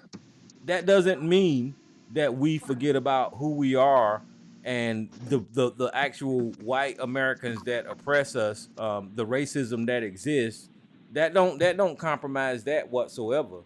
But you can't take away from history of these people, the Harlem Renaissance or whatever, feeling sympathy for the fight over in Ireland. That's just a part of history. You know, you had coalitions that we probably won't agree with nowadays, but you know, it is what it is, I guess. And I know that flag is sensitive to people, and I was trying to tap around it, but you know, I don't know. I try to take things in context. But you got, yeah, I mean, like today, bro, you got a lot of atheists, bro, that are big Garveyites, man. But Garvey dealt with the Bible and God. He was very into religion. You wasn't gonna connect with the African here in America unless you was fucking Christian. God damn, what you expect Garvey to do? But in order to be a Garveyite, bro, you can't be shit on the Bible. That's No, by your see now, that's by Anthony, you your saying fucking if you in order to be a fucking shit. Garveyite, you got to be religious. Is that what you saying, Anthony? Yeah, because Garvey was That's not true. Yeah. That's Okay, not check this out. true. Check this out, That brother. is not true. Fucking sense. Listen to what I'm saying. That is not true. In fact, hold on. Let me say this. Let me say this. Okay, go ahead. Let me say this right here. I am the biggest atheist that I've ever known, and let me tell you something. You can't tell me that Martin Luther King, Medgar Evers, Malcolm X, all of those guys was very religious, and I support every one of their damn movements. So it's not like you can't be a Garveyite and not have a belief system. You're an atheist you're an atheist that supports religion, bro. If you support Malcolm, you support the NOI, bro. No, listen to what I'm saying. Let me just say this, if you don't mind. Go ahead, Can I say something? First off, one of the tenets of the UNIA is that religion did not have the center floor in the UNIA. You could be Muslim, Buddhist, any religion you were, as long as you was a black man or woman, you could be a part of the UNIA. And you did not come in there wearing your religion. You didn't do that. We didn't let religion separate us with regard to the struggle of black people on the planet. We just didn't do that. Right. So you're not correct. So Anthony, that is not correct. As an atheist, Anthony, this is I understand what you're saying, the religious connection, but the way I look at it is whenever they put us on them slave ships from Africa, we wasn't beholden to one standard religion. All those people that was on those boats was black people, period, Africans. You know what I mean? So on that level is where I say I make my connection. Martin Luther King's ancestors came on that boat. Garvey's ancestors came on that boat. I mean, I know he was Caribbean or whatever, but you get the same thing. He was on a boat and he got taken out of Africa. His ancestors did. But that to me, as a non-believer, I don't tie religion to all that. I look at the struggle that started happening when they invaded damn Congo and all that kind of shit way back when. I don't tie religion to it like that whatsoever. Bro, I don't know, bro. That's I don't know. Like what you just read there, bro. Like, come on, man. Like, you got to be honest, though, Tyrone. Like, we could.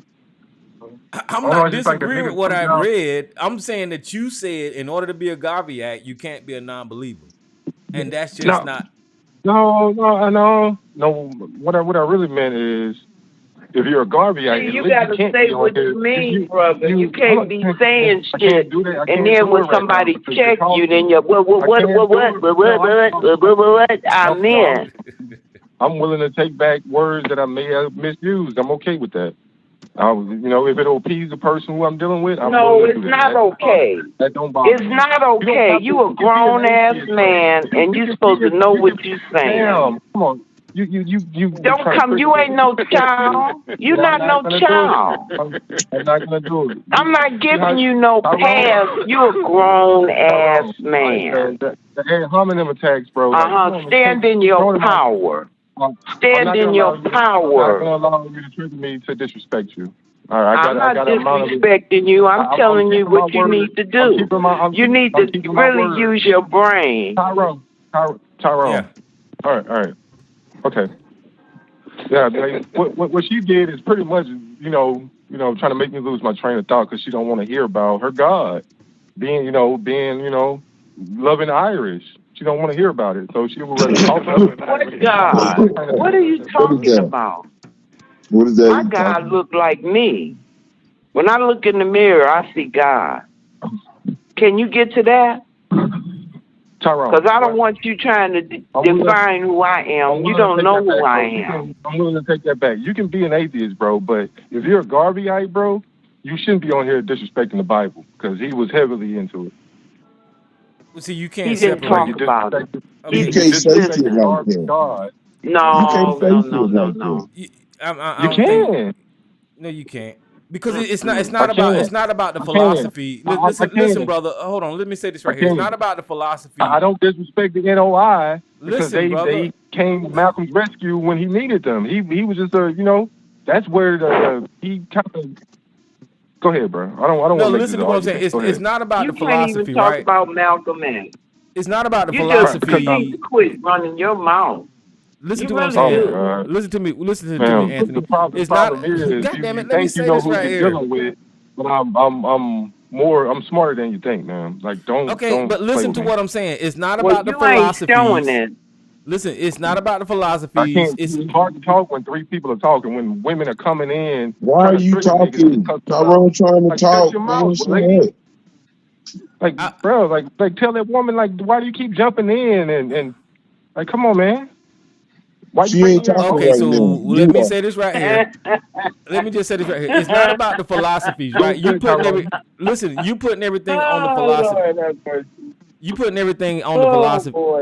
You putting everything on the philosophies, Anthony. 2023. Well, I can't say this. Going through the same bullshit. Go ahead, Tyrone. My bad. Calling up here because he needs some therapy. Can you go on mute?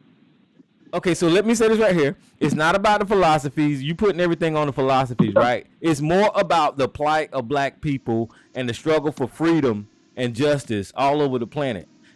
So once you look at it from that perspective about the fight for freedom and oppression and justice and all this kind of bullshit. You can take the philosophies out of it. You tie the philosophies to every black person, and you're saying that you can't follow this movement unless you follow that philosophy. That ain't the way I look at it. Yeah. No, just you got to know that that's the main reason why I don't disrespect the NOI, because that's pretty much where they made Malcolm a man, in my opinion. Like, so at some point it helped him. So I'm not just I don't. It helped a lot of people, bro. I don't disrespect with how they did him in the end, but that's one of the main reasons why I wouldn't disrespect NOI, and that's because of Malcolm. This nigga can't think for himself. Oh Lord, have mercy. So my point is, like, Garvey was into he was into the Bible, God, all of the pagan religions, well, all the pagan holidays. I mean, but y'all celebrate Christmas and everything on here, so you're kind of in line right there. But like when it comes to the Bible, y'all hate the Bible, bro. Garvey was into the Bible. He used to put out Bible quotes in his newspaper all the time.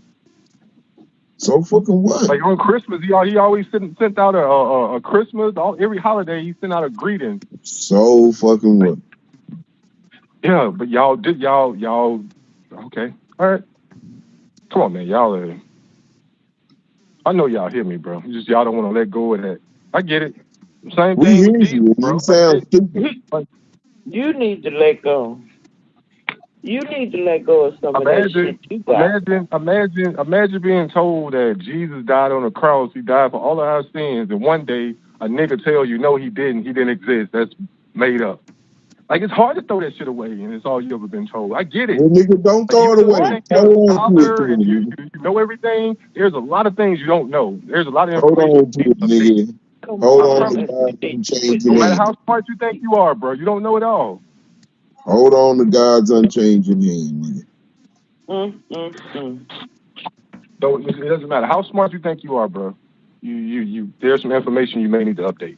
Well, what I'm saying to you is you can't tie people that are freedom thinkers or free thinkers or whatever. You can't say that they want a big part of these movements, because we had conversations here about Philip A. Randolph. Philip Randolph, who was a big part of the civil rights movement, that was an atheist, and nobody talks about him. But they always talk about Martin Luther King, and then because Martin Luther King was a leader,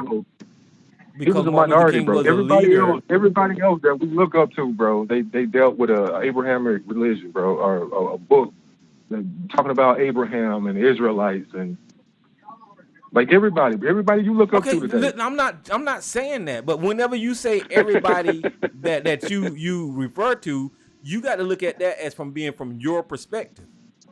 Because you would have never knew that A. Philip Randolph was a non-believer or a free thinker, right? But he was a big part of the civil rights movement. You get what I'm saying? You don't even take that into consideration. I do, but okay. he was a minority though. See, now you putting a weight on it and saying the majority. No, this brother contributed to your freedom today without believing in your religion. That's just that's not my point, bro. That's not my point, bro. You know what, bro? I'm gonna lay back, man. Come on with your point. What is your point?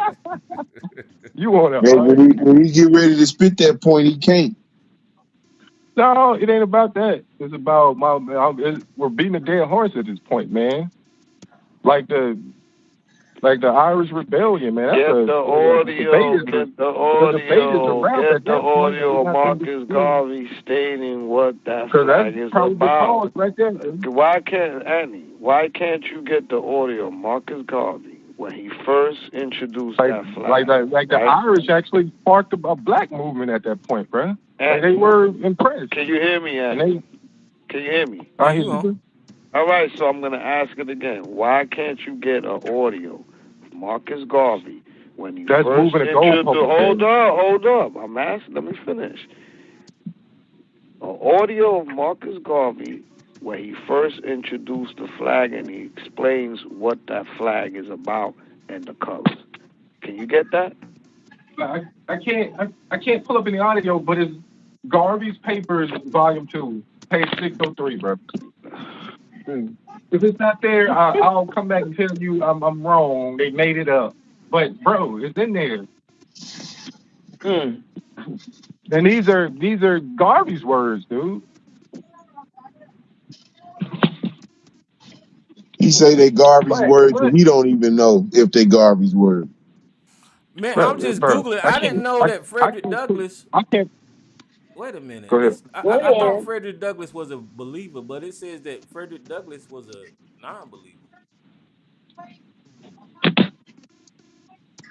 And he and Marcus Garvey had a powerful relationship. Yeah, I'm reading about it right now. See, you didn't even know that. Yeah. You quote Frederick Douglass all the time, Anthony. So I mean, what you got to say about that? You come on here and take shots at me, trying to belittle me, but you learn something today. You're just not gonna know until you run across it and be like, damn, that nigga was right. You might not come back on here. Booker T. Washington had invited Marcus Garvey to the United States. And it took a while. So I'm not going to be leading conversation in politics because I don't watch Newsmax. So I'll let y'all have it, bro. But if it come out of my mouth, you better believe it's backed up and I'm good. And you can't debunk it. Well, because all I hear are ad hominem attacks. Y'all not coming back with anything to debunk it. Yeah, like, you know.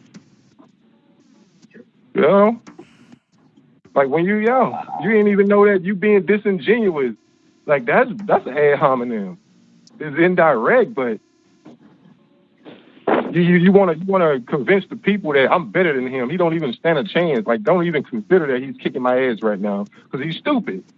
Like you want to appeal to the audience. You are. No. You're repeating something. You haven't done no research. You've made claims that you were a Garveyite. You ain't been no Garveyite. You don't even have. You don't have any of his.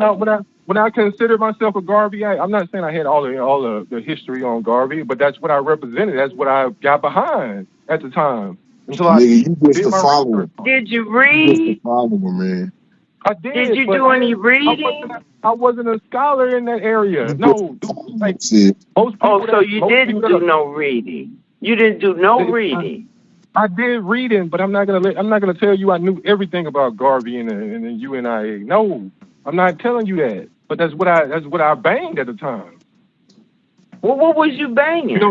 Tell me what you was banging. That's how Tyrone left the church, right? Well, why did you leave the church, Tyrone? Wait a minute. We talking about you. We talking about you. You said you was banging the UNIA, and I want to know what was. When you banging, you making some noise. You making some noise, right? You making some noise. It means I repped it. It means I repped it. You what? So, I mean, what the fuck did he talk about if he don't know shit? It ain't. The whole point is, bro, people don't know the Bible, but they're Christian. Like, it don't matter. I don't have to know it. Listen,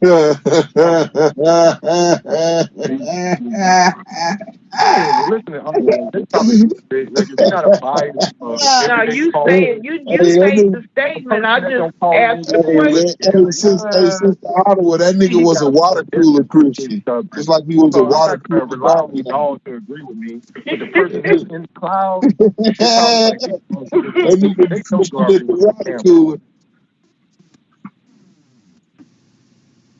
Like, come on, bro. Let go of your God, bro. Was Brother Yahshua on the line? The black community. Brother Yahshua, is he on the line? He needs to be, though.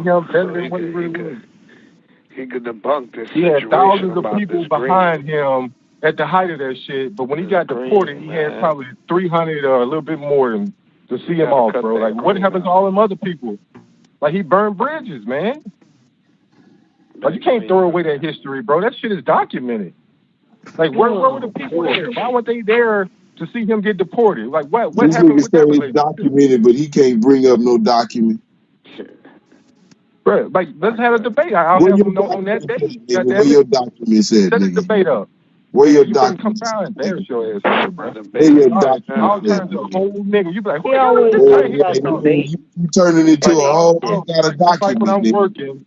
Just like You when I'm turning working, you into don't a even know whole you're big like old I'm a fat country ain't nigga got a right now. document, nigga. I'm not trying to impress people with my words, but when I'm at work, you know, You ain't got a I motherfucking document. enunciate and At the end of the you'll be like, day, damn, who is this you're nigga here? And documenting. I'll mop you up in a debate, bro. At Give the me a end of the week, day, get everything you together. got I a order big bag the of nothing. book, and expedite it, and we come Yeah, back a week later and we can have a debate At the end on of the Thursday. day, Tyrone can you host. got shit. Yeah, At the end of you the are out of day, it. you Mama's got boy, a I'll big take you on bag the of out of nothing. born. Give me a week Big to old prepare for fat the bag debate, of get nothing, my brother. slides together, and we can have a Let me debate. get my slides Ain't nobody together. gonna debate you. Man, You need to quit. hey, Sister Ottawa, he needs you. He need me to debate him. He ain't relevant. Not at all. I help debaters get their shit together, bro. Like I'm telling you now, it's not with the He ad need, hominem. That's a me. cop out. He needs somebody giving your opponent a reason to to give cop him out. some relevancy. You know what I'm saying? Bro, but I'm saying, bro, I don't want to be your daddy, nigga. I don't want to be your daddy. On here. You want to appeal to the Nah, but audience, you know bro. what? I honestly, Andy, I don't have. Look, the only thing that I think that it should be like laser focus is forget about everything else. Is that green?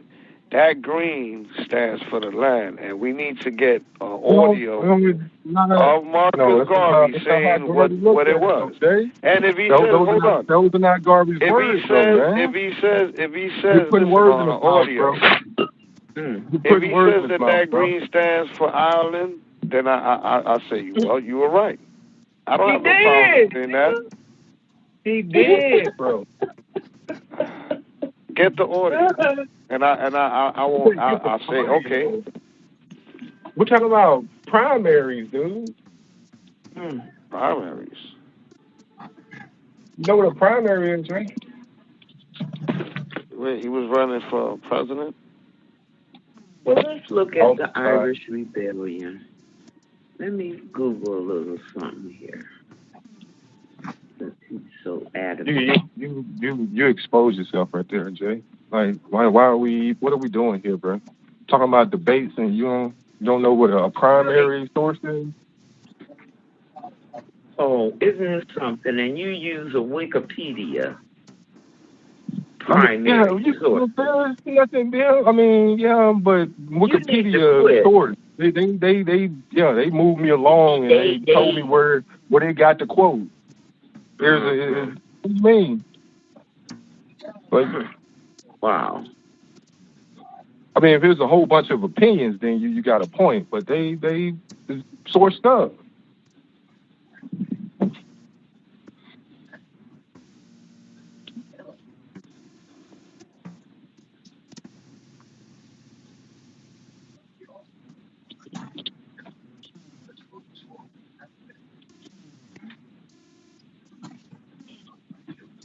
Imagine that, though, bro.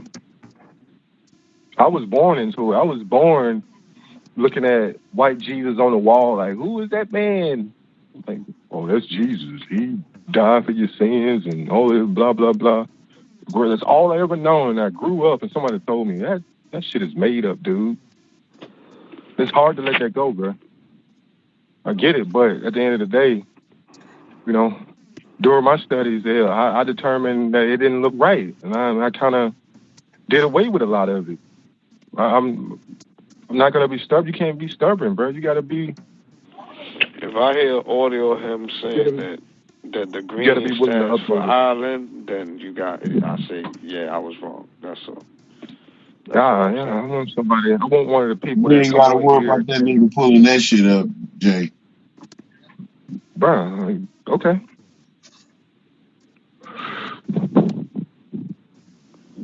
That'll close out all this. Yeah, this is a slaughter. Yeah, only because, they represent what you represent, bro. I'm bringing up some shit that y'all don't want to hear right now. Like I said, I have no problem if I'm wrong, I'm wrong, Just like I didn't want to hear my understanding. And I'm gonna be honest with you. I don't know. Listen.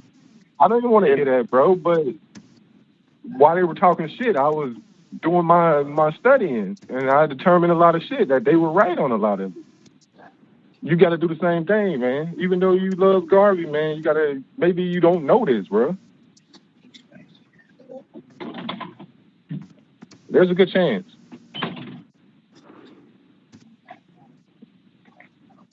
Yeah, it's good to admit that's the most intelligent thing right there, man. To admit that, hey, I don't know.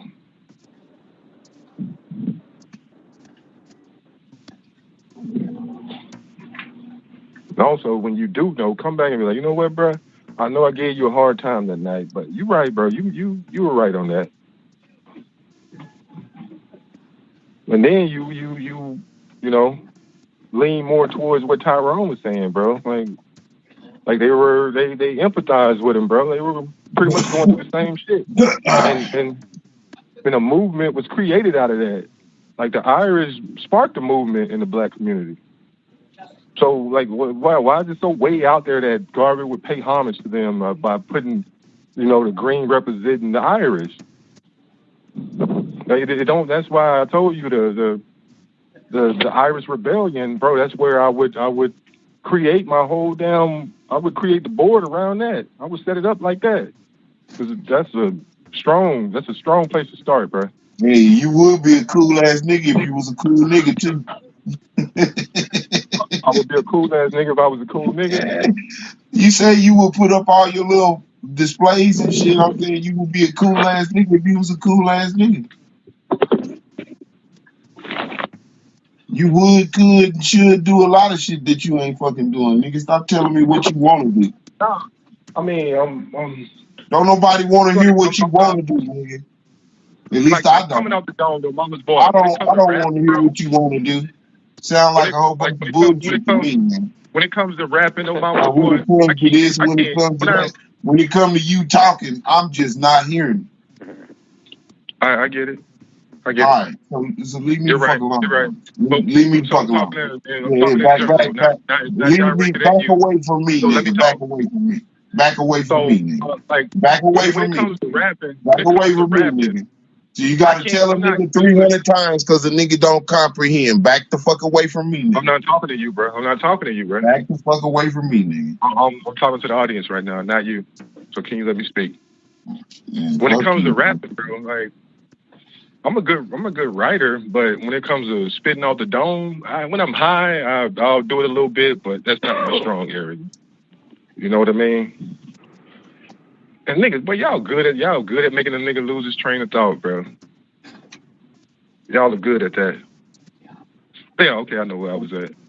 I'm strong when it comes to writing, but coming off the dome, I'm not. That's not my area. But I'll play around here and there. But my okay, so I'm not a conversationalist, bro. I'll admit that. I'm not gonna sit up on here and debate topics with you all day and all of that. But nigga, if you want to debate, bro, you will see a whole other side of me, bro. Give me a week, I'll give you a week. We meet back up on Thursday and let's do it, bro. Seriously though. No disrespect. Just, let's talk about the information, man.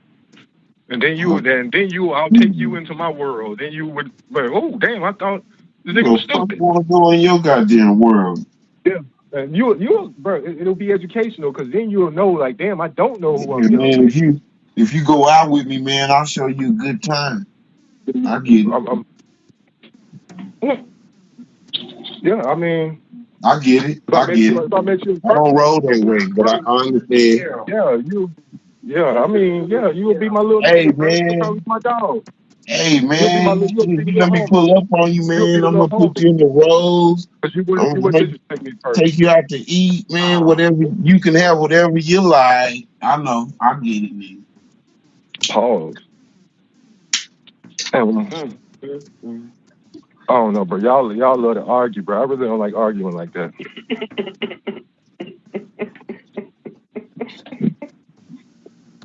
I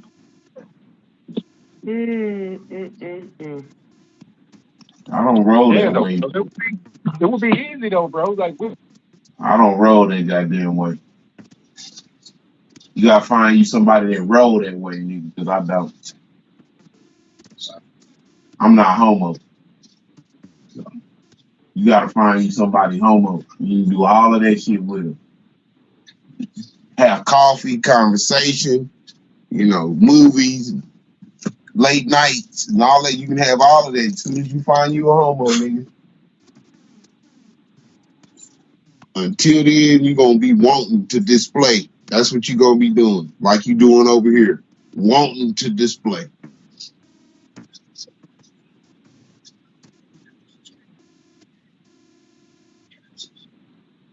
Why don't you holler at Greg? He homo.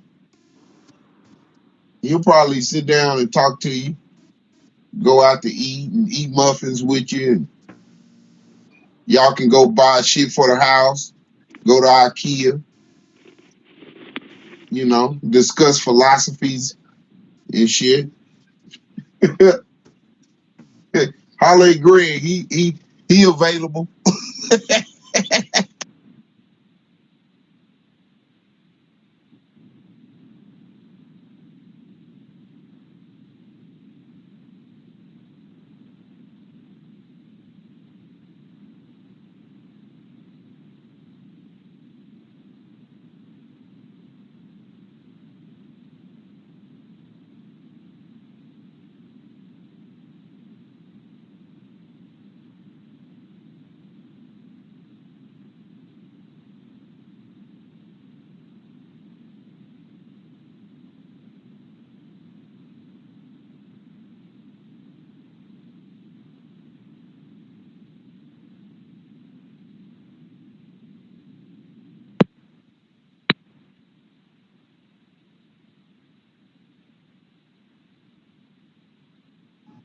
Okay, I'm back. But yeah, man, I'm giving away my premise, bro. Like I'm pretty much giving. I'm spotting you one, dog. I'm giving away my premise, dog. Like, give me a week. You gotta wake everybody up. They sleeping, man. I'm sure.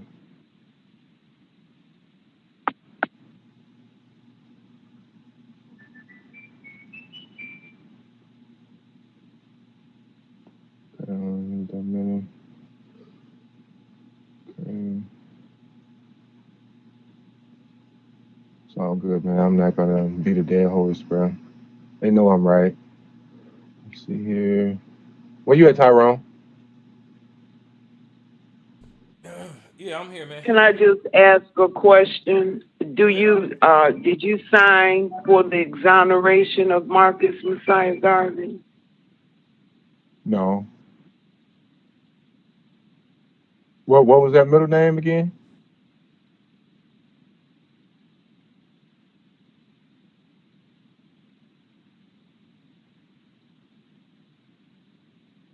And that's something he created. That's not his middle name, by the way. Huh? Mosiah, yeah, he came up with that. That's not his middle name, his actual middle name. What is his middle name? I don't know his real middle name, but I know Mosiah is him, trying to play Moses to the black community. Somebody that's in the Bible.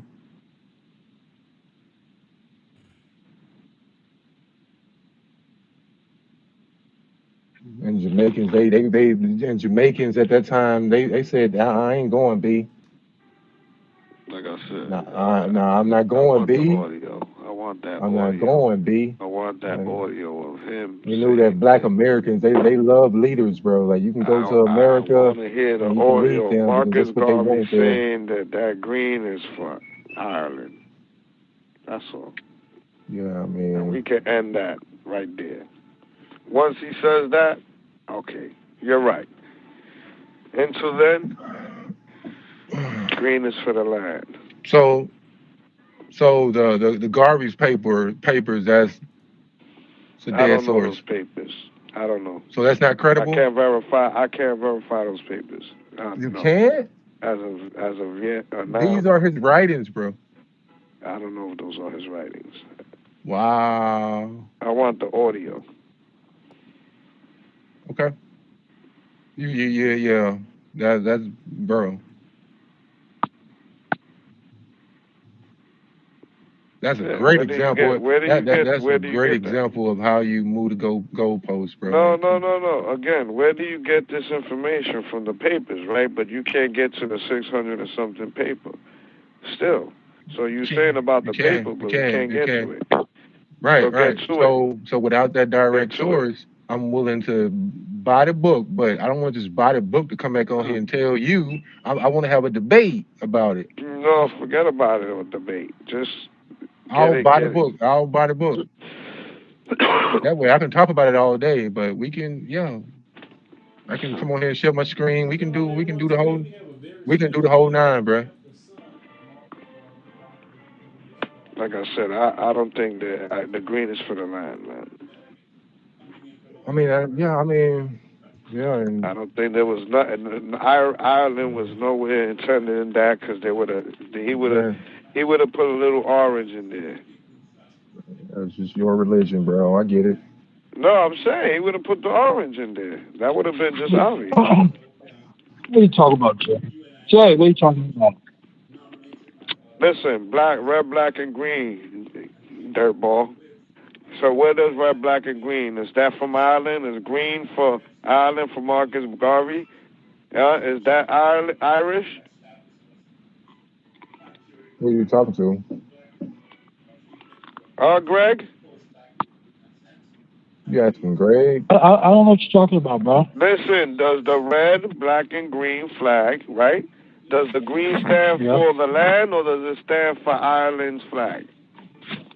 For the land. Red for the blood. And black even Greg Toilet Bowl knows that. Look at that. Okay, Anthony. Listen, Anthony. I can't download this audio, but Frodo shared. Listen to what I'm saying. Frodo shared the Advice Show doing an interview with Dr. Julius Garvey on his father Marcus Garvey, and at this point I'm going to play. He's going to talk specifically about the flag, and you can hear what he say. It kind of says what I says, but it kind of leaves out the part what you're talking about. So y'all listen up, because I'm going to have to hold my microphone up. So I hope all right. I'm going to mute myself. Red, black, and green. Mute yourself, Greg. Yeah, hold on for 1 second, Greg. What's up? All right. Play this audio. All right, I'll be quiet.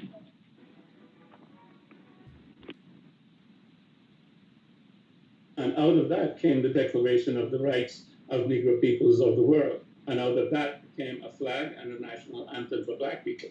Because one of the things that people in the South used to say, oh, the coon is nobody, he has no flag, he has no nation.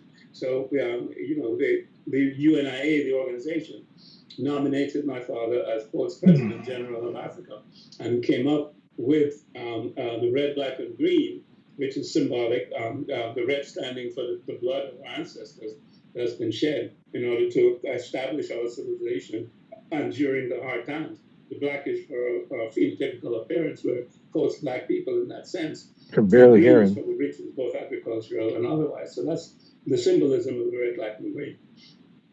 Yes, because, a lot of people don't know that. And I'm glad you, expounded on that because, you have these white supremacists I've seen on the show. Okay.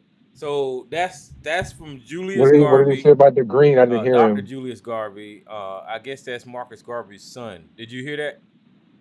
Yeah, he didn't. Yeah, he don't want to have it. He don't want to deal with it. Oh, he don't want to deal with it. Yeah, he don't want to deal with it either. I get it, but he was born after that's Garvey's son, dog. He didn't move and he don't know like that, bro. He's just only going by what he read. Okay, I was just sharing that with you. I thought you might want to know. Okay. We're talking about his kid, bro. Okay. I appreciate it, Frodo. I didn't. That's the closest thing we got to the conversation tonight. So because he didn't mention the green, right? It leaves it for. What did he say about the green, though, Tyrone? No, the green is for the riches of Africa, is what he said. Y'all didn't hear it? Thank you. Not true. Play it again. Can you play that part again? He misquoted his people. Yeah. and everybody going to Africa for what's in the ground, for the land. Wow. Well, I'll do it one more time. Pseudo, bro. Here you go. black people. Because one of the things that people in the South used to say, "Oh, the coon is nobody, he has no flag, he has no nation." So, the UNIA, the organization, nominated my father as Courts President General of Africa and came up with the red, black, and green, which is symbolic, the red standing for the blood of our ancestors that's been shed in order to establish our civilization and during the hard times. The black is for phenotypical appearance, we're of course black people in that sense, and green is for the riches, both agricultural and otherwise. So that's the symbolism. Well, I thought it was the land. There What you happened? go. Okay, What happened to the so I know land? you I heard thought it that was one that time, I didn't thought you? he said green is for riches. What happened to the land, Jay? The You talking riches about of our That dead? is the the riches of our land, culture bro. and Oh, man. civilization. He said it So all real fast. not The land. Okay, grass, man. get Yeah. the hell up out of here, man. The grass Okay, is so Thanks, either way, Tyrone. huh? Thanks, Tyrone. We Yeah. definitely didn't hear Ireland in So No, we're but gonna take. hold on. I got to be fair. It don't take it out of the damn equation because of the article Anthony shared and These the mindset. garbage words, man, dog. This is But what we're missing, bro. we don't have any quote besides the wiki page, Anthony. You got to come up with something else besides the wiki page. The garbage paper, they're in there. I can't pull it up because I don't have the shit to pull it up right now. But it's in there, bro. So what I But want to do, we heard I what don't his want to. I son. don't want to use my in order. What I'm saying to make it worth it, bro. If I'm gonna use my money to buy the book, at least have a debate about it, bro. Well, listen, is anybody trying to debate you? What the hell is what the fuck? We was having a conversation. Now you trying to damn get on the I just clock or wanna. some I don't shit. know, bro. I don't know. Niggas they be coming out here trying to take shots at you to make you. I want to introduce them to that ant. It's a whole new Okay, world, bro. but I thought it was just a conversation. Hell, I think you the one brought it up. So now you want to debate about it. I'm not trying to debate you. Tyrone. You gotta talk that nigga out the window, bro. Now that dude you play, he's disingenuous, bro. He ain't gonna say that, bro. It's all Oh, this is about man like child, man. What he wouldn't go around lying on his father, man. black people took that movement and they embellished it, bro. It ain't all Listen, about black Anthony, people. there's nothing wrong with what you just said. If that is the case, there's It's not nothing a wrong black with. only movement, bro. But you don't have That's no what. proof of it. Listen, let me show you something. You just used the word nigga on this phone 80,000 times, and we know the origin of that word. So that word has been embellished, right? So whenever you're looking at the red, black, and green, if black people took it and made it something to stand for and fight behind, there ain't nothing wrong with that. So you talking about like if they I embellish, agree with you, huh? but I agree, but Okay. Okay, if you're gonna agree with that, you also gotta admit that. Wait a minute, right? Okay, maybe he's right. No. No, listen, what you I don't You know. can't. It's I cool, I haven't bro. heard It's nothing cool, bro. Irish yet. And like I Yeah, said, a it's cool. paper saying this, saying that. We still didn't even get to that 600 and something page. We can't get to it. So even that page that you're saying that it was written, we can't get to it to see what it says. We don't. We can't. We're talking about a book that, bro. Ireland. I want to hear Ireland or Irish was inspired in me making So this the book. audio. So I don't need to give you the audio anymore. We can Get do the an book. audio or something. Get something. So we But can you do the need book something. now. Can you get something? Because right now it's just hearsay. Yeah. I mean, You know what's interesting is that no matter how much pain, degradation, harm black folks have experienced in this world, we've always had compassion for other people who had gone through the same, okay? But now, if we look at the world and we go to these people who have experienced exploitation and murderous events taking place, how many of them would have compassion for us?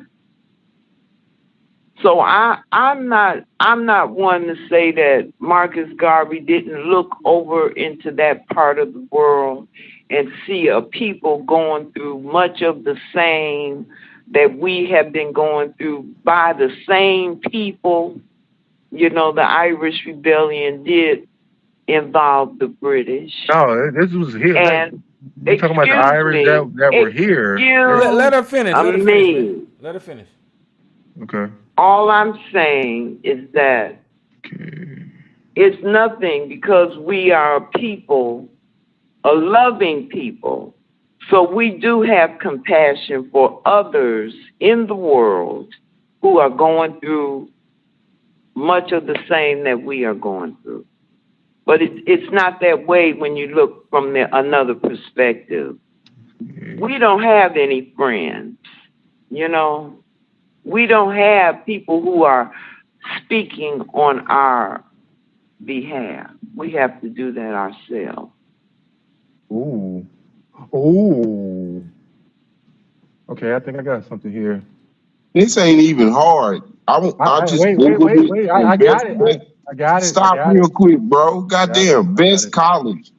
I got it. It's saying the same shit we've been saying. No, I got it. Well, let's see here.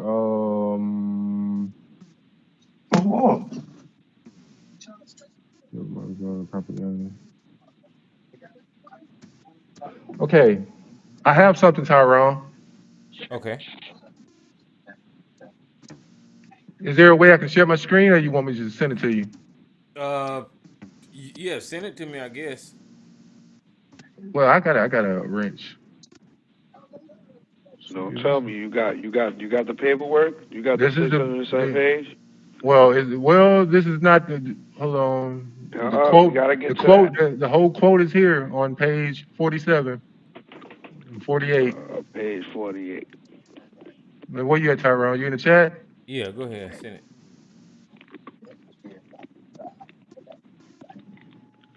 All right, so I'll open this. Can you share your screen, bro?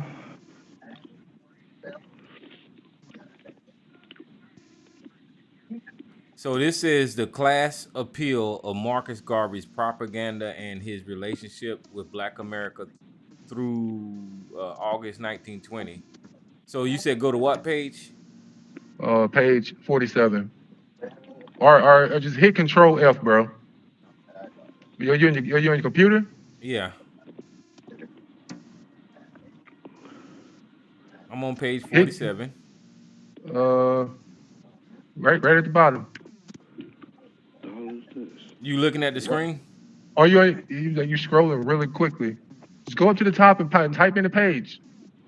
I did. I'm on page. There it goes right there. There it goes right there. That's what I said. So where you want me to start? Right here in this paragraph here? You can start. Yeah. You can start there. Okay, it says, okay, well, everybody can read with me. In little more than 2 years between Garvey's arrival in the United States, March 24, 1916, and July 2nd, 1918, the UNIA had become incorporated by the United States, by the state of New York. His perception of race relation in the United States was shaped by his formative Caribbean experience. While Garvey would enter a new political phase, as Hill puts it, after July 1921, during the period of 1918 and 1921, Garvey's propaganda demonstrated an immense sympathy with the Black American left and the labor movement. In 1920, he claimed the color red in the UINA showed sympathy for the reds of the world, and the green. Don't forget that. And the green, their sympathy for the Irish in their fight for freedom. However, when J. Edgar Hoover and the federal authorities blocked his return to the United States in 1921 after his trip to the Caribbean, as Hill notes, Garvey abandoned his earlier espousal of the resistance and acquired a special logic so that the dogma of racial purity now became the basis of the UINA legitimacy. Okay, so that says basically the same thing that was on the Wikipedia page. So scroll back up a little bit. I'm there. Everybody, look at that source right there, right under there. Hold on, let me go back. I'm looking at the same shit. Okay. Well, the source for this one is 162, and that's at the bottom of this page. and Well, it it's in says Garvey. Negro with a hat. Huh? It's in the Negro with a hat book. Okay. Well, it's sending you to the same paper. Look like. Well, there. Okay. Like where you at, Yeah. Miss Ottawa? But no, I mean it's sending you to the same paper. It's got the same quote. It's not really a source validating that quote. It's saying the same thing that's on Wikipedia page. You get what I'm saying? But wait, what is the source at this point then? The damn Wikipedia. What the hell is what's wrong with you? Oh my God. Good gracious, it's right there. No. Okay. No, right under what you read. Wait, where was I? How did I get back up there? So,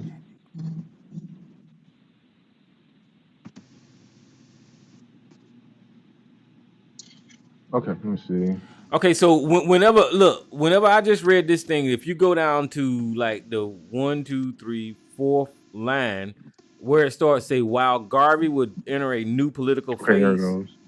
Well, I say Garvey would enter a new political phase. This is another reporter or journalist named Hill, and he's quoting Garvey again because it says, as Hill puts it, after 1921, during this phase, Garvey's propaganda demonstrated immense sympathy with Black Americans, the left labor movement, and then he claimed. So all of this is another quote from another reporter, or a reporter named Hill. So it's almost like, you know. Yeah, but look at all of these sources though, Tyrone. Like right on page 48, man. Look at all of them sources, bro. I'm not saying the sources. We need to get the sources though. Is what I'm saying. I'm not questioning the sources. Like Jay New York want to see the source. He want to see the quote come out of Garvey's mouth. You get what I'm saying? Well, Tyrone, I mean, I don't mean to be a Debbie Downer, but right there. I just Googled Marcus Garvey, right? You highlighted. I just Googled Marcus Garvey. That's all I did, right? And then I clicked on Marcus Garvey Wikipedia, right? I'm doing it all over again. I don't even understand what the fuck we talking about. But as you scroll down the Wikipedia page, you see the RBG flag, right? And it even says underneath it, the UNIA flag, a tricolor of red, black, and green. According to Garvey, the red symbolizes the blood of the martyrs. The black symbolizes the skin of the African. And the green represents the vegetation of the African land. This says it on the Wiki page. Yeah, but see what Anthony is trying to point out is the paragraph above that where he was saying the original thought came with the colors. You see that? Okay, so I'm looking at the little flag. So you talking about the culture behind the boat? Is that what you're talking about? Okay. Well, let me see what page. Because it says Garvey. It says Garvey from 1915 Collegiate Hall speech published in the Daily Chronicle. Is that the one you're talking about? No. What the Wikipedia page that I was on, it says Pan African flag. That's the one that I'm on. Okay, hold on. So let me go back out of here. But let me just see if they got a spot for it on his Pan-Africanism. Here, we'll just go back. So I'll type in Pan-African flag. Yeah, that's it. All right. I gotta see this. There you go. Right there. Okay, that Wikipedia. Okay. All right. So now guide me a little more. The Declaration of the Rights of the Negro Peoples. I see that highlighted. It's under history. You on the Pan African? I pull it up on Google here. So under history, what does it say? Where at? Flag of the nation state. Journalist Charles Mowbray. It says anything Right, Irish. right above the book. It says Irish. Do you see it, Mama's boy? Let me go to your. I'm gonna just go to your YouTube, man. Well, no, you on the right page. Okay. It says Pan African flag on my Wikipedia, and Yeah, then it says the first thing it says is the Pan African flag, also known as the African American flag, the Black Liberation flag, the UNIA flag. You see that? and various other names is a Scroll down. tricolor Yeah, that's it. And flag. keep scrolling Under down. history. Okay. So what you need me to do, Tyro? Keep scrolling down, and the history of the flag. It gives. Every flag, every race has a flag, but a coon, Yeah. right? So that we went over that, and then Okay. keep going down. Okay. No, that's right there in the area where it's No, at. hold on. I want him to get to the red, the color. You see you see where it says red, the color of blood which men shed for. You see that? Hold on. Let me see here. It's right up under that picture of the book or whatever. What it says, Ireland. Well, I'm gonna get him there now. Don't interfere with me till I get him there. Well, hang on. I'm just give me a second. Cause okay, you got the book, right? Yeah. It says red, The very the next, blood the that very unites next. all people of Black African history and shed of liberation. That's it. That's above the book. It says, according to the UNI, more recently, the three colors of the Black No, nationalist go flag up a little bit. Go up represents. a little bit. Right above that. Okay. Yeah, it's the paragraph Let's say above that red where is it the starts color. says Red is journalist. the color of the blood which must shed of their redemption and liberty. Is that what you're talking about? Yeah, right there. Right, the next Okay. paragraph says journalist Charles Marbury. Do you see that? I see that Charles Okay, so Marbury that's White. what Anthony is talking about right there. That It's short. bro. It says in big ass letters, well, lowercase. Sorry, Charles White has asserted. I told y'all that before. I mean, that's why you find the shit in the middle of the That's motherfucking just where. That is shit. just that's not a solid Yeah, thing. so That's So but they hold on, mama's boy. So whenever you read that, right, and then you see that little right, eight at right, the end of that paragraph, that is the right. reference, and That's the that's what I was reference. trying to get a hold All of right. so So we let can read it. me. Hold on, that's what I was trying to get a hold of so we can read it out, and then Jay New York can see the quote for itself. Yeah, because I But whenever clicked on it and it just when moved it, me to the bottom of the fucking page. yeah, but if No, you go, it's it goes to garbage wait a minute, hold paper. on, wait a Garbage minute, paper. Anthony, let me walk him through this. If you go to the bottom of the page and it said I see it. Garvey Papers Volume 2, and you Google Right. Garvey Papers Volume 2, it'll take you to Garvey Papers Volume 2. If you got to copy that and paste it in Google, it'll take you to Yeah, I Garvey am. Papers I'm Volume already 2, on it right now. and it'll pull up this book that costs $79 goddamn dollars. So that's man, you can't get to that quote that he's saying that it Well, mentions give me a Ireland. second. I'm working on it Direct now. quote. Give me a second, bro. The quote is on the screen. Just give me a Tyrone. second, bro. Just sharing it. That was a direct quote, bro.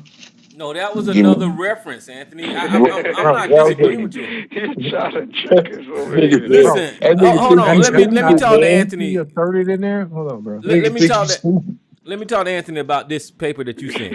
If you read the paper that you sent, right, it says while Garvey would enter a new political phase, as Hale puts it, that is somebody quoting from that point on. Do you get it? There you go. It's not solid. I'm talking about what I put in the chat a moment ago. That's what I'm reading right now. Look at it. It's on the screen right now. Sharing again. It says while Hill would enter a new political phase, as Hill puts it, after July 1921. During this period of 1918 to 1921, Garvey's propaganda demonstrated immense sympathy with the Black American left and the labor movement. And these are quotes from this journalist, Hill. You get it Right. now? And they come from the books below, listed below. Yeah, and just like Wikipedia, they're giving you a reference with them numbers, with those little numbers. I guess sources don't matter anymore, bro. I'm not saying that. I'm saying we go to the source. Jay want to see the quote from Garvey. That's what Jay want to see. He put it out there. He said that he was going to get a quote on 605, right? But we can't get to it, and there's no audio. So you got to give me something. Give us So something. basically, the reference that Wikipedia is sending you to, I'm not doubting that, and I'm not doubting the reference that you're sending me to. But when Jay's saying, "Let me see Garvey saying it," then this is not what we're showing them. We're showing them what reporters are saying. Somebody else. But he's moving the goalpost though, bro. Well, if you want to see Garvey saying that, then I guess we can try it. I mean, you would think that you I want the trust those direct. sources. I trust the sources, but I understand what Jay is asking for. I'm saying I want to get it from the horse's mouth. You know. These are credible. These are universities that are all right, bro. You got it.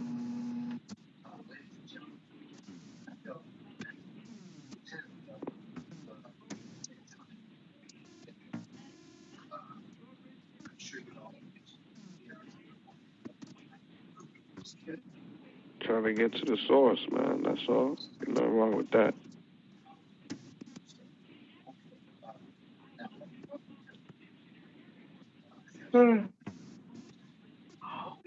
I can't.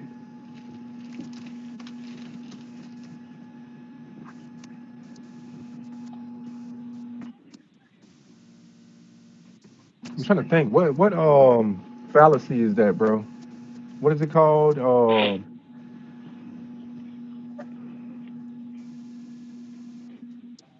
What Jay is doing right now? A logical fallacy? No, that's not the one. It's pretty much you.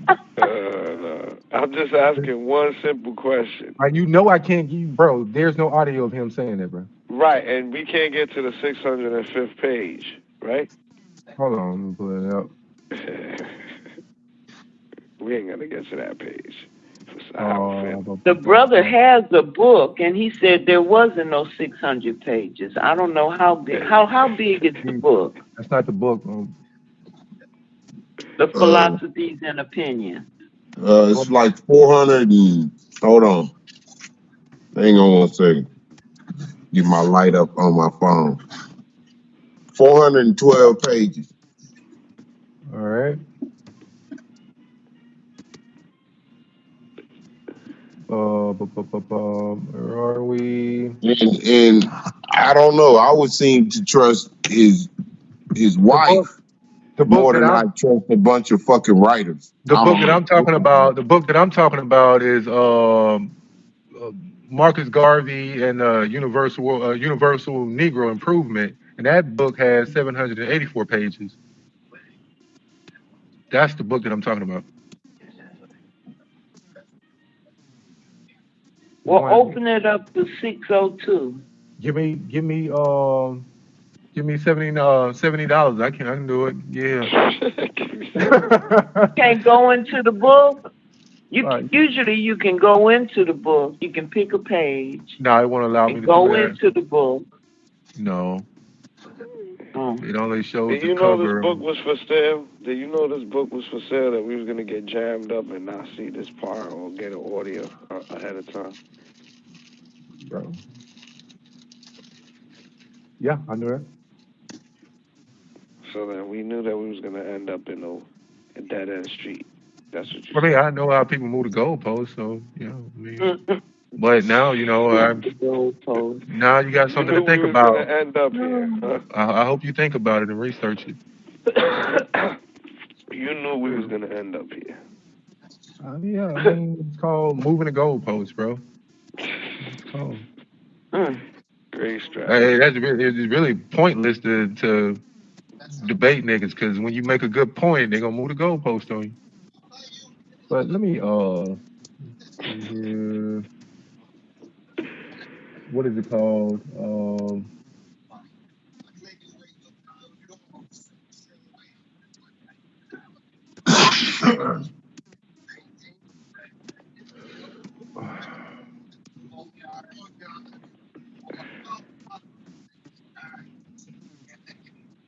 That's what it's called. Okay.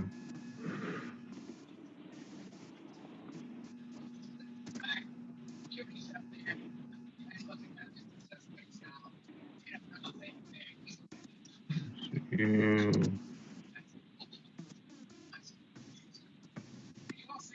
Okay, don't worry about it. Y'all quiet. What's going on? What's the topic? What up, Rick? What's happening, Rick? Red, What's black, going on? green. What's going on? You, man. Red, black, You enjoy and your green, holidays? Yeah, I can't complain. I can't I complain. just need to report to you. Ain't did it in a couple of years, but I just need to let you know that I did have a turkey, okay? As long as you admit it, I'll let you have it. I've been found out y'all was faking the folk long a couple of years ago, so I don't even push the issue too much no more. You know, y'all just straddling the fence. Y'all got one foot in and one foot out. That's all it is. Yeah, y'all want to believe, but y'all just want to follow the trend. See? Is that right? Yeah, y'all just want to follow the trend. You know. And another thing I figured out, man, is most of these pro-black people, it seems to me that they vote Republican, man. I hadn't figured that out yet either. How can you be pro-black and vote Republican? Well, they pro-coon. That's what you're looking at. That's what it is. Yeah, they say they pro-black, but they pro-coon. That's what it is. That's I don't know. I'm doing some study on that right now. I'm doing some study. There ain't no other answer, Rick, because you can't vote for no Republican. I don't give a crap who you are, and then say you pro-black. I don't. That don't make no sense now. Well, if you just look at the ones on YouTube, and even would you say Sarge is pro-black? No, that's why I said they pro-coon. Oh, okay. Now they'll sit up here and lie all day long. ABC will tell you he pro-black all day. No, I don't believe ABC gonna say he pro-black. But my point is, these guys are taught that black stuff, but they really sympathize with the Republicans and the way white people do stuff. That's what it is. That's weird, isn't it? Yep. I'm not gonna argue with them. Yeah, we just confused. That's it. Yeah, well, they confused. They like to tell me how black I ain't. You know, they keep you ain't black. Oh, okay, whatever. You know. Well, did you get any Christmas gifts? Or did you give any Christmas gifts? You know, I didn't give any, but I received me a nice laptop for Christmas. Okay. No questions asked. I should say for the holidays, because as long as I use that word Christmas, you lose your damn mind. Yeah. You all participate. You should have gave it back and said, no, I don't want to. Give it back. Give it to me. If it was a woman, give it to me on Valentine's Day or something. I don't want it right now. Get that nigga Rick. I would be a fool. I would be a fool to sit up here and turn this laptop. I know that's right. I ain't finna turn down no gift. Yeah. Oh, no turkey. No, I ain't finna turn down no turkey. I'm not gonna stop. Hey, you read the Bible. You read the Bible too, don't you? Okay, now you went a bridge too far there with that one. You give thanks, don't you? No, I say you don't say thanks. I don't say no prayer if I eat. For what? The food dead. So you never give thanks, huh? You never give thanks. You never give thanks. To who? You bless the cook. Did you bless the cook? I am the cook. Oh, okay. I hear you. Okay.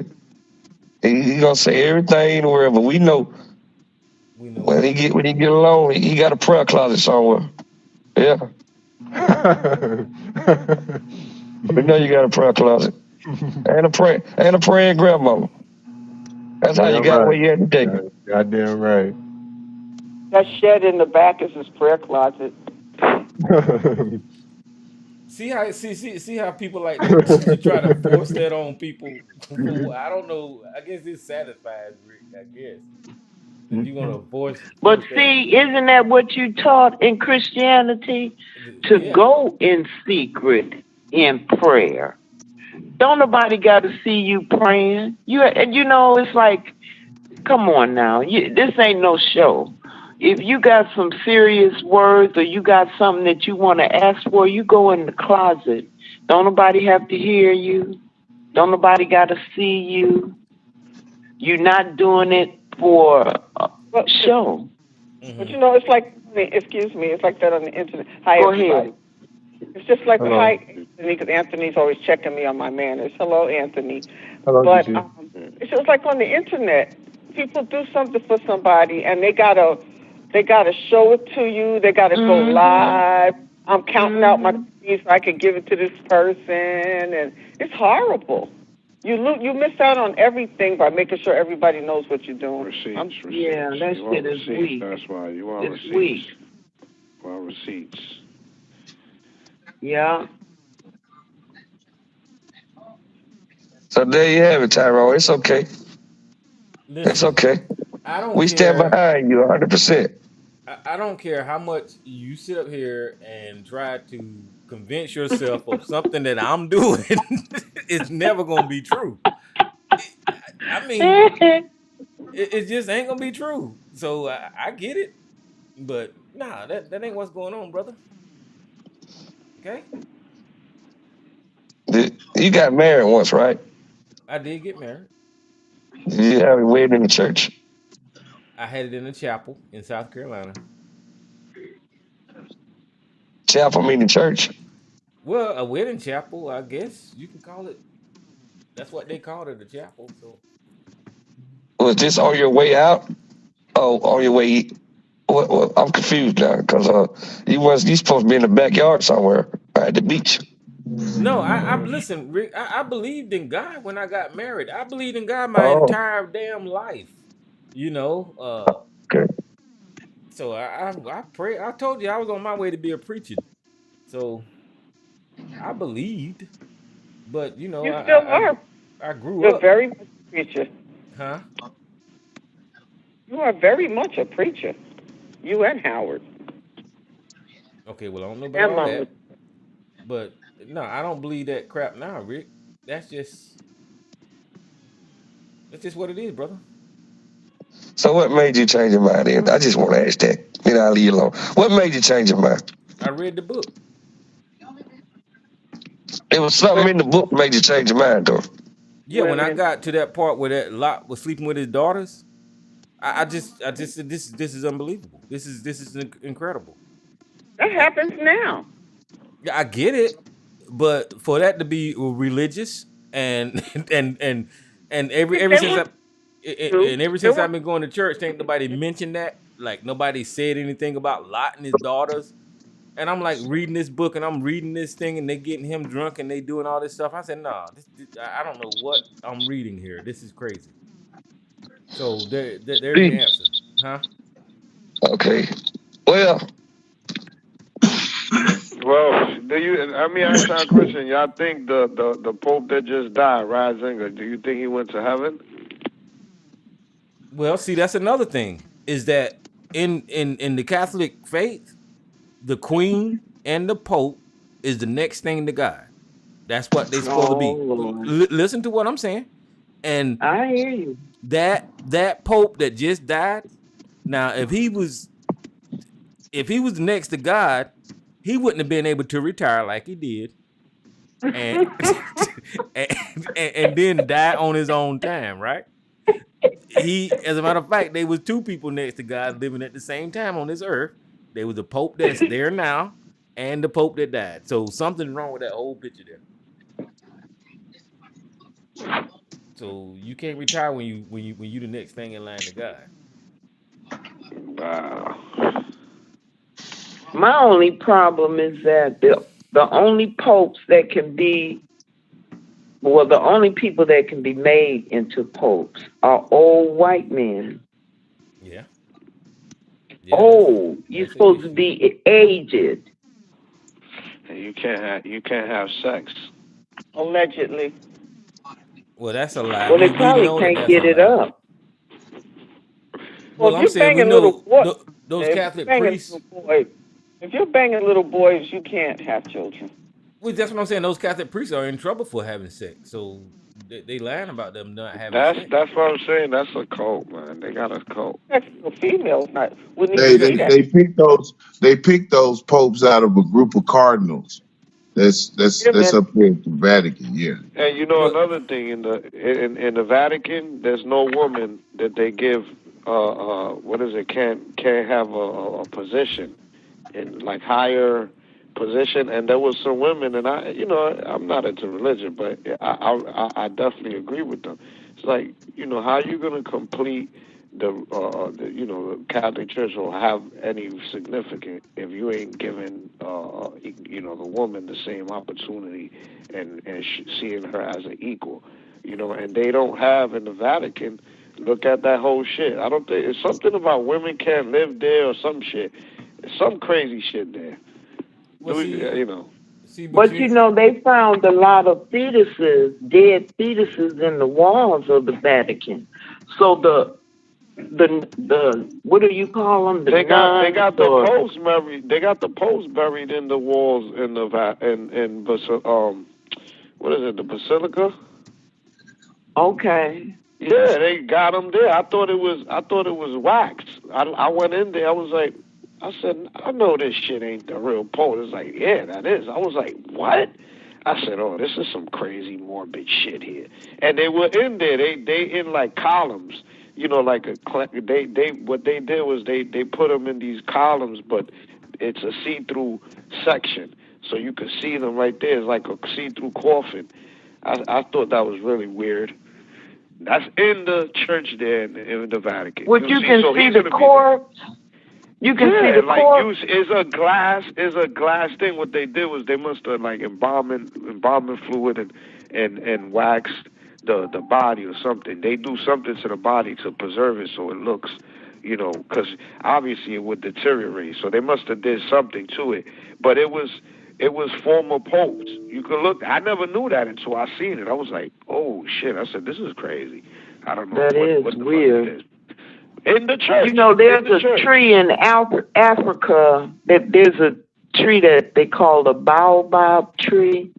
It's a huge, huge tree. The bark of it, well, not the bark, but the trunk of the tree is huge.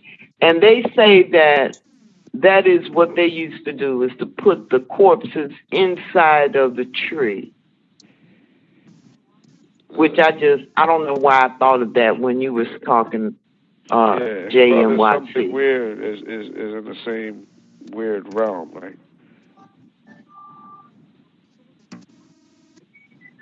I'm trying to do. I don't know, man. One sound like you kind of like maybe concealing by putting it in the tree. The other one, you making it a tree. I'm just saying, man. You making it something. You making something. You making it a pillar of the building that you in. So I don't know what you mean. You putting them back in nature. How about that? I don't know what that is. But that column. There's tribes where the women put their placentas. They bury them under the trees too. That's true. Absolutely, I did that myself. Okay.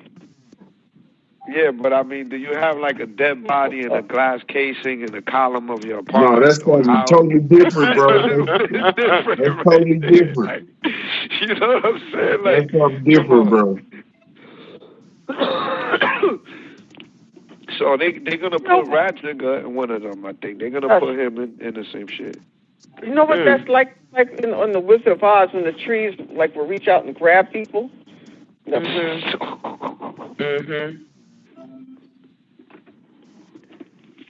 Man, I know we got past this, but I just wanted to make this one point, and I'm not disparaging somebody throwing their $70 to find out, but I mean, just the title of the damn book throws me off.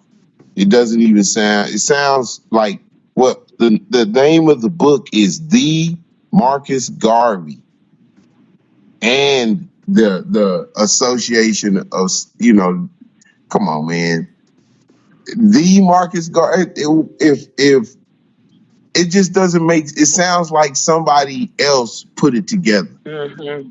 The title itself makes you think some people got together and made a book about the Marcus Garvey and the UNIA. Now, I like the philosophies and opinions of Marcus Garvey, and the reason why I like it is because his wife wrote the book. His wife put all the shit together. She would know better than any goddamn body, any journalist, what the man thought. She would know better than anybody.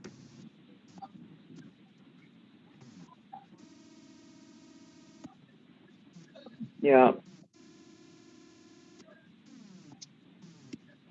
Again, that green don't So, stand for no so, island. so instead of me pulling up on you in the mall, mama's boy, let me pull up on you next Thursday and let's do a debate, bro. Let's do it that way. And Bro, get over yourself, nigga. You can crush me intellectually, man. Get over yourself, man. No, bro, what do you mean? I'm trying to do it the right way. Get over yourself, bro. You gotta get that book. That's the main thing. Get that book. Hey, that shows you right there. That shows you right there, Jay New York. Uh-huh. I never even brought it up. Nobody even knew I had Marcus Garvey's book. Because I went out and got the motherfucker instead of talking all that shit and digging online for this and that. I actually went and got the goddamn book. I read some of it. You know, I can't sit here and tell you I read all of it. But I don't think it's very much in the book about the red, black, and green, except it tells you in the philosophy and opinion of the UNIA that the red, black, and green are the colors of the Negro race. So I don't know where all this Ireland and red and this and that is. It states it right there. I can read them all. It's like 50 something of them. Here's what's missing, mama's boy. And from my understanding, the UNIA made him president, right? General, right? And he came up with the flag and the colors. So it was all his idea. And if the UNIA, which made him their general, their man, say that it's red is for the bloodshed, the black is for the people, and the green is for the land of Africa, I'm gonna go with that. I don't know why should I even care what a white man wrote when the black woman in his life is writing this, saying this is what he's about. So I don't need your help, motherfucker. When you gonna figure that out? I don't need your help. So keep your help to yourself. When you think that you need the help, mama's boy, stop. Because mama's boy doesn't need your help. I hate to refer to you like this. It makes me sound like I'm talking to a little kid. So look, when you see mama's boy, you hold your thoughts to yourself. He don't want to hear it, okay? Don't want your help. Your assistance. If you see me struggling to get off the toilet, let me struggle. Go your ass away. Bro, don't give a lecture, bro. Go ahead, bro. You got it.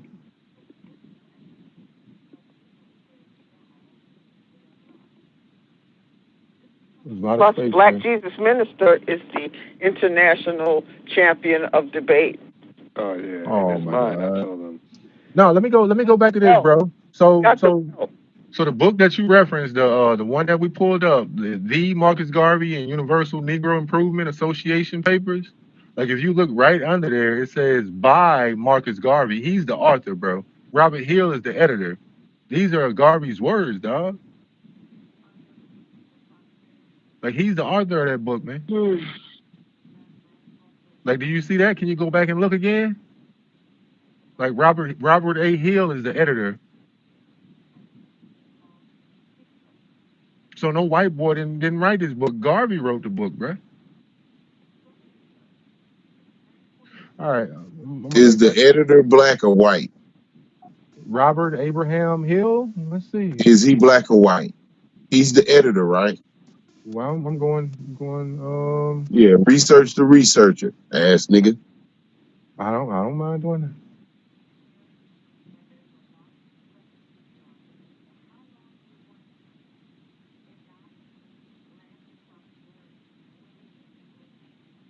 What does the editor do?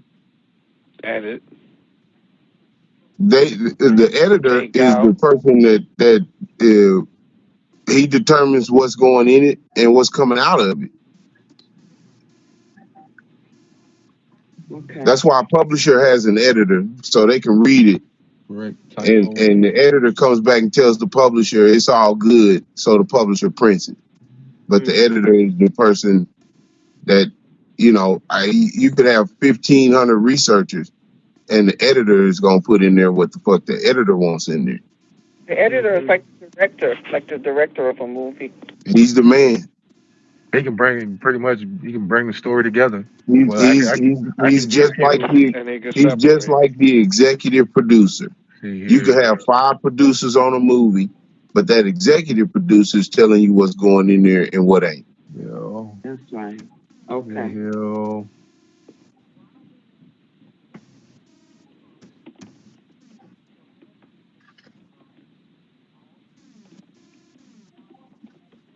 I mean, I'm making a simple statement. Nothing, no serious velocity in what the fuck I'm saying. It's a simple statement. All we're gonna get are a bunch of compiled information by other people. Other people. They gonna put together their story of Garvey and they gonna publish it. And I'm telling you, I'd rather take his ex-wife's papers. I'd rather take her publishing than a bunch of white men. Well, but Robert A. Hill, he was a Jamaican. He was Jamaican. Okay. Okay, what he said. What do you say? He was the editor of the book, bro. All he wanted to do is see his face. He didn't want to read nothing about him and find out about him. I mean, you didn't ask me to read anything. You wanted to know his color. I'm still talking. I'm still talking. It's kind of like when Taz told me about the girl who wrote the book on Garvey, about like it was supposed to be some bombshell that he did. He sat down with the Klan or some shit.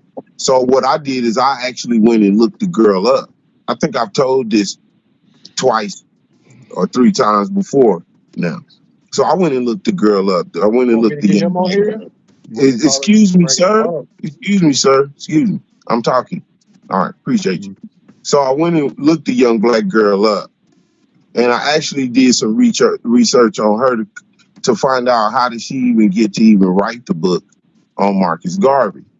And as I studied the girl, she only book she had ever written up to the Marcus Garvey book were fictional books about a young black girl falling in love with a damn young white boy.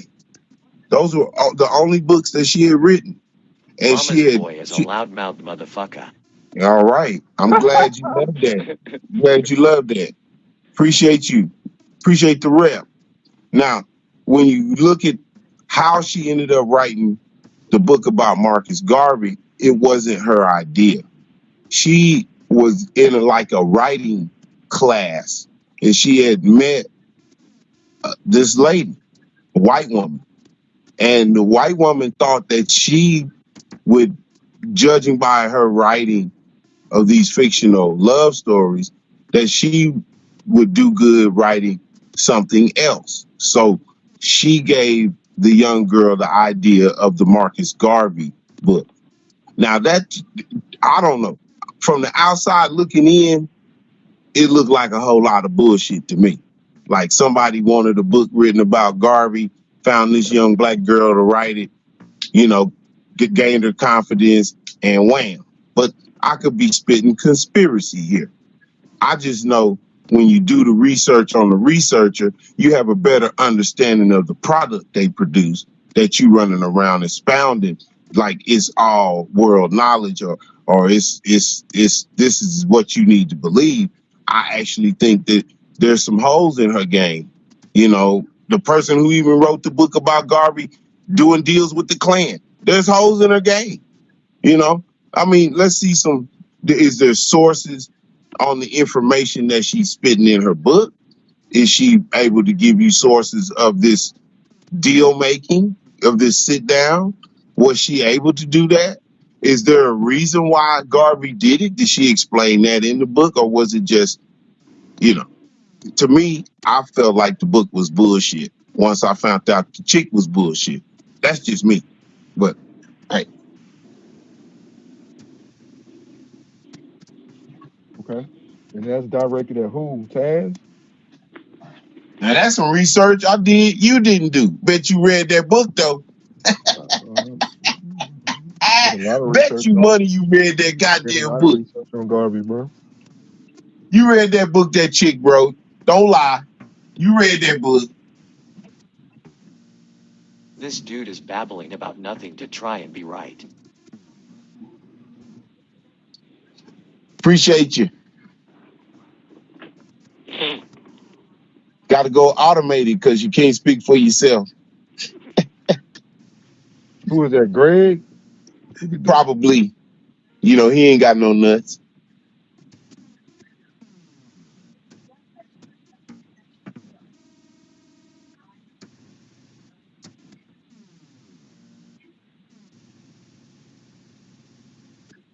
Might be you. Nah.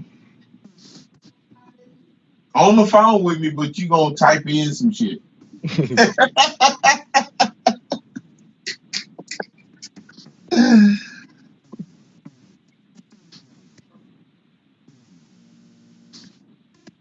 When Dr. Umar Johnson gonna open up his school?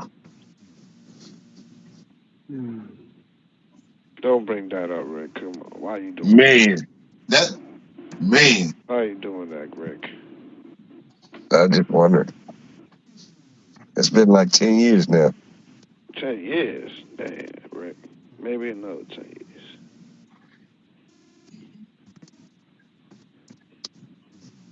I was just wondering since y'all How long? Automated. Hey, you think it took? You think Umar broke now? You think he spent all the money that he pulled in? I don't know. Last he said he bought the school, but I don't know what's going on. He don't even come in my algorithm no more. I don't even hardly see him no more.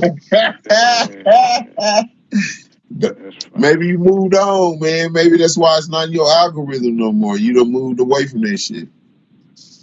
Hey, it's possible. But Ant gonna tell us about it though. Come on, Ant. I'm good, bro. He been already proved he don't know shit. All right. So, keep listening to Ant. You want to, Rick.